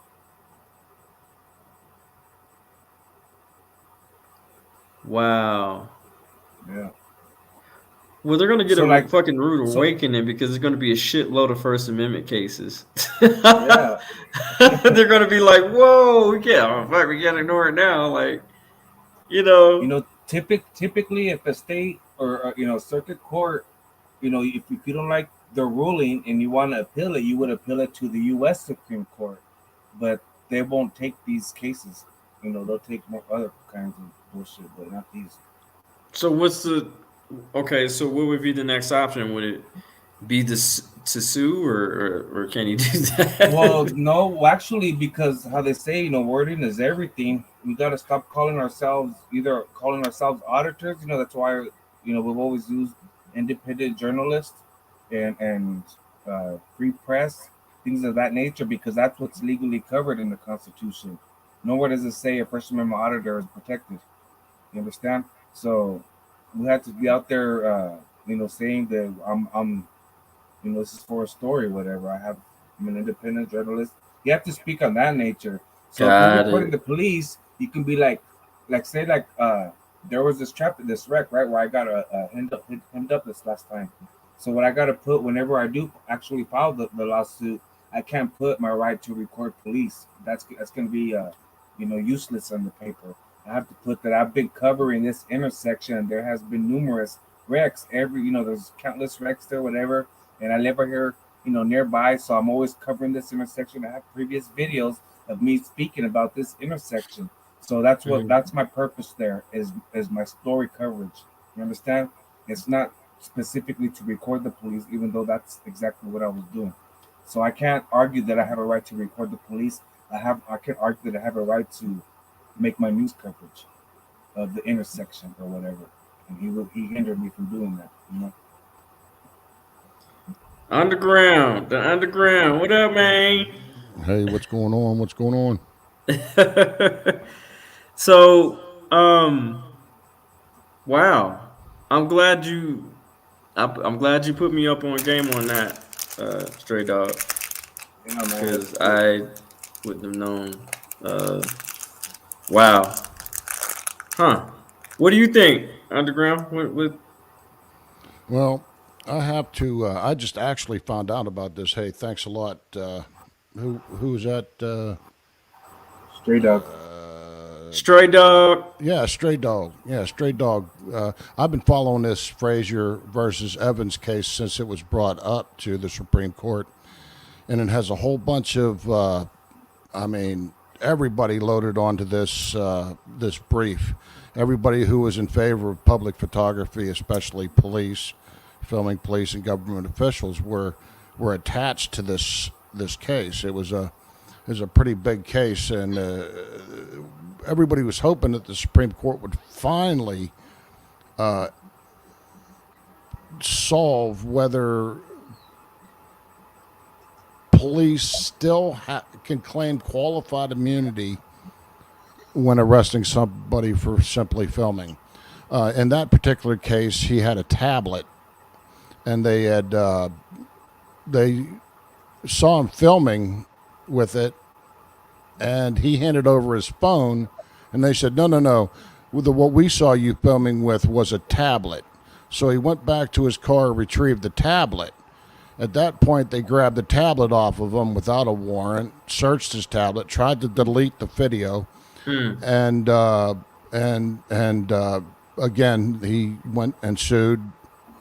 Of course, the lower court said yes, you have they did affirm the right, just because of most of the other courts have said that we all have a right, a freedom of the press, a right to film public officials in the course of their business. That wasn't at dispute here, really. What was at dispute was the qualified immunity, and again, the Supreme Court just dropped the ball, just absolutely just refused to hear it. Right.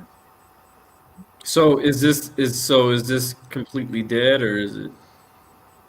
Well, you can still sue on state levels. It's just harder to take their qualified immunity with that, with that, because you have to get them with something else, because they just haven't ruled in our favor for it. It's not clearly established. So let me ask a question then. So was he okay? So the qualified immunity is for the individual officer, correct? Yeah. Right. Well, it can be for the entity also, because that's what New Mexico did. They didn't. It's not where I can just sue the cop. That's not what happened. What they did is now we can sue the police department. We can sue the city. We can sue the wherever. You can sue the departments, the entities. The officers, you still have to take not take the qualified immunity, but you still have to show the right being violated. To take it and stuff. Okay, so he hasn't. So what you're saying is he hasn't sued the city and county of Denver, though, right? Evans, that was Las Cruces, wasn't it? Because I'm pretty sure that was the individual officer. But did he sue? Was there a case showing that he actually sued the city and county of Denver? Where was Frazier versus Evans? Underground. Frazier versus Evans was the man that was filming. I'm pretty sure it was a traffic stop. But what city was it in? What state? It was Denver, I do believe. I know Colorado, but I'm pretty sure it was Denver. Yes. Denver, yeah. I heard it was Denver, but is there a case that he actually sued the city and county of Denver? Because this, I guess he has to beat this to do that first to sue. Oh, he did. Okay, so this is a separate litigation, This is right? This is his criminal charges and all that other shit that he's. So if when he gets found not guilty or whatever the heck, then he can finally go and sue afterwards. But he still has to finish. Correct. Right. So if he was found out guilty. So he did a lawsuit to sue the city and county of Denver. He won that, right? I don't know. I don't know if he got that far. That's what I need to find out. I mean, because I'd like to know too. because this case is the individual officer for the qualified immunity.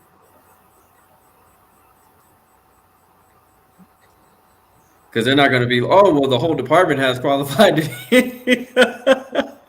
The whole city and county. Yeah, we're going, Hey, I'm it's, going to be it's written into it's actually, if anything, the Colorado Constitution protects him more than the federal Constitution. I was thinking of that. I had a background mixed up because there's a case in Las Cruces, a case law, guy not guilty for resisting arrest and defending himself from police because he was cussing at cops that had somebody pulled over, and he was in his front yard, like inside his fence, and anyways, the cops fucked with him, came in, took him down, all that shit, and so he wrestled with them and everything. And they still got him, and they pressed all those charges on him, but he won because they didn't have the right to go hands on him and arrest him in the first place for recording them. But it was for recording. Well, he was recording them, but that's not what the problem was. They said because the neighbor came out, so they said that he got loud and disrupted the public or whatever, disturbed the peace because the lady came out, and the lady said, "No, he's not why I came out or whatever," and they still arrested him, and he resisted arrest and fought back, and he won for it.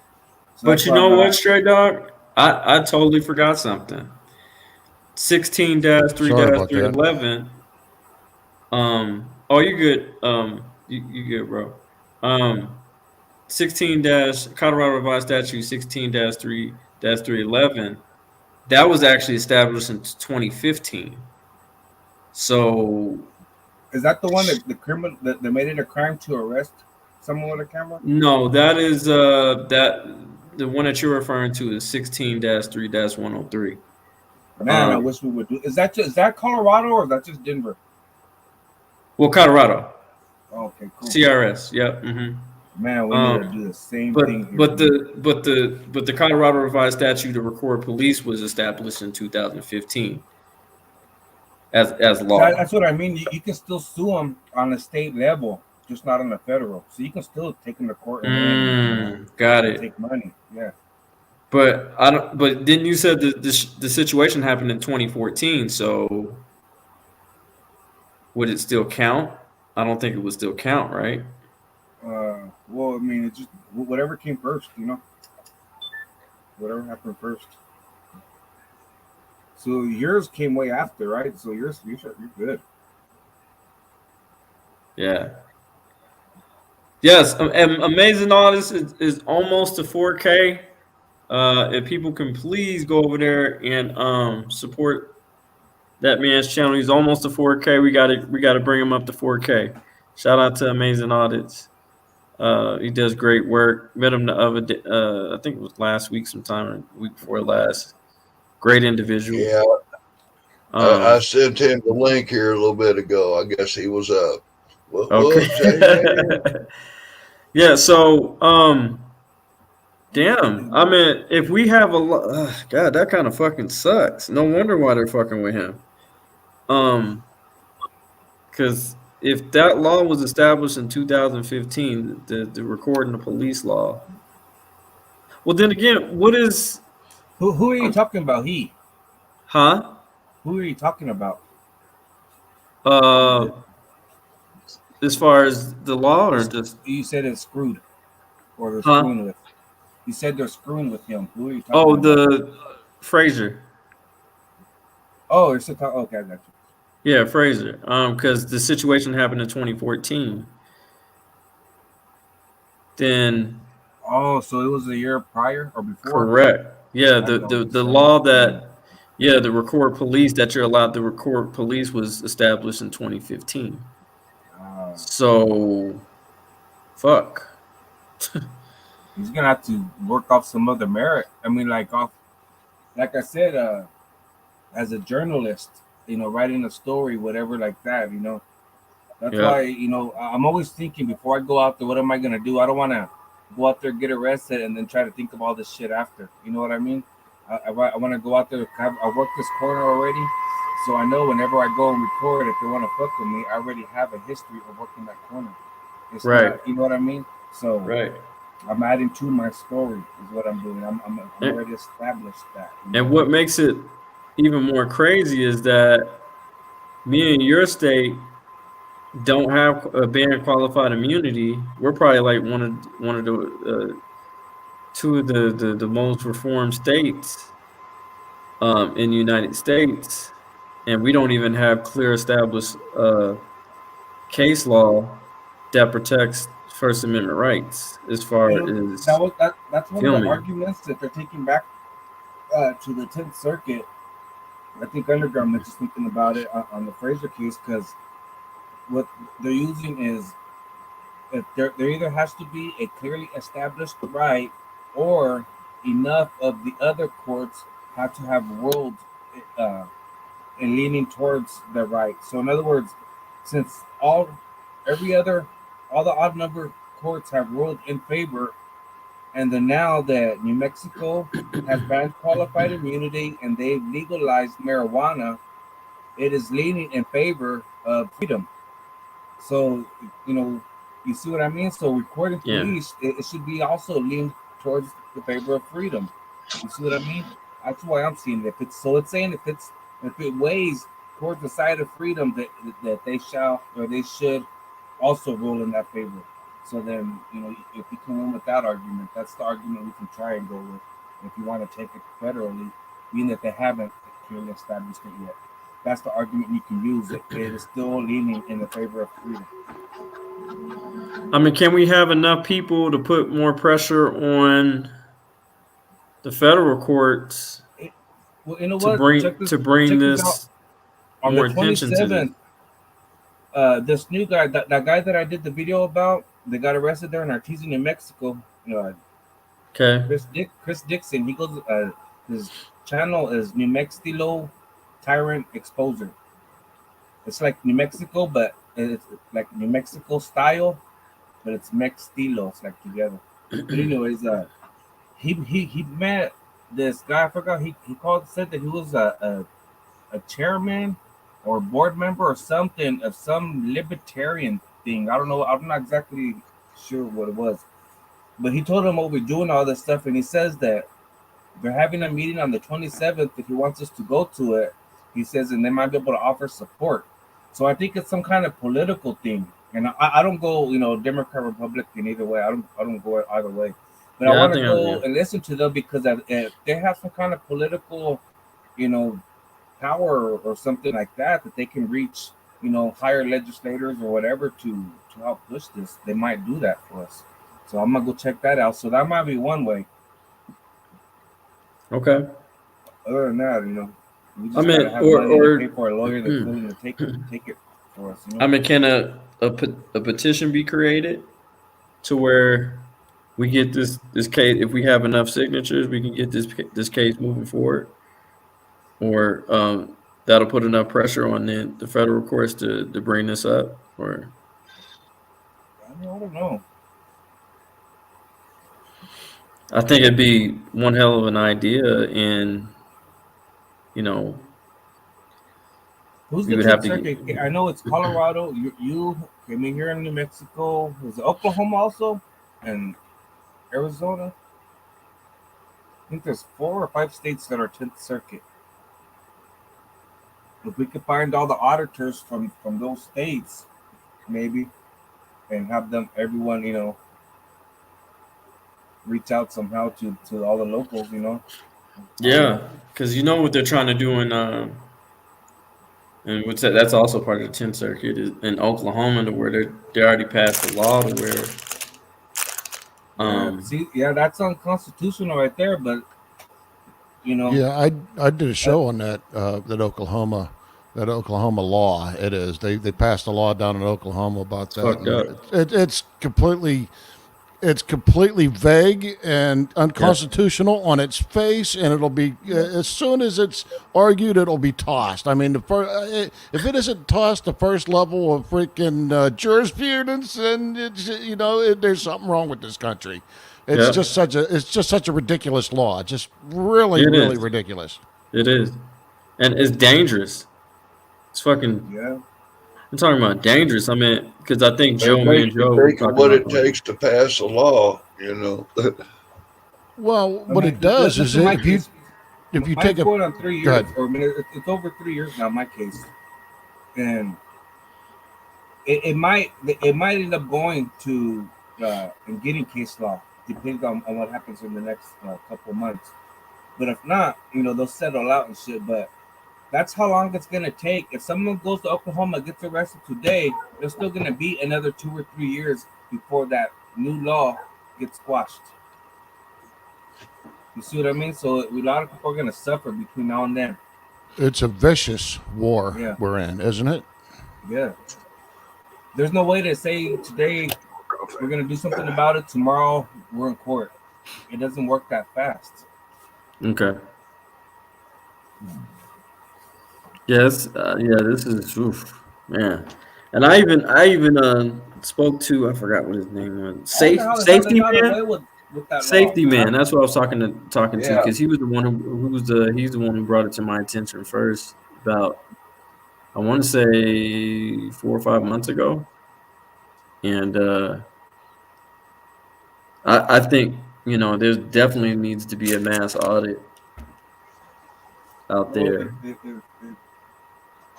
if we just went and outnumbered the cops with the intentions of a cop touches us, 10 of us touches him. You know what I mean? Yeah. Attitude, just knowing that's what's gonna happen, we could win that quick. But That the would thing be is, powerful, though. yeah, That would be we would win powerful. that quick. We ain't gotta hurt nobody, kill nobody. We just ain't gonna take it. I can't stipulate this enough.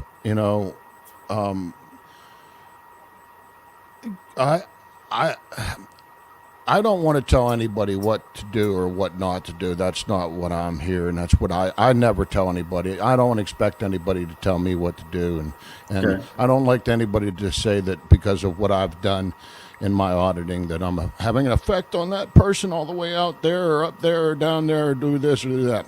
Okay. In the same right, whenever, and I'm looking at it in a legal sense more than an emotional sense. Everybody, when you talk about grouping and doing group audits, I see multiple problems with group audits. First off, they know where you're at and they know where you're going to come. The beauty of audits, it's really 2 or fewer is optimal. Going out, hitting, in essence, hitting without being known where you're going to be. That's the whole premise of auditing. You know what I mean by that? They don't know. It would be better to get people of like mind to hit multiple areas in a state, but just don't Right. coagulate. You're talking about like to get an organic response, but I'm talking about going to challenge that law, and I don't mean going from place to place to place. I'm talking about going straight to the lawmakers, and when the police come, then when they come, and then we're gonna have a group of people standing by to come in behind them. You see, and I'm not saying that's I'm gonna plan this. Let's do this. I'm just saying, go in there with a strategy, with an intention. Not just going in there to raise hell and piss everyone off. I think the strategy is working perfectly because that's why they're coming at us so hard with what we're doing now. I think that individuals that go out there with their style of art, because filming is art, That's another dimension of it that people don't see. Filmography has been an art since people put that shit down on tin plates and shit, right? So it is an individualistic thing, and I understand people do tend to, in an emotional sense, tend to group together for security and safety. But I think that if we have a like mind and a like cause, which everybody, I believe, and most auditors and people that are civil rights activists, civics, I consider myself a civics activist. Because I hold my public officials accountable, and that's what civics is. But I think that if we protest, not an audit. Yeah. Hey, Matt, real quick, you threw out Yeah. that artistic values for your creating videos. Say again? I said you were speaking about artistic creativity and making your videos for YouTube and stuff. Correct. You know, I had this vision of you in a purple tutu out filming the police. I was like, yeah, this. Oh, I knew there was a damn But we don't punchline need out to get there. started, man. I'm just saying. Tip. When they can see the underground auditor comes out ballerina style filming the police. Separate tiptoeing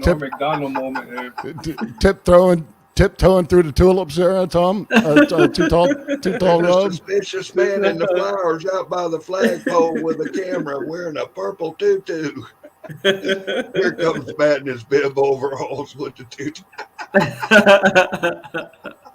I know my rights. Hey, Matt, and remember, when you're getting pinched, as soon as they put them cuffs on you behind your back, jump up and down 2 or 3 times and start screaming, I know my rights.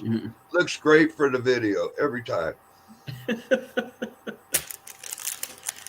Oh my goodness, y'all something else, man. You know, if people, I think if everybody got like, $20,000, $25,000, $30,000 collectively, and then someone, was decided to take the hit, they could go get arrested with already a lawyer in advance, knowing that this is what we're going to do. We're going to get arrested, and we're going to take this to the Supreme Court, and we're going to knock that fucking new law down. Well, it's funny that you say that, Stray Dog, because I am going to be streaming tomorrow, and I'm gonna have a 719, and he has a pretty good idea of what on the lines what you were kind of go. I don't want to spill the tea yet, but look forward to tomorrow's show on that. And it kind of goes along the lines of what you were kind of saying. So I have no idea how much I'm gonna get in the settlement, and hopefully, it'll be sometime early next year that I get it. But as long as it's significant enough, I'm gonna have me a lawyer on standby. You know what I mean? So now, what you're referring to right now, you're not talking about criminal. You're talking about civil, right? You're in the civil. Well, yeah, I'm talking about. I'm in civil now. I'm like, my first one was for my arrest. We had I beat that in the appeals court, so we're in federal court now with the lawsuit. And then okay, I have my 2 other lawsuits that I'm probably gonna lose because I ain't got no money to appeal. Okay. But anyways, my attorney's doing the first one. But like a good attorney like him, they're $600 an hour. You know what I mean? So it's not cheap. So I can't just keep going out there and getting arrested all the damn time. That's right. why that's why I don't have an active channel really right now, because I've already done what I could. You know what I mean? Right now. Yeah, I hear you. Yeah. But what I'm saying is, after this I get a decent enough settlement, then I can go ahead and put some of that money back into an attorney so I can afford to go get arrested again. You know what I mean? And stuff, because these other 2 cases that I'm doing pro se, man, it's such a pain in the ass, dude. I learned how to do it, but I understand why attorneys have secretaries and shit. You know what I mean? Yeah. They're the ones that are typing up all this shit. You know what I mean? I can go in court and argue, man, but all this paperwork dude is for the fucking birds, man. It is Right. tough, isn't it? It Yeah. sucks. It sucks. It sucks. It does. I like to argue. But man, yeah. Coagulating and understanding how to file paperwork and motions and I mean, really going through the whole entire works of a civil lawsuit is really Be mind-boggling. easier to go skewer dancing on Saturday night, wouldn't it? It's easier to surrender your ID, man. Yeah, it's just, you know, and that's why I say all the time, like, y'all gotta, you know, the viewers, you know, they want updates on your situation. It's just like, look, man, it takes time. Litigation takes time. They all want updates, but nobody fucking watches updates. I got tons of updates, dude, and the updates are the ones with the fewest views. You know? Like, damn, dude, I make all these videos. I'm like, I don't even want to make them no more. I got like 200-300 loyal viewers, you know what I mean? And the other ones only want to watch whenever I'm cussing out a cop. You know? Yeah, and I think that's, you know, and I try to stress that fact, like, you know, not every interaction that we're gonna have is negative with police. Like, it's just, you know, but the ones that we actually have a pretty productive dialogue, you know, those views don't do as well, you know, and it's just like, you well, talk damn, about that's viewers. You know, even since viewers. When I was working for Cut to Plastic during the riots as a moderator on his channel, you could see the people that were there to disrupt, and you know, they were there for the train wreck and nothing else. You know, they had no fucks to give about the mission, the motive, the purpose. It's just they're there to see the next cop shoot a protester or protester. You know, they were just there for the action. You know, that's just how nimble-minded, you know, this country's become. You know why I do it? I don't do it for clicks. I'm not monetized. I will never be monetized. I do it because and this may grate on some people, but I still believe that this country was worth me joining the Marine Corps for, and not the government, the country, and the premise of freedom, not the Constitution necessarily, but the Bill of Rights specifically. Okay.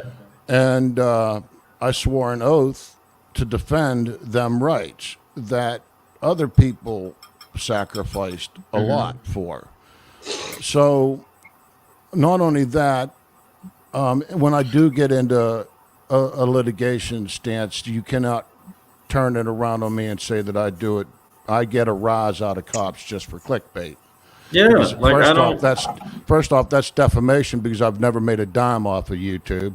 So I don't know where you get your information. I do this for a wholly different reason than click and money. So you go ahead and rephrase your question, sir. Yeah, and I think, like I said, I think one of my favorite videos of yours, the Underground Auditor, when you checked that Marine, and he had that Blue Lives gang member flag on. Oh man, you checked his ass. Oh my goodness. Do you want to know what boot camp looks like? You know, that's somewhat like boot camp right there. I undressed. That's probably one of my favorite videos, man. Nothing to do with the quality of my activism. But what I'm saying is that, okay, like there was a video that I did. It was a Denver police officer, and I thought we had I felt that he was really responding well to what I was saying. It was a good conversation because I asked him. I said, "Hey, so you took an oath, you know, to the United States Constitution, right?" And he was like, "Yeah, I did." I was just like, "Okay, so what is it?" He said, "What's what?" I said, "What's the oath?" And he was like, I can't remember now. I said, this is the problem. I said, I would respect you more if you at least had the oath, like on a piece of paper, like right on your in maybe inside your pocket on in your shirt. You know what I'm saying? And you reading me the oath, then you just not even knowing. You know what I'm saying? Because you never know. You never know. I'm sorry. There's a movement to start to have them fucking badges labeled on the inside. You know, take It that would be badge, great. flip it inside, and have that oath right inside there. It would be great. You know what I'm to saying? present when asked. Yeah. You know what I'm saying? Because for those that can't remember, well, when they go pinning their badge on, they'll fucking see it every time. that should be a part of their policy, honestly. Hey. For them, for them to have that on their person at all times. Put It it should be to tattooed council. up backwards on their forehead so they can read it in the mirror. I'm with that one too. I'm with that one. or tattoo it from left to right so that their partner could fucking read it, for goodness sake. Right, Oh, right, gosh. right. And you know, and it's just, and he was just like, you know what? Said I agree with you. Said I agree with you. I think he said I'll start doing that now. And I appreciate you telling me that. You know what I'm saying? It's just nobody gets to get to see the educational dialogue that we have, because we actually some officers we actually get through to. You know what I'm saying? And we actually have pretty productive dialogue. You know what I'm saying? They're listening to understand instead of listening to respond. You know, and that's why I respect what's that guy's channel's name? Yeah, We the People University. Man, he has great fucking content on there, man. He's a former deputy, former deputy sheriff, former cop. Israel Elias, I want to say. I think it's his name. Elias Israel. Yeah, Elias Israel. That's his name. And he did a video on why he left the force, and he basically stated, you know, in the academy class they teach us we're the good guys, the citizens are the bad guys. That's it's pretty sad, but you've heard of bulletproof training for police officers, haven't you? Yeah. Bulletproof training. They teach the police that the dude actually teaches the police that there are sheep and there are wolves in the population. And you've got to kill the wolves, of course. And you have to feel good about killing the wolves, because if you get blood on your hands and you feel bad about it, then you shouldn't be in this line of work killing them wolves. Now you need to protect the sheep, because they will give over their license and they will capitulate to you. But them wolves, anytime any of them wolves poke their heads out, you end it. You kill them, and you feel good about it. Wow. Yeah, I mean, you know, and that's why I'm like, because they wanted to. I think citizens should be allowed to sit in on those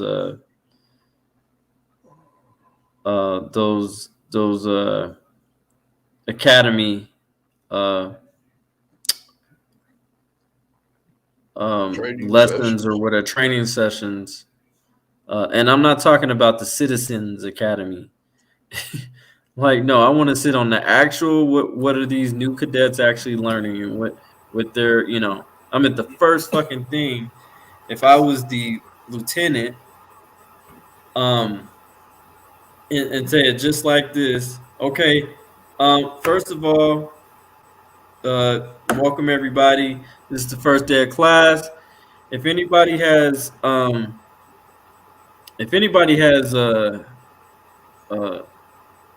bruised ego, you can go ahead and leave now. If you think that you're authority, you're absolutely fucking wrong. If you're here to be a servant and work for the people, then you're in the right classroom today.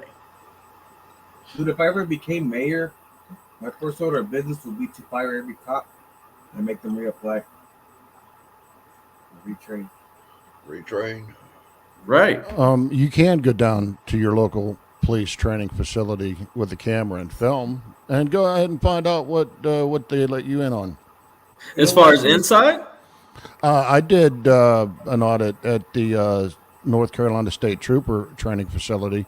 I wasn't allowed into certain areas, of course, and I had, a couple guys giving me and Carolina auditor a tour.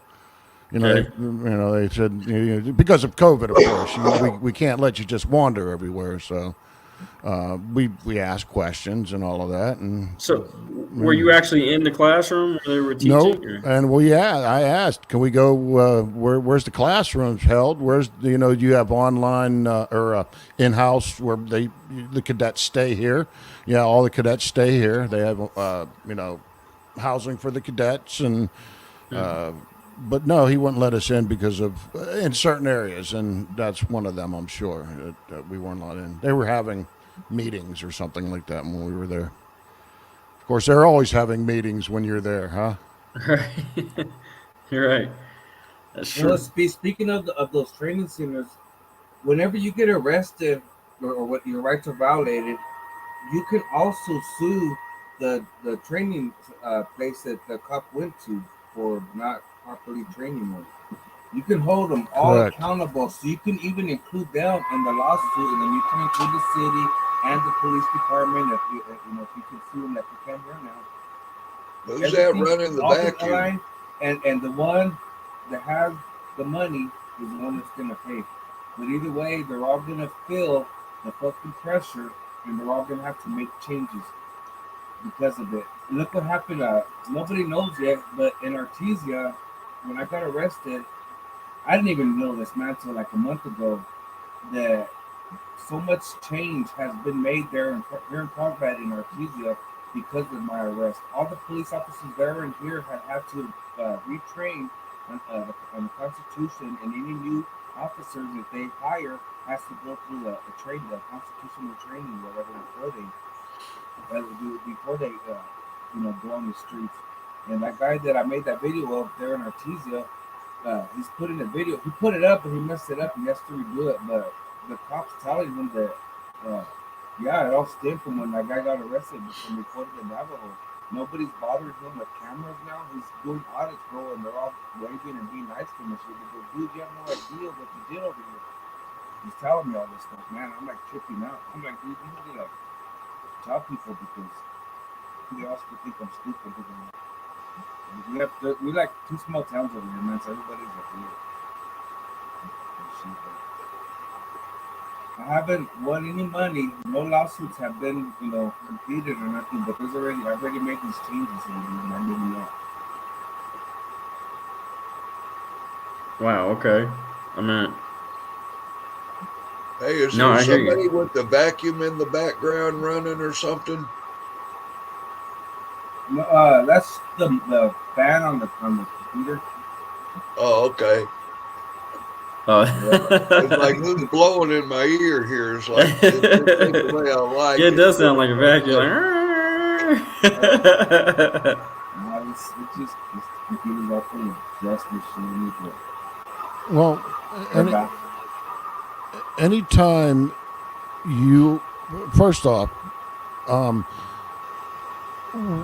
what I try to do whenever you talk about preparing, getting a lawyer in here, most of the time, what they're going to charge you with anyhow, right? You're going to charge you with a misdemeanor, disorderly conduct. They're going to charge you with an obstruction. They're going to charge you with a refusal to ID. There's only a certain amount of charges, and they may, compound them, add this one onto that and that one onto that. Yeah.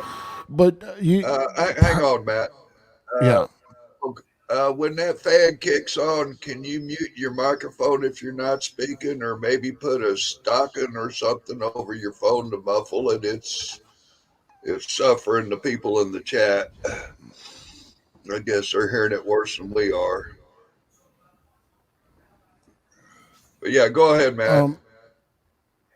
The way we could fight it is these attorneys who do these kinds of misdemeanor, these criminal defense attorneys who do these kind of misdemeanor charges for 3,000, 5,000, 8,000, whatever.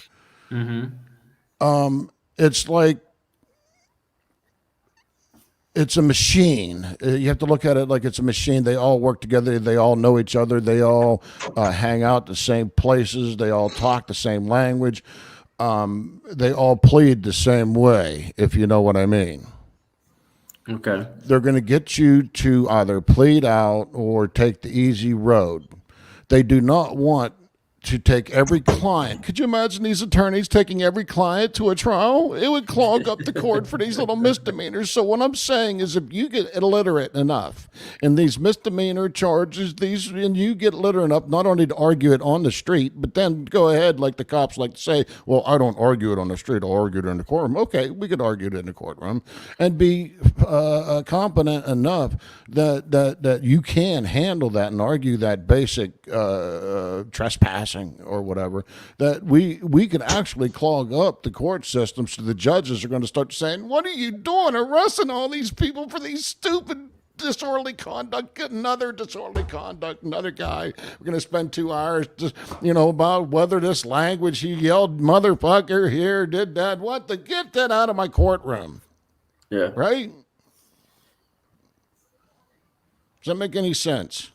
Yeah. Yep. Yeah. Yeah, I mean, Yeah.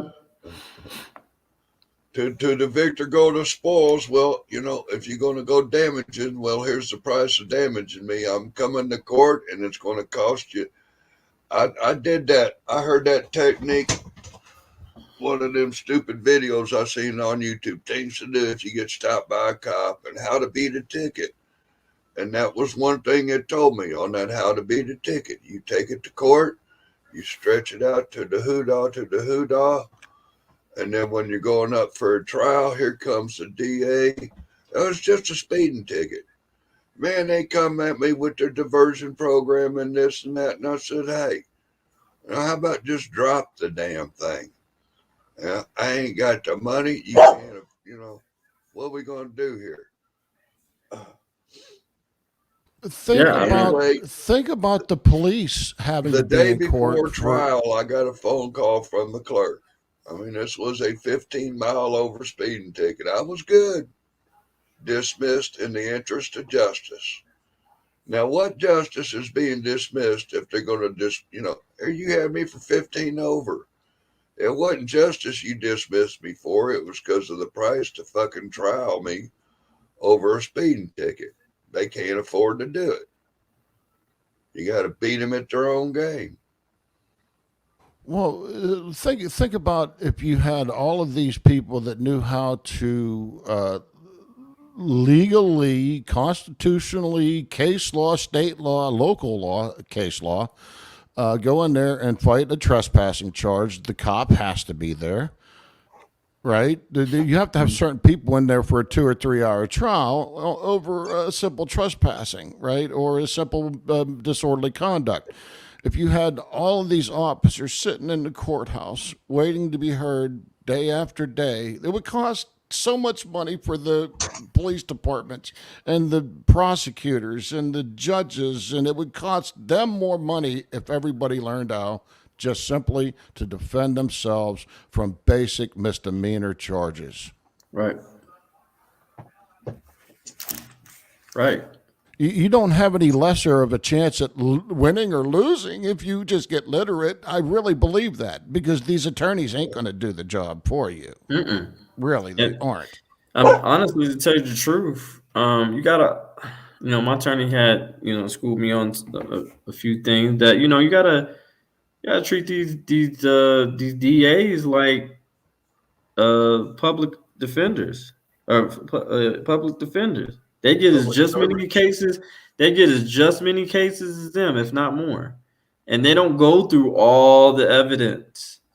They don't go through. They don't really research every single case that's brought up on their desk, unless it's like an important case. Right.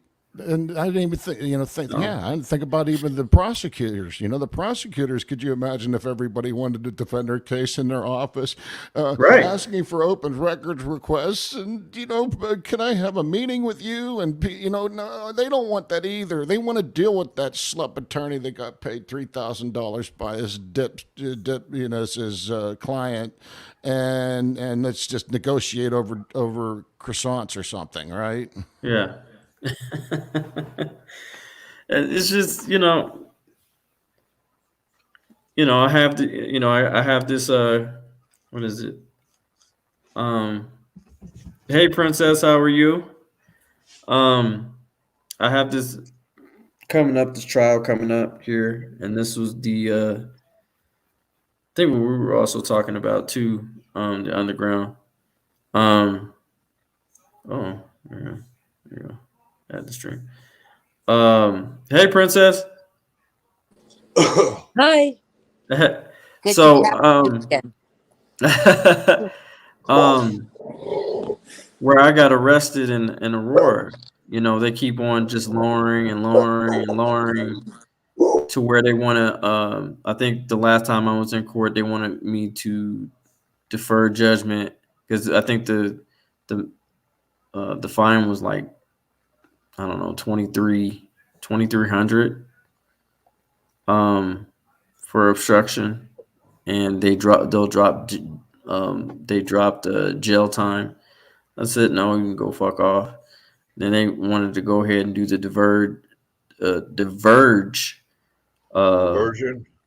divergent judgment, $500 fine, or no, $1,000 fine, and then if I do community service, they'll take that off. They'll take the $500 off if I do community service with that, and if I complete everything through divergent, then they'll go ahead and act like the charge never really existed. I'm just like, no, record. This is bullshit. Not even kiss my ass. It's up to you to expunge your own record. They will not do it for you. Yeah. Yeah. And I'm like, nope. And that's how I know I got it where it hurts. I got it where it hurts. And I said, no, fuck that. We're gonna move forward with this trial. I have a 6 jury trial, 6-member jury trial.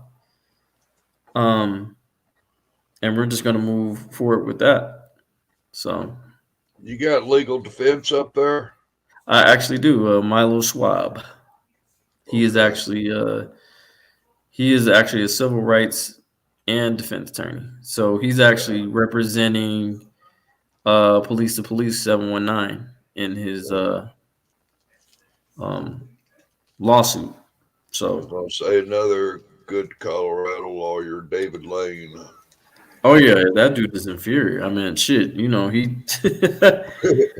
There's nothing wrong with getting an attorney. I'm not saying that. You're not right. I mean, if you have a good attorney and you trust him and he or she has worked for you and worked well before you, by all means, you have the funds, the money to do it. By all means, hire an attorney, right? But I'm talking about people like me that have been poor all my life and just just had to do it on my own. New Guru's in the chat and he's spot on. Yeah. Yeah, definitely. Yeah, so because the thing was like I was gonna go all the way, represent myself, and Milo Schwab picked up my case and it was just like, look, man, I believe in what you're doing, and he wanted to represent me, so I'm just like, all right, and so yeah. Hey, like you were saying, you were mentioning before I got off about having the plan and all that stuff like that. A lot of people, like I even saw how what's that one from New York? Or upstate audits, not upstate. I think you're right, or is it Long Island? Long Island, yeah. There you go. How and it's pretty much the case for everyone, man. And I put that on my last video too. Okay. You expect to lose a magistrate because a lot of the magistrate courts are ex cops, so they're always going to side with the police anyways, and they're also governed by local laws and politics, so they Yeah. have to go. They have to go off of that. So you're almost always gonna lose in magistrate. It doesn't matter if you have the laws and case laws on your side, and if you have Johnny Cochran as your attorney. Expect to lose in magistrate court, and that's how they get everyone, because everybody's spending Yep. all their money on an attorney to fight this magistrate court, and they're gonna lose. But they think they Well, have a chance because they have an attorney. But the reality is, they're gonna lose, and they're gonna know that you've done spent all your money. You have no more money to appeal your case, and they're gonna force you and convince you to sign a plea deal instead. So now you have a criminal record because you have no money. So this is what I'm trying to tell people. If you can represent yourself at trial during the first through magistrate, and if you want to Okay. settle for a public defender just to get to that mockery trial, and then tell your attorney and tell the judge when it's over, after he says you're guilty and all that shit, tell him you want to appeal it and that you'll be seeking legal counsel elsewhere. Then spend your money on an attorney to fight your appeal. You see what I'm saying? That's what you yes. gotta do. Fuck that magistrate bullshit. A magistrate Okay. isn't a judge. There's a difference between a judge and a magistrate. So when a magistrate is overseeing a federal or criminal case, what he's doing is being a magistrate for the district judge to see if that case has any merit to be seen by a federal judge. So whenever they Okay. go through that pre-trial of a magistrate, uh, they're supposed to give the recommendation to the district judge, which is usually not he's guilty. You see what I mean? Wow. And Well, they'll Yeah. honor that. it also all depends on states because some magistrates have different roles in different states. Well, no, they do both, but it depends what they're actually doing at the moment. They're either a judge or a magistrate. They can't be both at the same time. But the thing is, most of them don't even know that, and you can get them on that shit like Well, that. what I'm saying is, most people, when they think of a magistrate, they think of whenever you initially brought in front of a magistrate in handcuffs with the officer right next to you. Yeah. And the magistrate is there to affirm probable cause for the arrest Right. on the charge that the officer has either seen with his own eyes or has sufficient evidence to warrant either being released on your own recognizance in lieu of being in lieu of coming to further hearings or post bond. Right. Right. So then most people then would go to the next step with an attorney. And what you're saying is, no, don't go to the next step with the attorney either, because either that or go with the public defender. Right. At the next step. Right. And save your money. Save your money. And even if you're proven guilty, bam, the hammer comes down, I appeal, and then that's when you spend your money. Yes. Right. But the thing is, you gotta still try to win in magistrate, even though you expect to lose. You got to go in there trying to win. Absolutely. Those are the arguments you have to take to the next step with you. Well, anything that happens in a criminal proceeding from the beginning and the end can be used further on down the line in any other court. That's why you always say on the record. Yeah. Because if you don't say on the record, then it's not on the record and you cannot refer to it in the next proceeding. You see, that's another way they get you, is because the magistrate courts ain't a court of record, so you can't get video footage or audio of court proceedings because they're not required to keep or turn over that stuff. That's exactly right. But you That's still how get it. cops are constantly lying under oath to keep you in jail and all this stuff. And if you just had the video, you could take them all down. You still get it in there because there are more than two people there, which is like a quorum, 3 or more, some stupid shit like that. Yeah. There Come are on witnesses up, to Guru. Join the conversation. there are witnesses to the testimony even at the magistrate level. So, you could argue. I mean, nobody's going to listen to it anyhow in further courts. It's just a clerical point of.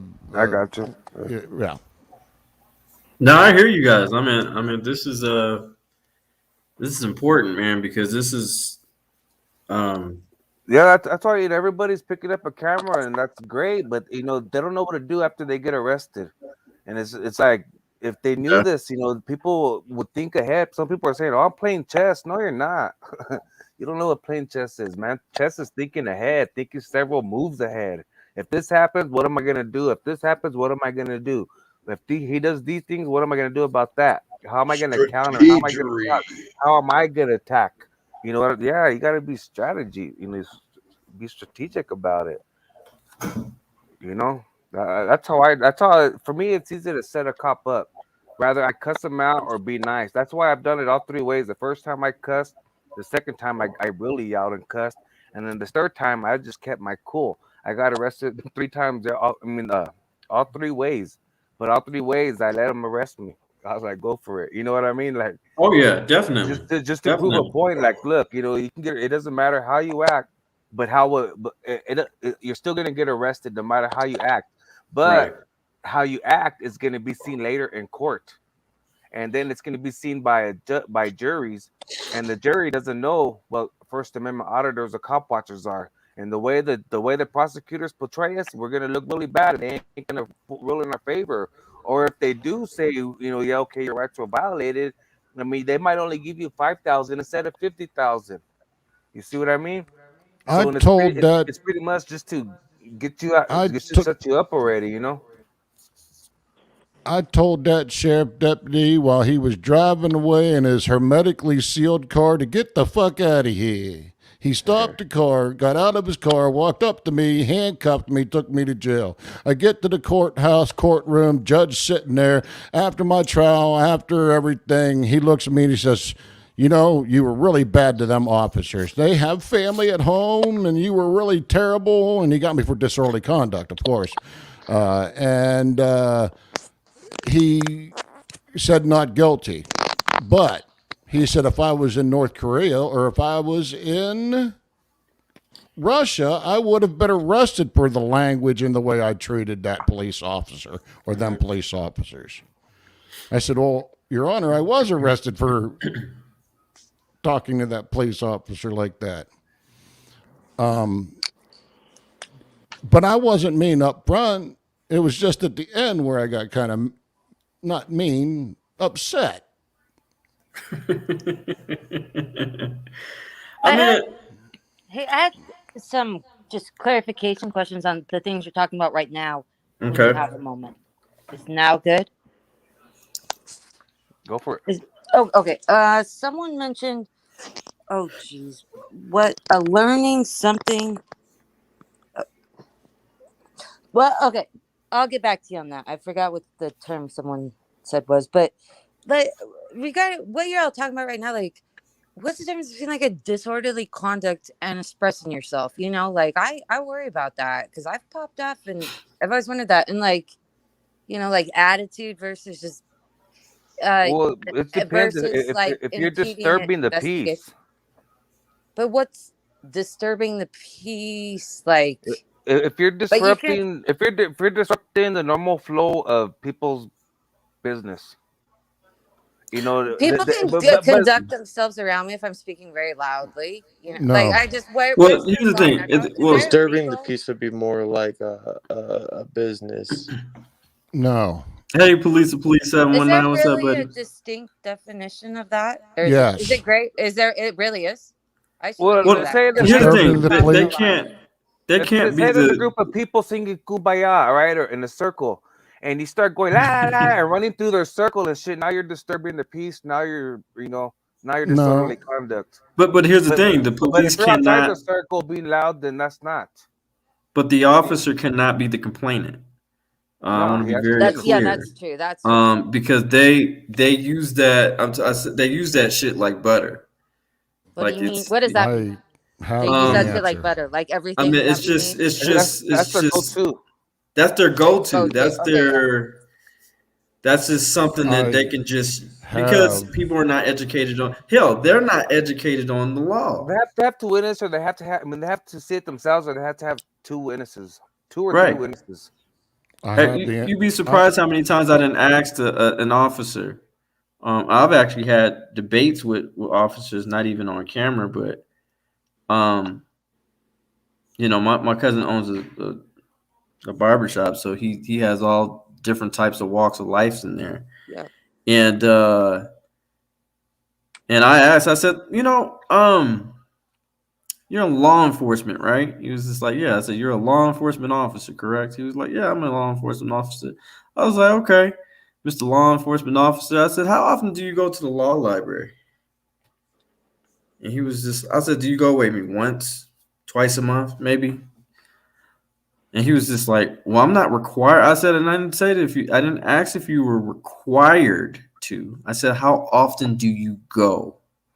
Because, see, to be a basketball or a consistent great basketball player or a great boxer or something with somebody with great ability that requires skill, you would need practice. So again, They how practice. often do you go to the law library? He was just like, I bet they hit we up the don't gun range more go. often. We don't go. I don't go. Okay. So why the fuck would I call you a law enforcement officer? And not only that, if you really think about it, it's really the name police. It really stands for policy. That's all they really care about is policy. They're not fucking law enforcement. They're fucking policy enforcement officer. Police. Policy. Can I explain disorderly or disturbing the peace? Please do Okay. so, sir. Please, sir. In most cases, now every state is different. Every criminal code, when it comes to disturbing the peace or the kind, disorderly conduct, disturbing the peace, breach of peace, it all has to rise to the level of a violent retaliation. Okay. And that means that you, in essence, say Nude Guru. I come up to Nude Guru and I shove him and I say, I'm going to kill you, motherfucker. That is a disorderly conduct. Correct. Because I made physical, violent contact with him that justifies a violent response. If I go up to Nude Guru and say, I'm going to cut your head off, you dirty fucker, and not touch him, that's bordering on disorderly, but it isn't because he never made physical contact. Yes, it is a threat, but he never said I was going to kill you. He just said he was going to cut your head off. Right. It has to, every disorderly conduct code has to rise to the level of a violent retaliation. Right. So it's a physical thing in nature. It's disorderly to beat the crap out of somebody while yelling profanities at them, because then that's when you get into the profanities. Them are added on. You look at the code up front, a violent act that also includes harassing, punching, yelling, hollering, screaming, that kind of disturbing. That's why you get charged with disorderly conduct for getting in a fight. Okay. Correct. Yeah. Does anybody have a quick guideline? But what's disturbing the peace though? Yeah, that's what I want a quick tutorial Okay, on. go up to number one. Number one, what does it say? Engage in fighting or threatening or violent behavior. That's number one. Then you go to number two, which is all included in the overall. So it has to be a violent act that also includes obscene, threatening language. Yes, I'm beating the crap out of you while I'm calling you a dirty, rotten motherfucker. Right. But if you're look up real quick, if you're doing nothing other than hurting their feelings, Is that okay? Like, I mean, like to, I know it is not okay to Feelings are threaten not physical. protected under the Constitution. But it depends I what you're understand that saying though, you can't because if you physically threaten somebody, but can you just hurt somebody's feelings all day long, or will that ever be disorderly it depends conduct what if you're you've saying, never because you can scared them? also be charged for slander if you're saying stuff that ain't true or you can't prove. Yeah, then that would be a civil. That's right. Slander's Yeah. a civil thing, not Yeah, a that would be criminal thing. criminal. Slander can also be criminal. No, tell me how. Tell me how. No. Tell me how, Rob. If they lose business or something. No, I don't know. No, I don't know. I think you Maybe got a little bit too how much about broccoli. go into the How about movie? he raped me? Let's just get past disorderly conduct for the moment. Yeah, What if you say? What if he say he raped me? He's a That's rapist. an accusation. He's That's a an rapist. He raped me. That's an now, accusation. if you were That's a to criminal call it- accusation. Well, Hurt that's his labeled feelings something that else. you would say that That's because it's a lie. Yeah, So, is but it that's also illegal criminal. to Yeah, hurt but someone's it wouldn't be. reputation? It wouldn't be. It wouldn't be labeled as slander. It would be labeled as Can you just lie about somebody? filing Well, a if you false. call someone a rapist, that's slander. If they're not a rapist, And what was the other big question? You had I mean, but then, disorderly conduct, and what was the other question you were trying to define? Disturbing the peace. Disturbing the peace. I'll just look it up right here. Yeah, it's the same basic thing. Disturbing the peace will have basically the same language in it. I don't understand. I would like to know the difference. Because they between could, I know, because argument they and like to arrest people Legal for disturbing the peace for definition, standing with disturbing a the camera. peace. I missed that statement. When What? someone makes And most of the excessive time, noise, especially in a residential area, such as by operation of any tool, equipment, vehicle, electronic Correct. device, That's that exactly what I was instrument, just going to say. television, phonograph machine, or other noise Yes, or but sound people producing device. Loud expressing mufflers, themselves disturbing at the what point? peace. Michael, Loud, like expressing yourself. At what point is that cross So, the like, line? if you're yelling in a library, you're disturbing the peace. What if I yell at my neighbor? Or you can yelling fire in the middle of a. Well, that you're putting people's lives at risk. I understand I that. think that's criminal now, ain't it? Yeah, that's criminal. Yeah, that's actually criminal. Yeah, absolutely. And that doesn't protect you under the First Amendment either. So Words are powerful. so that absolutely doesn't protect you under the First Amendment. So I have a question for Mhm. Rob, real quick. He was saying, I think he was saying something like "who da this, who da that." It was he saying something like "who da," and what does that mean? Is that like a euphemism or a little term? Who da? Or what was that real word? Was it elite? Who da? Like If food? that reminds anybody of anything, what I might be talking about. Again, hey, The Huda is the police. That's what you're saying. What? Who does the police? What? That's Spanish. That's like. K. okay. Dot, look right at the bottom of that disturbing the peace. It says promoting violence. Do you Yeah, see watch that? out. The Hudas are over there. Let me. If I don't Right. say I'm promoting going to do violence in anything large violent, crowds congregating in public space. So. Right. So again, it really all pertains if it gets to the disturbing the peace in a violent way. You'd probably be charged with the disorderly conduct and the disturbance or breach of the peace. Breaches of the peace and disturbances of the peace are like loud mufflers and shit through the neighborhood. You're not allowed to bang the fucking drum in the garage at 2:00 in the morning. Decibel level ordinances and stuff like that.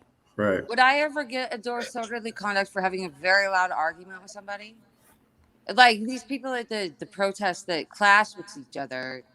I mean, can they just holler and hurt each other's feelings all day long? Or would that ever rise to the point You of have a right to disorderly speak your mind when you're and arguing be with someone? heard. That I just worry if I'm ever arguing with somebody that it would raise to the level of disorderly conduct. And I'm As long as you do not completely threaten take to off the kill. table Yeah, As long as you do not People that I threaten, would threaten violence. I would never. as long as But you I do would not threaten to kill or Okay. physically touch anybody, you're good to go. I can yell at somebody all day long. And if you can, record it because it's your word against theirs. And if they say Yep, you I said would. this, Yeah. then you So I know, can and holler at if somebody they're all day long. if they're a Yep. snowflake and Not you get a disorderly. snowflake cop, you know what I mean? They're gonna get you either way, even if you didn't. So that's why always record and protect yourself. Okay. But so They could don't I have to ever know get a you're disorderly recording. conduct for just hollering at somebody? Or like, these people at the As protest when they long clap? as you do not touch them physically Mhm. or threaten to kill them or their family or any of that, threaten a murderous act on them or their people, you're good to go. Okay. Let me ask you this. There was a funny news. People are kind of out of their minds, and there was a guy doing a report live, and some guy just came up and like started saying something political, but very aggressively in his face, like. You don't know what the fuck you're. Yeah, I don't think he even swore. I think this guy just came up to this live anchorman and he was just like, "You don't know what you're talking about. You're lying to everybody." I think it had to do with COVID actually, and he was just saying he was kind of an anti-vaxxer, the guy that was crashing the news, and so, but then there was like warrants, or there was he caught a charge for that, and it's like, well, he was just. What did he do wrong? He was just hollering at a guy who happened to be on camera. Mm-hmm. So I was like, I follow to people like that. So they're on news, and so it matters if they're on news or not, I guess. I was like, what special powers did this news anchor have that guy caught a charge? Anyone know? I'm just worried about my own legal ass situation. It depends on the cops again. Some of them don't give a shit, and they don't care if they're on camera. I'd have to see a clip to, get some more information to make a judgment. Yeah, He really was just usually saying you're lying to the public. Stop this broadcast right now. And that's he did not say anything physically threatening at all. And I was like, shit, they're looking for him for doing that. I would do that. Just to be a punk, probably, maybe. I mean, if it was something I were passionate about, I wouldn't have crashed that news. Well, let me turn it around. How many videos have you seen of people coming up to auditors and saying the most amazing things to them? And the auditors ain't going to be like, I'm going to call the police because you said this or that to me, right? I mean, we've all seen some pretty messed up things that people do to people just standing there with the camera in their hand. Yeah. Yeah. And auditors too. It's like, at what point are you all being harassed too much?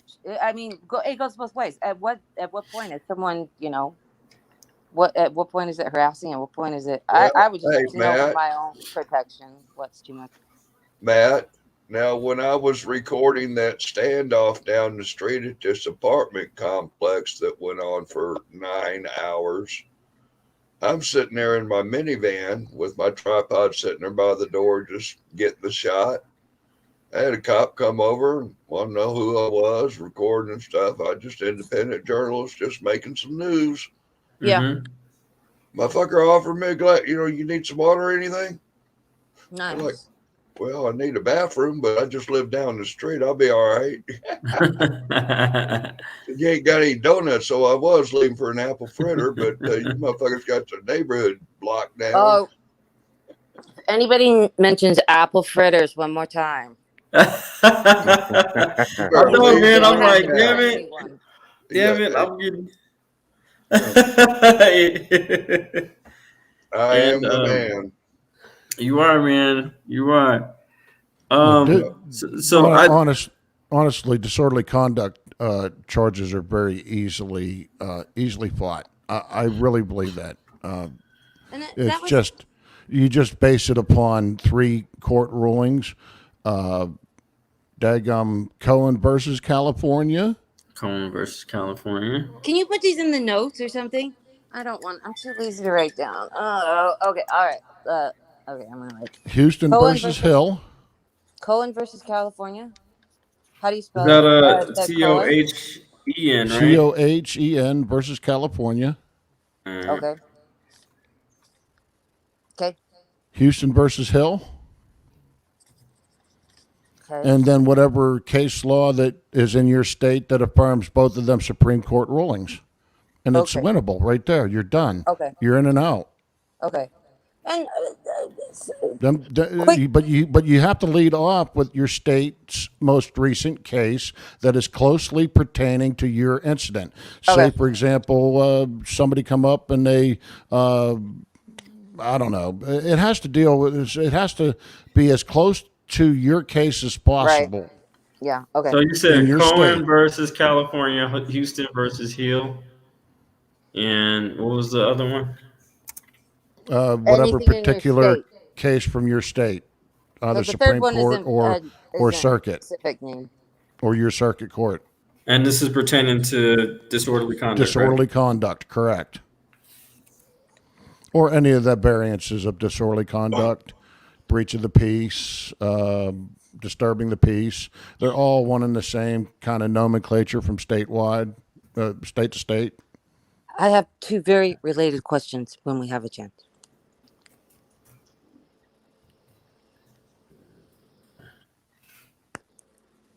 All right, I'm gonna put that in the chat. Hey, Princess, what part of the country are you in tonight? Utah. I don't want to talk about it. I don't love it.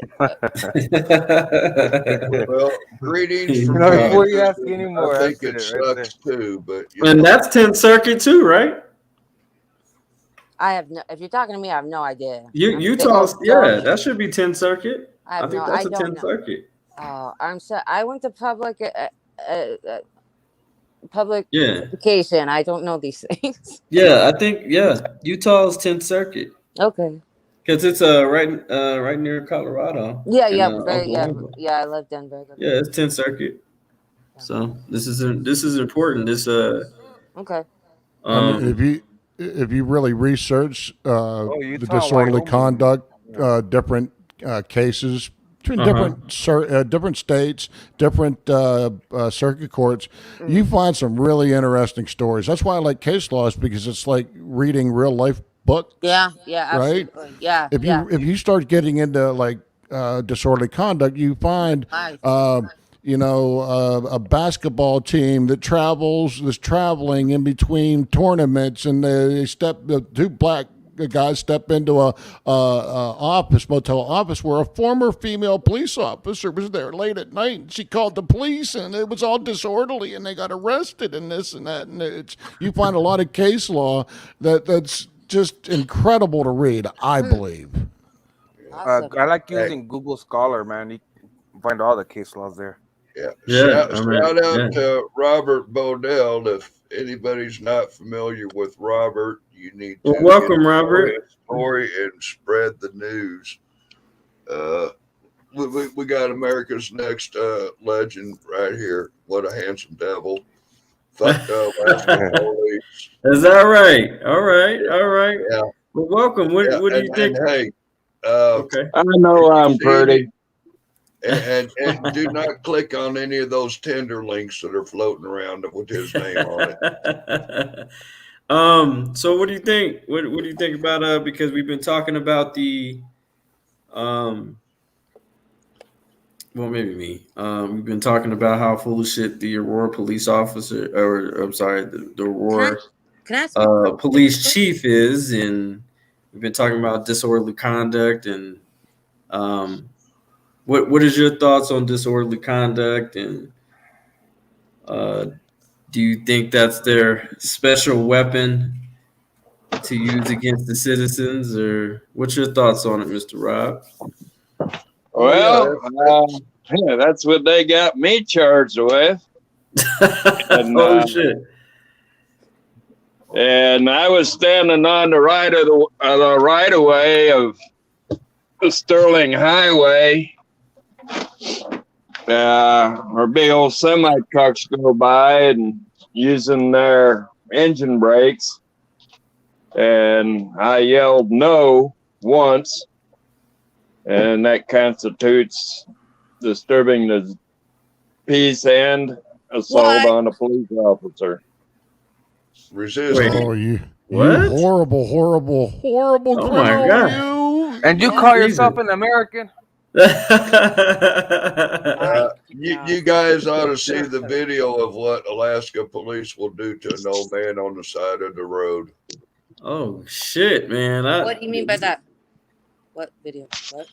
Wow. Be sure to mark the video 18 and over. Like I said, I was charged with a obstruction. That's what I'm Okay, doing right now. I'm dealing with DJ, the obstruction. DJ, you remember what Rodney King looked like? Before or after he got his ass whooped? I don't know. After. Like directly after? Well, you know those, you got those pictures of those people that've been beaten up by the. Okay, you you're can take talking about Robert's directly picture after. and put Yeah, that up. yeah. You can take Robert's picture and put it up there with other pictures like Rodney King that had his shit beat out by the cops, and he'd be up there in the top 5. Oh shit. Who's this? Oh, shit. Who? The man right there at the bottom behind DJ. What's his name? Robert Bodell. Robert Bodell. How do you spell it? Look up his channel It's and on the educate thing. yourself. I'm sorry. Hold on. Let me. This man is Alaska's. How do you spell his last name? I can't see the chat right now. There you go. I'm sorry. Go ahead. Robert, so wait. So you're out of Alaska? Yeah. Robert. Holy Robert shit! could be considered. I know it's cold as fuck out there. Mr. Bodell, I have researched your case wholly. All the information that you've put online is incredible. How it's all been categorized and logged. I've looked at it wholly. How you doing, brother? Well, I can't take credit for all of that. Actually, my 12-year-old kid did about 75% of that work. Yeah, they gave you a thumping, didn't they? What's up, Ghost Rider? Oh, yeah. Can I ask a quick question? Yeah, what's up? Okay. I'm trying to be patient, but I cannot wait any longer. Too Tall Rob, I'm fascinated by his background. If he would care to share, I would love to hear how he knows all of this and like what drew him to case law, because that's not very common, for people just peruse case law. But I think I want to get a lot more into it. And then also the person. Oh, sorry, I can't read the name on the person that has the critter for their picture. Also, what's their background? Because they seem really knowledgeable about law. And then Robert, I'm really looking forward to hearing. Me, I learned how to read when I was a kid. The end. I'm not quite sure what you're talking about there. Say that again. Too Tall Rob. I'm just wondering his background. He sounds just extremely knowledgeable about the legal. No, you're thinking of the underground auditor. System. No, the guy talking right now that's advising us. Right? Oh, me? I get okay. Oh, okay. Well, whoever is advising, whoever knows so much I'm case straight law up. and peruses.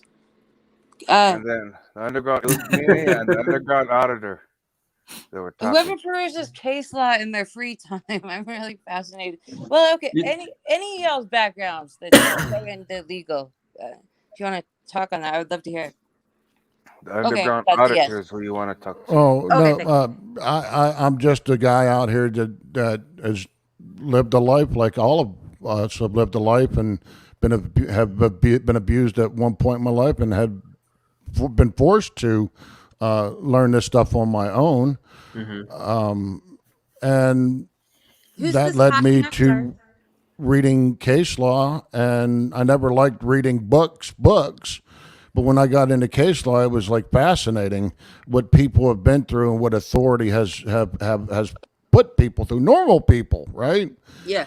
Mr. Bodell has an incredible story, and just an incredible story that you that I've researched wholly, and it's an incredible story. So, Mr. Bodell, again, I hope you're doing well, sir. They treated you horribly from the some get-go. clip in the Covered basement, everything up. DJ. They covered everything up, man. And they followed this man. They harassed this man. Oh my goodness. Mr. Undercover? Yes, it was my mistake. It was you that I was talking about, I believe, that Yeah. had that lead. Yeah, my mistake. Okay, thank you. Yeah, I just like to help sort through these petty little charges that these officers and authority likes to put on us. But Very inspiring. Very no, inspiring. thank you. I appreciate that. What about the person with the critter for their picture? They know what's your background with law, please. Me? Yes, I think so. What? I think their picture's a dog. Their picture's a dog. Yeah, it's The a lower right. A boxer. DJ, I got that video in the basement for Robert. You talking about like legal background? Yeah. You seem very knowledgeable. I just know how to read. But Pretty now much. I got to the point where now I don't do nothing without knowing the law behind it first. So Yeah. I don't like being ignorant in anything. And So based on your own your own cases and your own experience, you took the initiative to.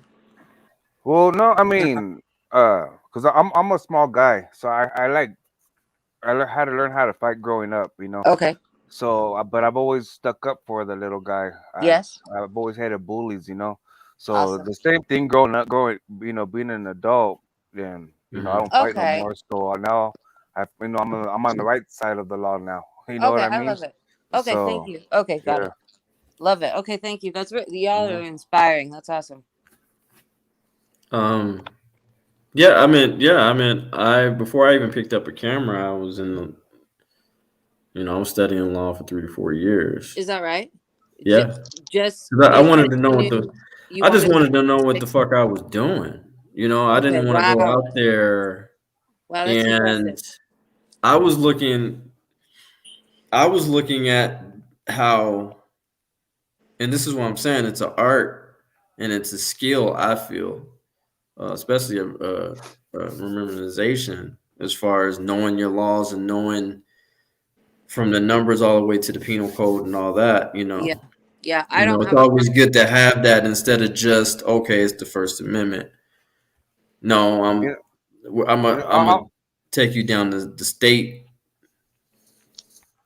I have a hard time situation remembering all the first. You know what I'm codes saying? Like, if a cop tries to violate my rights as far as me filming, Colorado Revised Statute 16-3-311. Oh, and if you violate that, that's Colorado Revised Statute 13-21-128. Basically saying that I have every right to sue you, even if you fucking put a flashlight in my fucking camera. Ghost Rider is very well known for that law because I think he did a couple of lawsuits, a quick couple of lawsuits for just police officers putting their flashlight in his camera. So, so it's always good to really know that, when you go out there. I feel like that's like extra armory when you go out there and knowing your revised statutes, and being and brushing up on your skills and stuff like that. And I still go to the law library. I still, just like Stray Dog said, you just open up a book and you just read it. And you just ask the librarian, hey, can you help me with certain things? I want to, with certain case laws on this particular situation. Can you point me in the right direction? They'll point you in the right direction. Well, most of the time, whenever you're researching case law, it pertains about what you're involved with anyhow, right? So you're interested in understanding everything that you're being charged with, and all the information that you could gather. Yeah, right. And a lot of, and also when I've also realized, is a lot. They only really cover the laws to arrest you with. They don't really cover the laws in the academy or wherever they get their training from to protect you with. Because I'll quiz the officers, and I would say 95% of the time they don't even know the laws. And I'm talking about high ranking. I'm talking about commanders. Well, You know what I'm the saying? important distinction is you had it right. Okay, they only understand the criminal side. They don't understand the civil side. Correct. Right, and by arguing the civil side, you're really not getting anywhere on the street. Arguing, I do it. I'll do it all the time. I have a First Amendment right to film. It's all right to affirm your rights when discussing things with police, but I'm trying to get better at reciting the criminal code to these people instead of just the constitutional question. Sure. Because they kind of their eyes glaze over and they roll their eyes back in their head and they're like, oh, the constitutional people, sovereign citizen. Yeah. So, I'm going to try to get better at understanding what a trespass code is, what nomenclature it is, or a disorderly or any other of these misdemeanor charges that that they're going to throw at you or attempt to throw at you. And they abuse that too, as far as they're fucking clueless on that too. They'll just automatically trespass you and be like, well, I won't even ask to leave. Like, what the fuck? I'm a single dad. And so me and my daughter were always looking for things that we could do together, So that's when we got into photography and videography. I bought her a Nikon camera, and we used to go out.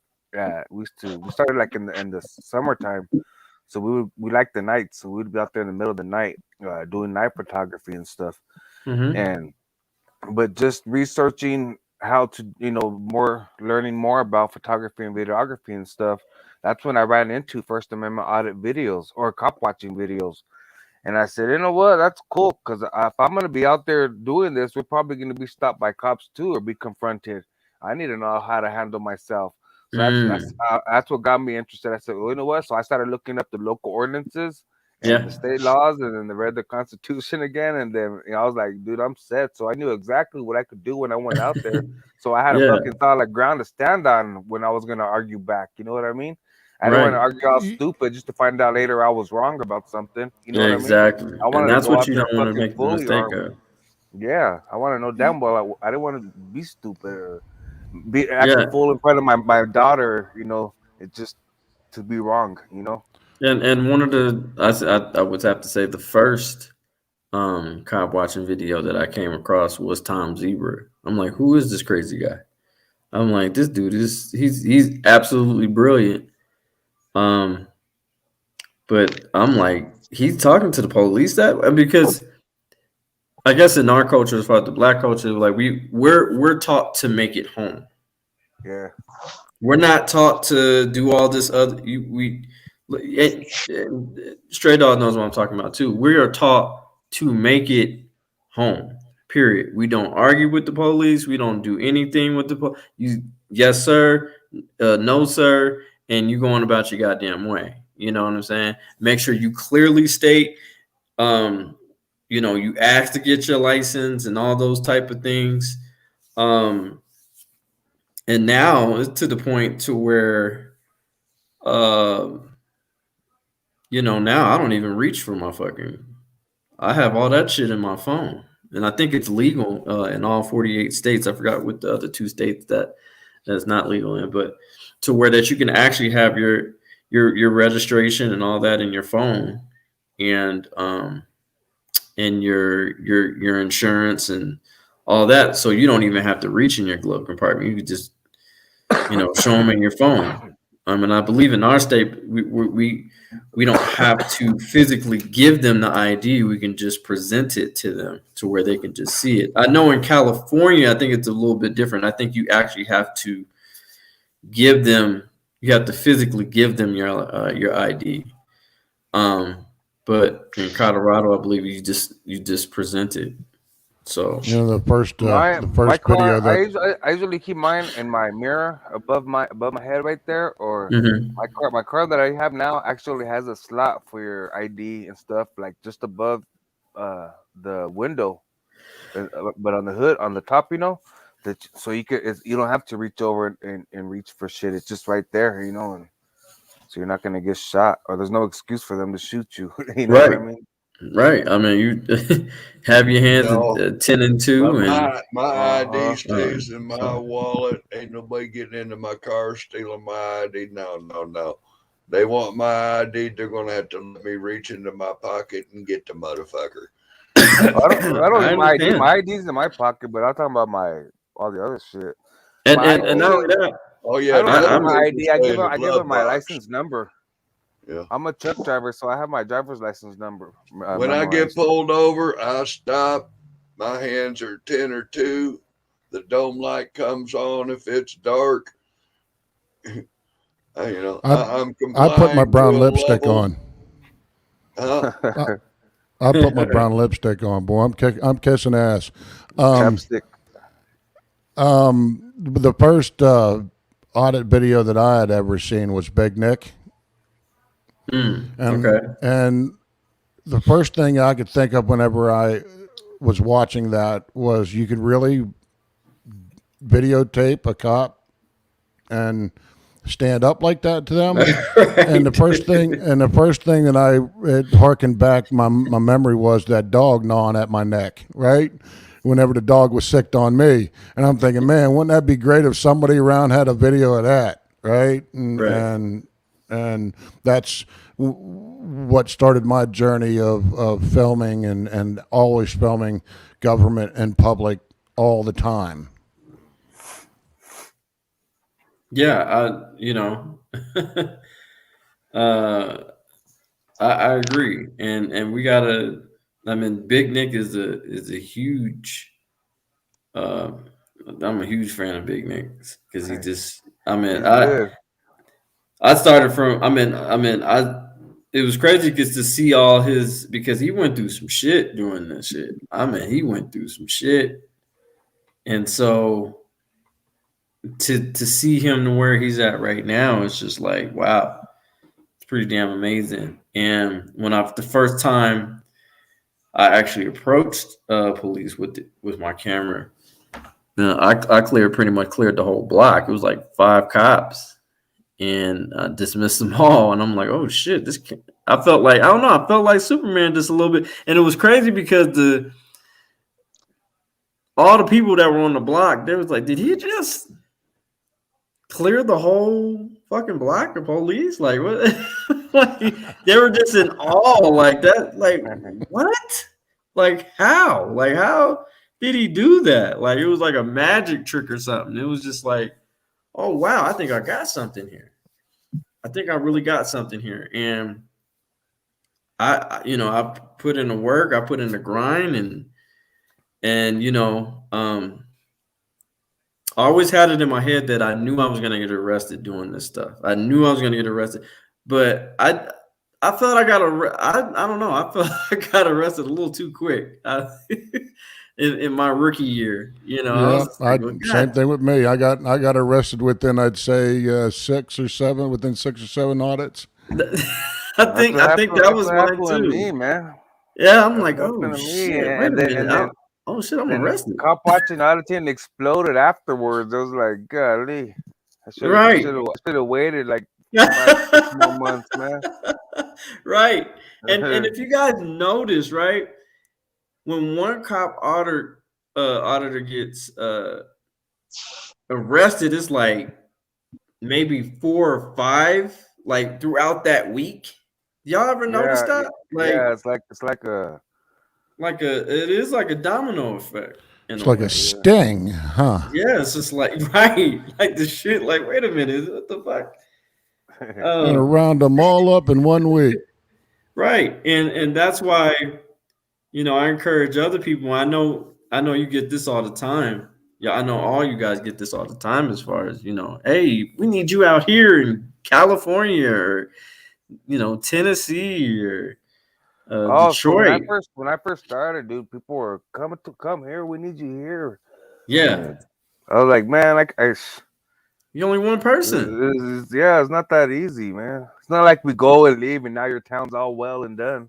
Hey, You know what I I mean? invite you all to West Virginia, for goodness gracious. Yeah, we're Yeah. Superman, fly in, save the day, and we're out.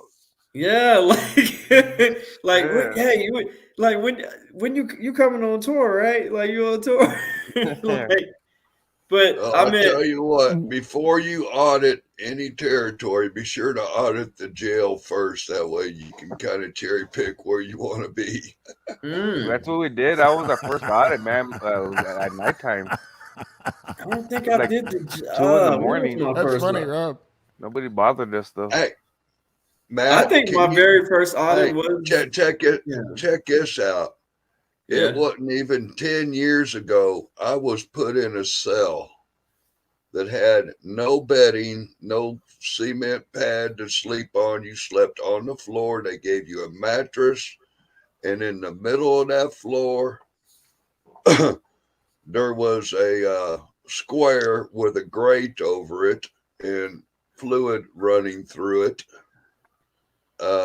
Gray water, I suspect. I don't think you wanted to drink it. Maybe it was black water, sewage. That's plumbing terms. But there was a roll of toilet paper and there was only a sink.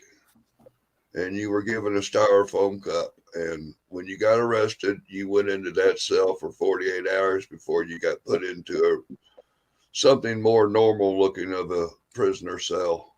Damn. They're like, what the fuck? No plumbing? And like, shit, I think I'd rather be in Korea in jail or some damn place. Oh, that's this crazy. was in motherfucking Kansas. Damn. Hey, the So, price of Leavenworth.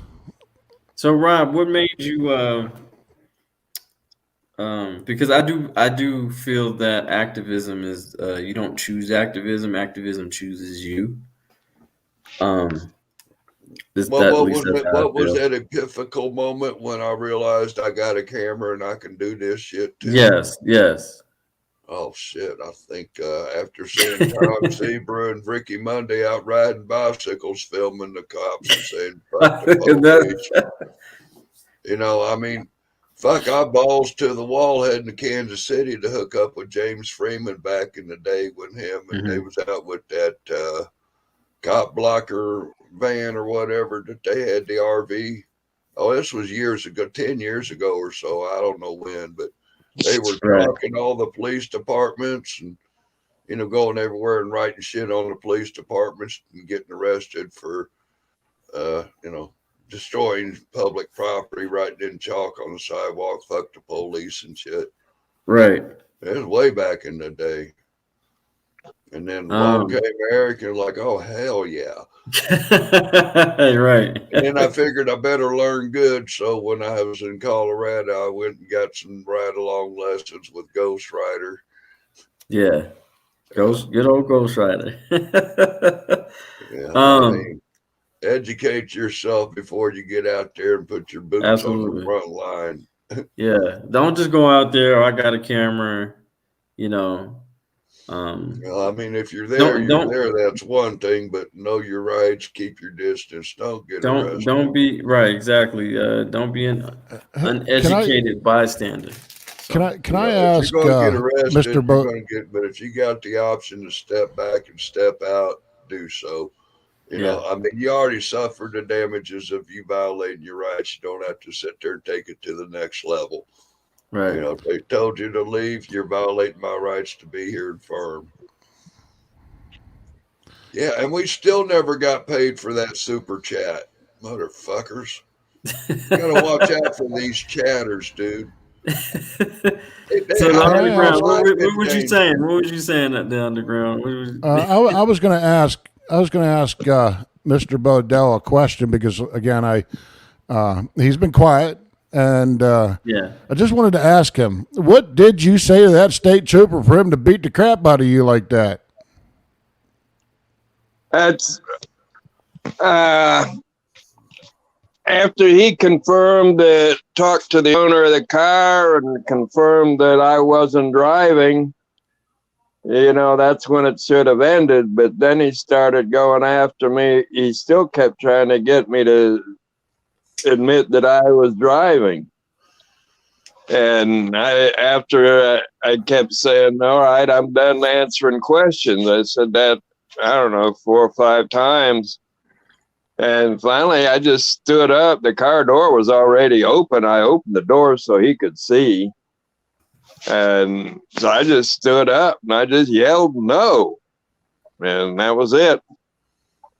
Yeah, and the video of the other state trooper that was interviewing your friends, the husband and wife team, that was that happened. That interview was happening at the same time that the other cop was with you. Yes. So he was. I actually saw the guy say, "No, I'm driving." We were pulling up the hill, and everybody's been in a position where their gas gauge doesn't work, right? And they ain't sure they can make it up that hill without the gas flowing to the rear part of the gas tank and then it cutting off, your engine shutting off because the gas ain't there anymore.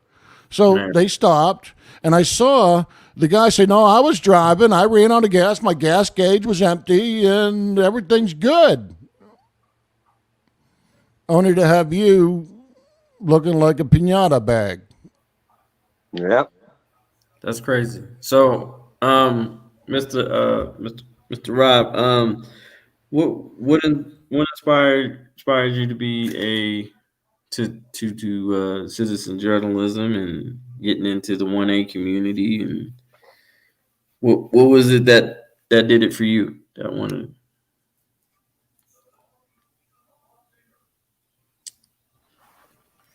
I think I'll answer that question for him. Running out of gas, bitch.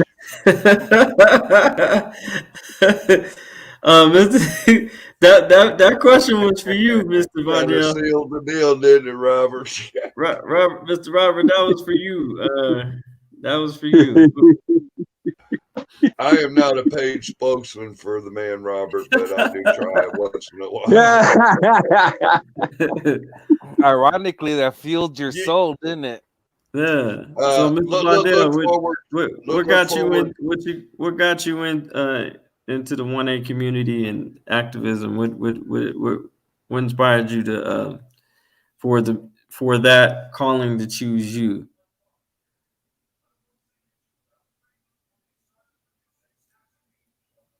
Can you hear me? Okay.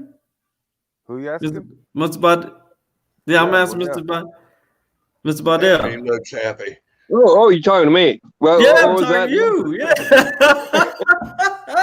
That's like the third time. We're talking to you, bitch. We're talking to you, the one without the gas. You're the only one with Well, that's what happens when you get dementia. He was having flashbacks. I don't know. I thought he was asleep. I'm like, is he asleep? Embrace those senior moments while you can, because nobody else will. What was that question again? Okay, so what inspired you to be in part of the 1A community and adore the calling to here to activism? As far as that, what inspired you to do that? Brian Glenn of the Alaska State Troopers. Okay. He's the one who beat me. Jesus Christ. Did they ever find the dash cam that was supposed to be turned on when the lights were activated on that car? And were you ever in front of that car when he was beating you, or did he have any body cam on him? All right, he didn't have his flashers on, so he would have had to have had his camera on manually. And the other guy, I didn't see his flashers on either. That's how they keep from running their cameras. And they also have a manual switch where they just didn't turn on. Yeah, so they have the video of him interviewing your two friends that were walking up the road to get to the house to get gas. And that video dash cam was shot, but there was no other video cam at all of that whole entire encounter that night, other than that one video. What a coincidence, huh? There's 4 cars there. 3 of them didn't have cameras. Wow, that's amazing. It's required. It's required on all cars that's making traffic stop. That's what I read. That's what makes it amazing that you have that many state troopers around. Now they were all state troopers, or were they local also? They're all state troopers. Yeah, all state troopers. And they only had one dash cam running. That's amazing. Hey, when you get your fat settlement, get you a badass truck and go drive through that cop's yard and just pill out all over his front lawn.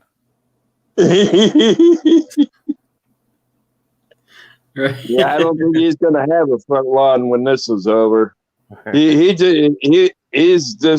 only been a cop now for about a year right now, about 6 months when this happened.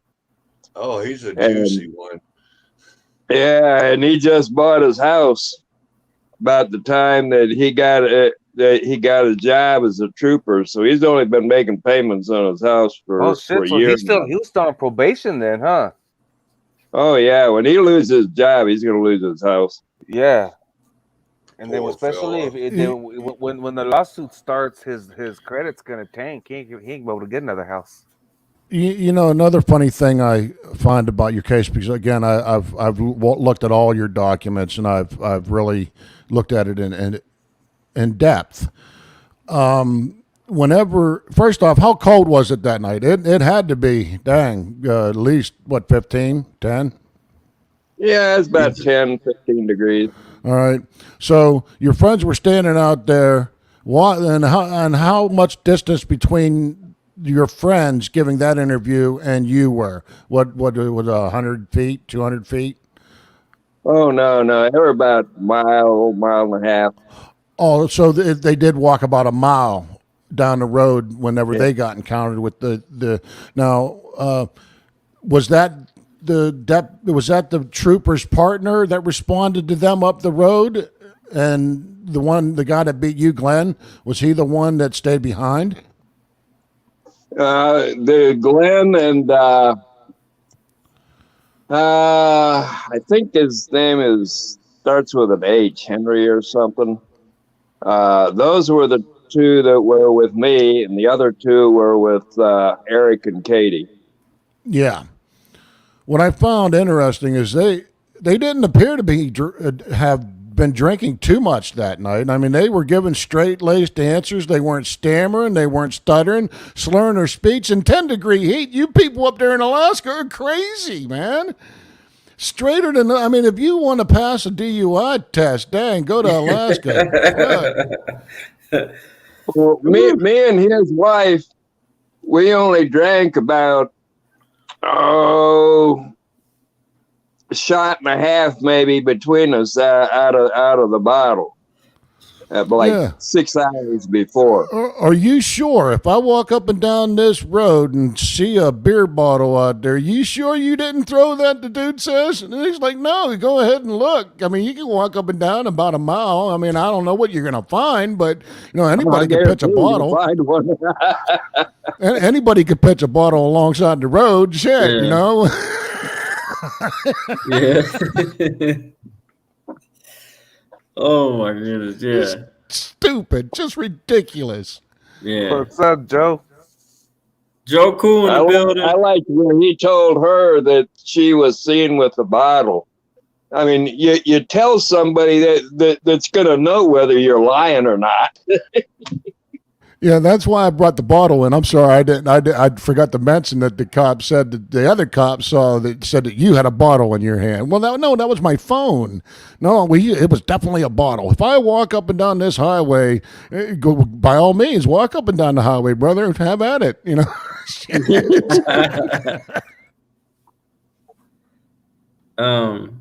I mean, shit. I don't know, man. I've never been to Alaska, but God damn, like what?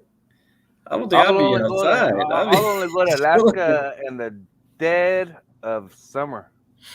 I heard it's beautiful in the summer. Man, I don't like summertime, man. It's too hard to drag stuff around the yard. You can put on a sled instead. Yeah, that shit slides on the snow. It don't do that on the mud, does it?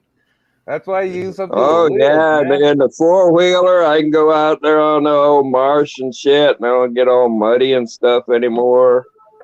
Yeah. Now I tell you what, you get some mud sticking to your boot or some snow sticking to your boot, which is going to be heavier. Yeah, you got a point. Dude, man, I love the wintertime. It might be cold, but hey, you can dress for that. Think about summertime. I hate this. I'm a summer baby, man. I'm warm-blooded. I need the sun. Yeah, I'm a summer baby, man. I'm moving to Central America where it's summer year-round. Now, during the summer, I'm from Florida, man. I like 90 degrees. And you're Whoa, what the hell you went? I mean, damn, that's like a complete 180. You went from Florida to damn Alaska? Like, what the fuck? Like, that's just crazy. Well, I'll tell you, I was living in Texas. And my PCA and his family were living in Texas. That's where I met them. And one of his sons used to come out and spend weekends out at my place. I had a little place. There were some cows and stuff there, a little camper out there. And he and his buddy used to come out there and camp out in that camper. So when they come up here, why, well, first him and then his mother, you know, they're saying, look, if you come up here, says we got an acre of land here right beside us, we'll give it to you if you come up here. Okay. And I says, well, thank you, but let me research it and I'll explain to you why I can't do it. Well, here I am. Wow. Ooh. So I mean, okay, so you already filed the lawsuit. It's still in pending litigation, correct? Oh no, I haven't got any lawsuit going. Is that what you're planning on doing? Well, we're hoping to, as some people are looking into it. Okay.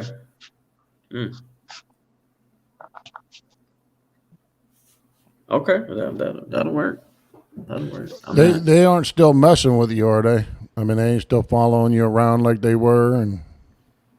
Oh yeah, they drive by the house all the time. Yeah. Wow. They don't spotlight you up, do they? I had one. I was online here the other night, about a week or so ago, I guess, and I happened to look up at my security camera. It's right up here in front of me, and look up there, and there's a patrol car pulled up right at the end of the path. I don't have a driveway. I just have a footpath. Pulled up at the end of the footpath, turned on his flashing lights there for a little bit, shut them off, and drove on. Wow. Yeah, that's whack. Now, do they do that as a little courtesy to like, hey, how you doing, Robert? Thinking of you. You know, maybe you flash the light back if you go, yeah, bring me up 6 apple fritters, or, you know, I don't know. Is that code for something? I'm in the process of putting my security cameras online 24/7. I would, for sure. No, they were just doing a community caretaking function. That's all. Yeah, They just stole my dolly off my porch like 4 days ago, man. I ordered me a a camera security system. That's one of the new techniques they got. It's the drive-by welfare check. Wow. Yeah. Yeah. Mm. Well, you guys have Well, inspired me because there is an apple fritter in the kitchen waiting for the microwave. You and the damn apple fritters and the microwave shit. Well, I'm getting ready. I was going down the road one time. About halfway between here and a convenience store. I look up here. I was going like right alongside the highway there on the right of way. And one of them stopped. And he slowed down and matched my speed. I'm like idling in second gear, I'm walking speed. And he just sitting there, right, just keeping up with me, just sitting there staring at me. Mm-hmm.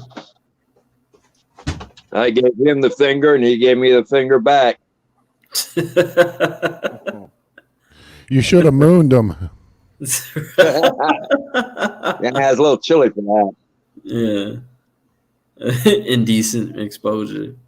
Hey, what if you tape some moon pies to your ass?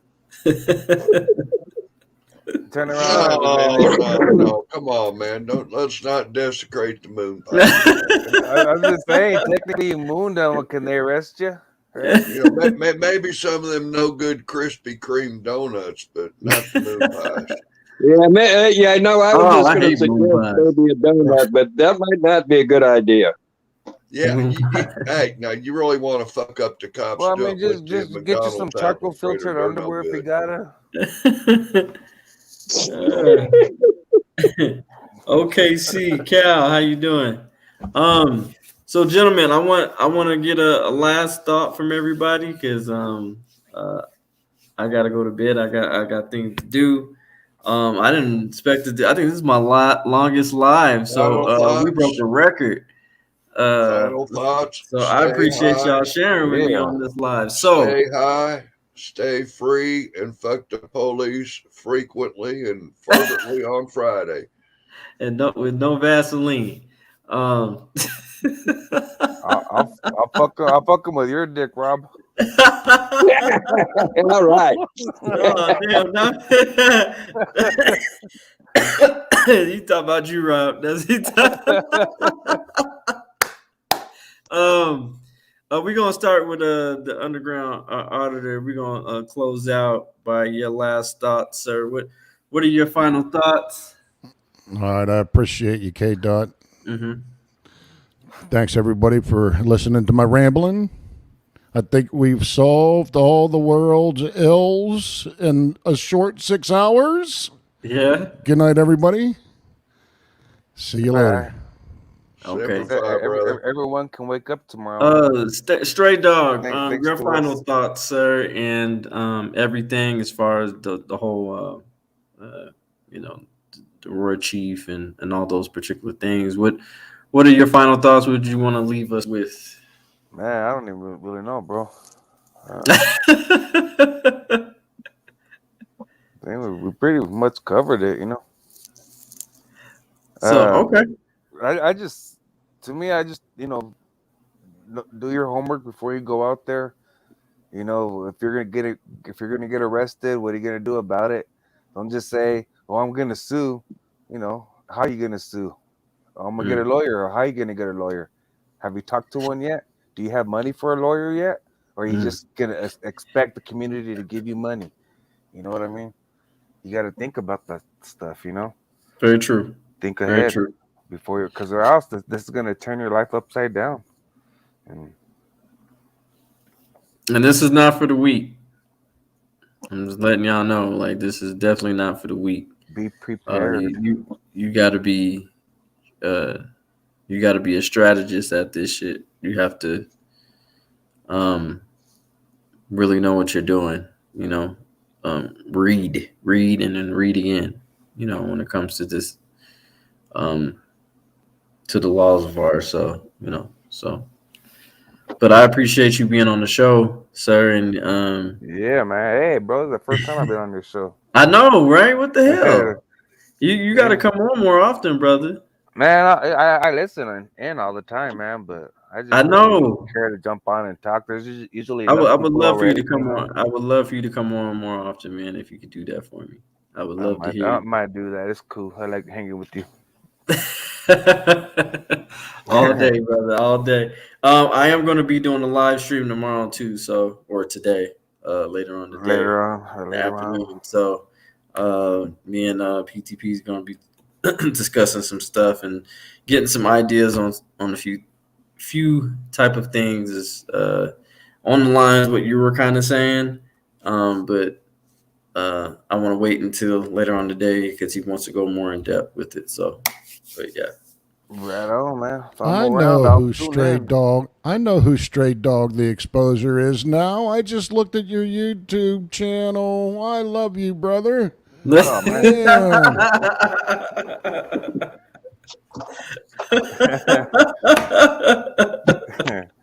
Well, thanks, man. We all love you, man. We all love you. I love you know guys that. too. Real talk. We love you, man. And I got to come out there and come see you one of these days, man. Man, I'm trying to get out of this place, bro. But I got a year and a half till my daughter's 18, and then I can finally jet. But I know he's like, yeah. Until then, I Turn got up. that obligation. I'm gonna fulfill it, you know. I understand, So brother. I'm totally having to understand. suffer till then, but it's Yeah. worth it. It's worth it for me. After that, bro, my life can start again, dude, and I'm gonna be all over the fucking place. I hear you, brother. I'll be hitting the road, man. So I'll be seeing a lot of y'all after that. Everybody in the chat, please go subscribe to Stray Dog the Exposer. Telling you, you got some jewels, some gold nuggets in there. So I advise everybody to go and subscribe to his channel. So I appreciate it. Yes, sir. I also need $500 if y'all want to sub or donate. That too. Seriously, man. Yeah. I got that problem with the second lawsuit that I'm handling on my own. I remember how I was telling you about having to appeal it after magistrate. Yeah. That's exactly where I'm at now. Oh, so okay. I've already appealed it to the Court of Appeals there in Denver, but I have to pay $505 for the damn filing fee, and I ain't got it. Damn. Yeah. So, all right. So we need to help him out. I have like a week or something like that left, man, or else it's gone. Wow. Okay. Yeah, we gotta. But that's what I was actually talking about earlier, man. Not to make this longer, but even if I don't get to do these lawsuits all the way through, I still made those changes I was mentioning earlier, where they're forced to learn the Constitution now and all that stuff. Carlsbad and Artesia Police, you know. So I believe at least education's been done, and they're leaving people with cameras alone. So, you know what I did with my arrestee is I actually filed a protection from abuse order on him, right? And see, these are the little things that you could do to these people is use that law. I mean, the man was obviously violent with me, and I live in close proximity to him, and I don't want him or any of his goons to. There were three of them there, and then all of a sudden I go over here and there's another one that shows up and boots me over that property. So I want them all under restraint. There's nothing better than getting in there and the judge actually taking you seriously, asking the proper questions, but denying you nonetheless. But, they still had to be there. Right. And they weren't looking too happy. Mr. Robert, any last thoughts before we close out the panel? I'm out of gas, bitch. Oh, that should be on the T-shirt. Happy Day. I guess my final thoughts is well, first of all, I'd like to appreciate all you gentlemen being on the plan, and Princess. Princess, they're on my videos. The very bottom of all my videos, or the what is it? The information section. What's it called under your videos? That section right there. What the hell do you call it? Description. The description box. Yeah. That's what I'm Yeah. trying to think of. It's if you go there and then scroll all the way to the bottom, it's down there somewhere. I don't know off the top of my head. I think it's PayPal me. That's Stray Dog the Exposer or no, yeah, that or Body Soldier. I don't even know it right now. I'm high. So also I wanted to thank Princess too. She was on the panel as well, and appreciate her for being on here. And my last words is to tune into later today's show. If you love what we do on this channel, because we have some interesting topics, and we got some good discussions and all of those type of things. If you want to support the channel, please donate to $ DJ K. 123. That's my Cash App.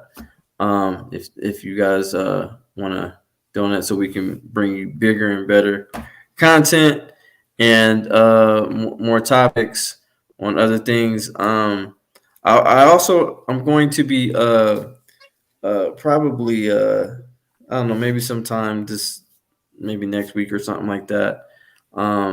Tease y'all a little bit with a little bit of music, because I am a DJ. I'm an actual DJ. And maybe we'll hit y'all with some R&B music and stuff like that. So some slow jams or something, just to kind of ease your nerves and stuff like that. So I just like to, and I'm also training my son how to DJ too, so he might help me with that. So but I might just do a stream just to kind of settle everybody's mood and just chill on out and mellow on out. But I appreciate everybody that's been on the panel. The underground auditor, please go subscribe to his channel as well. He does great work over there. And again, he's probably one of my favorite auditors. So I appreciate your work over there. Thank you for fighting for our rights. I appreciate you, the underground auditor. I appreciate you on that. So look at my house. I'm in the middle of construction. I see. Whenever I get my home done, man, then I can host some of y'all over here and shit. Cool. Appreciate you, Stray Dog. Appreciate everybody on here, man. I'm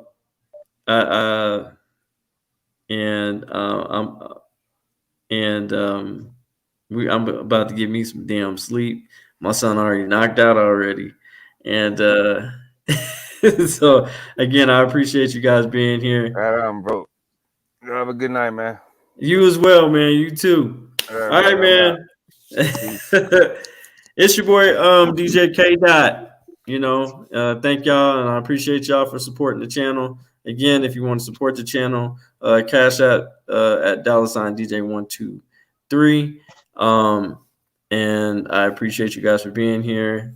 More topics and stuff, more stuff to come. Again, this is the second video of the week, so the third video will be later on today. So I promise you 3 videos a week. That's my goal. If I could do more, I'm a hopefully do 4, but I'm gonna stick to 3 and give y'all way more content and an in-depth conversation with that content. So Eric F. Russell, appreciate you. Thank you. Anthony Farrell, thank you. Princess, thank you. And thank you, Mr. Robert Bodell, for being on the show. It's your boy DJ K. And I'm out. Bye.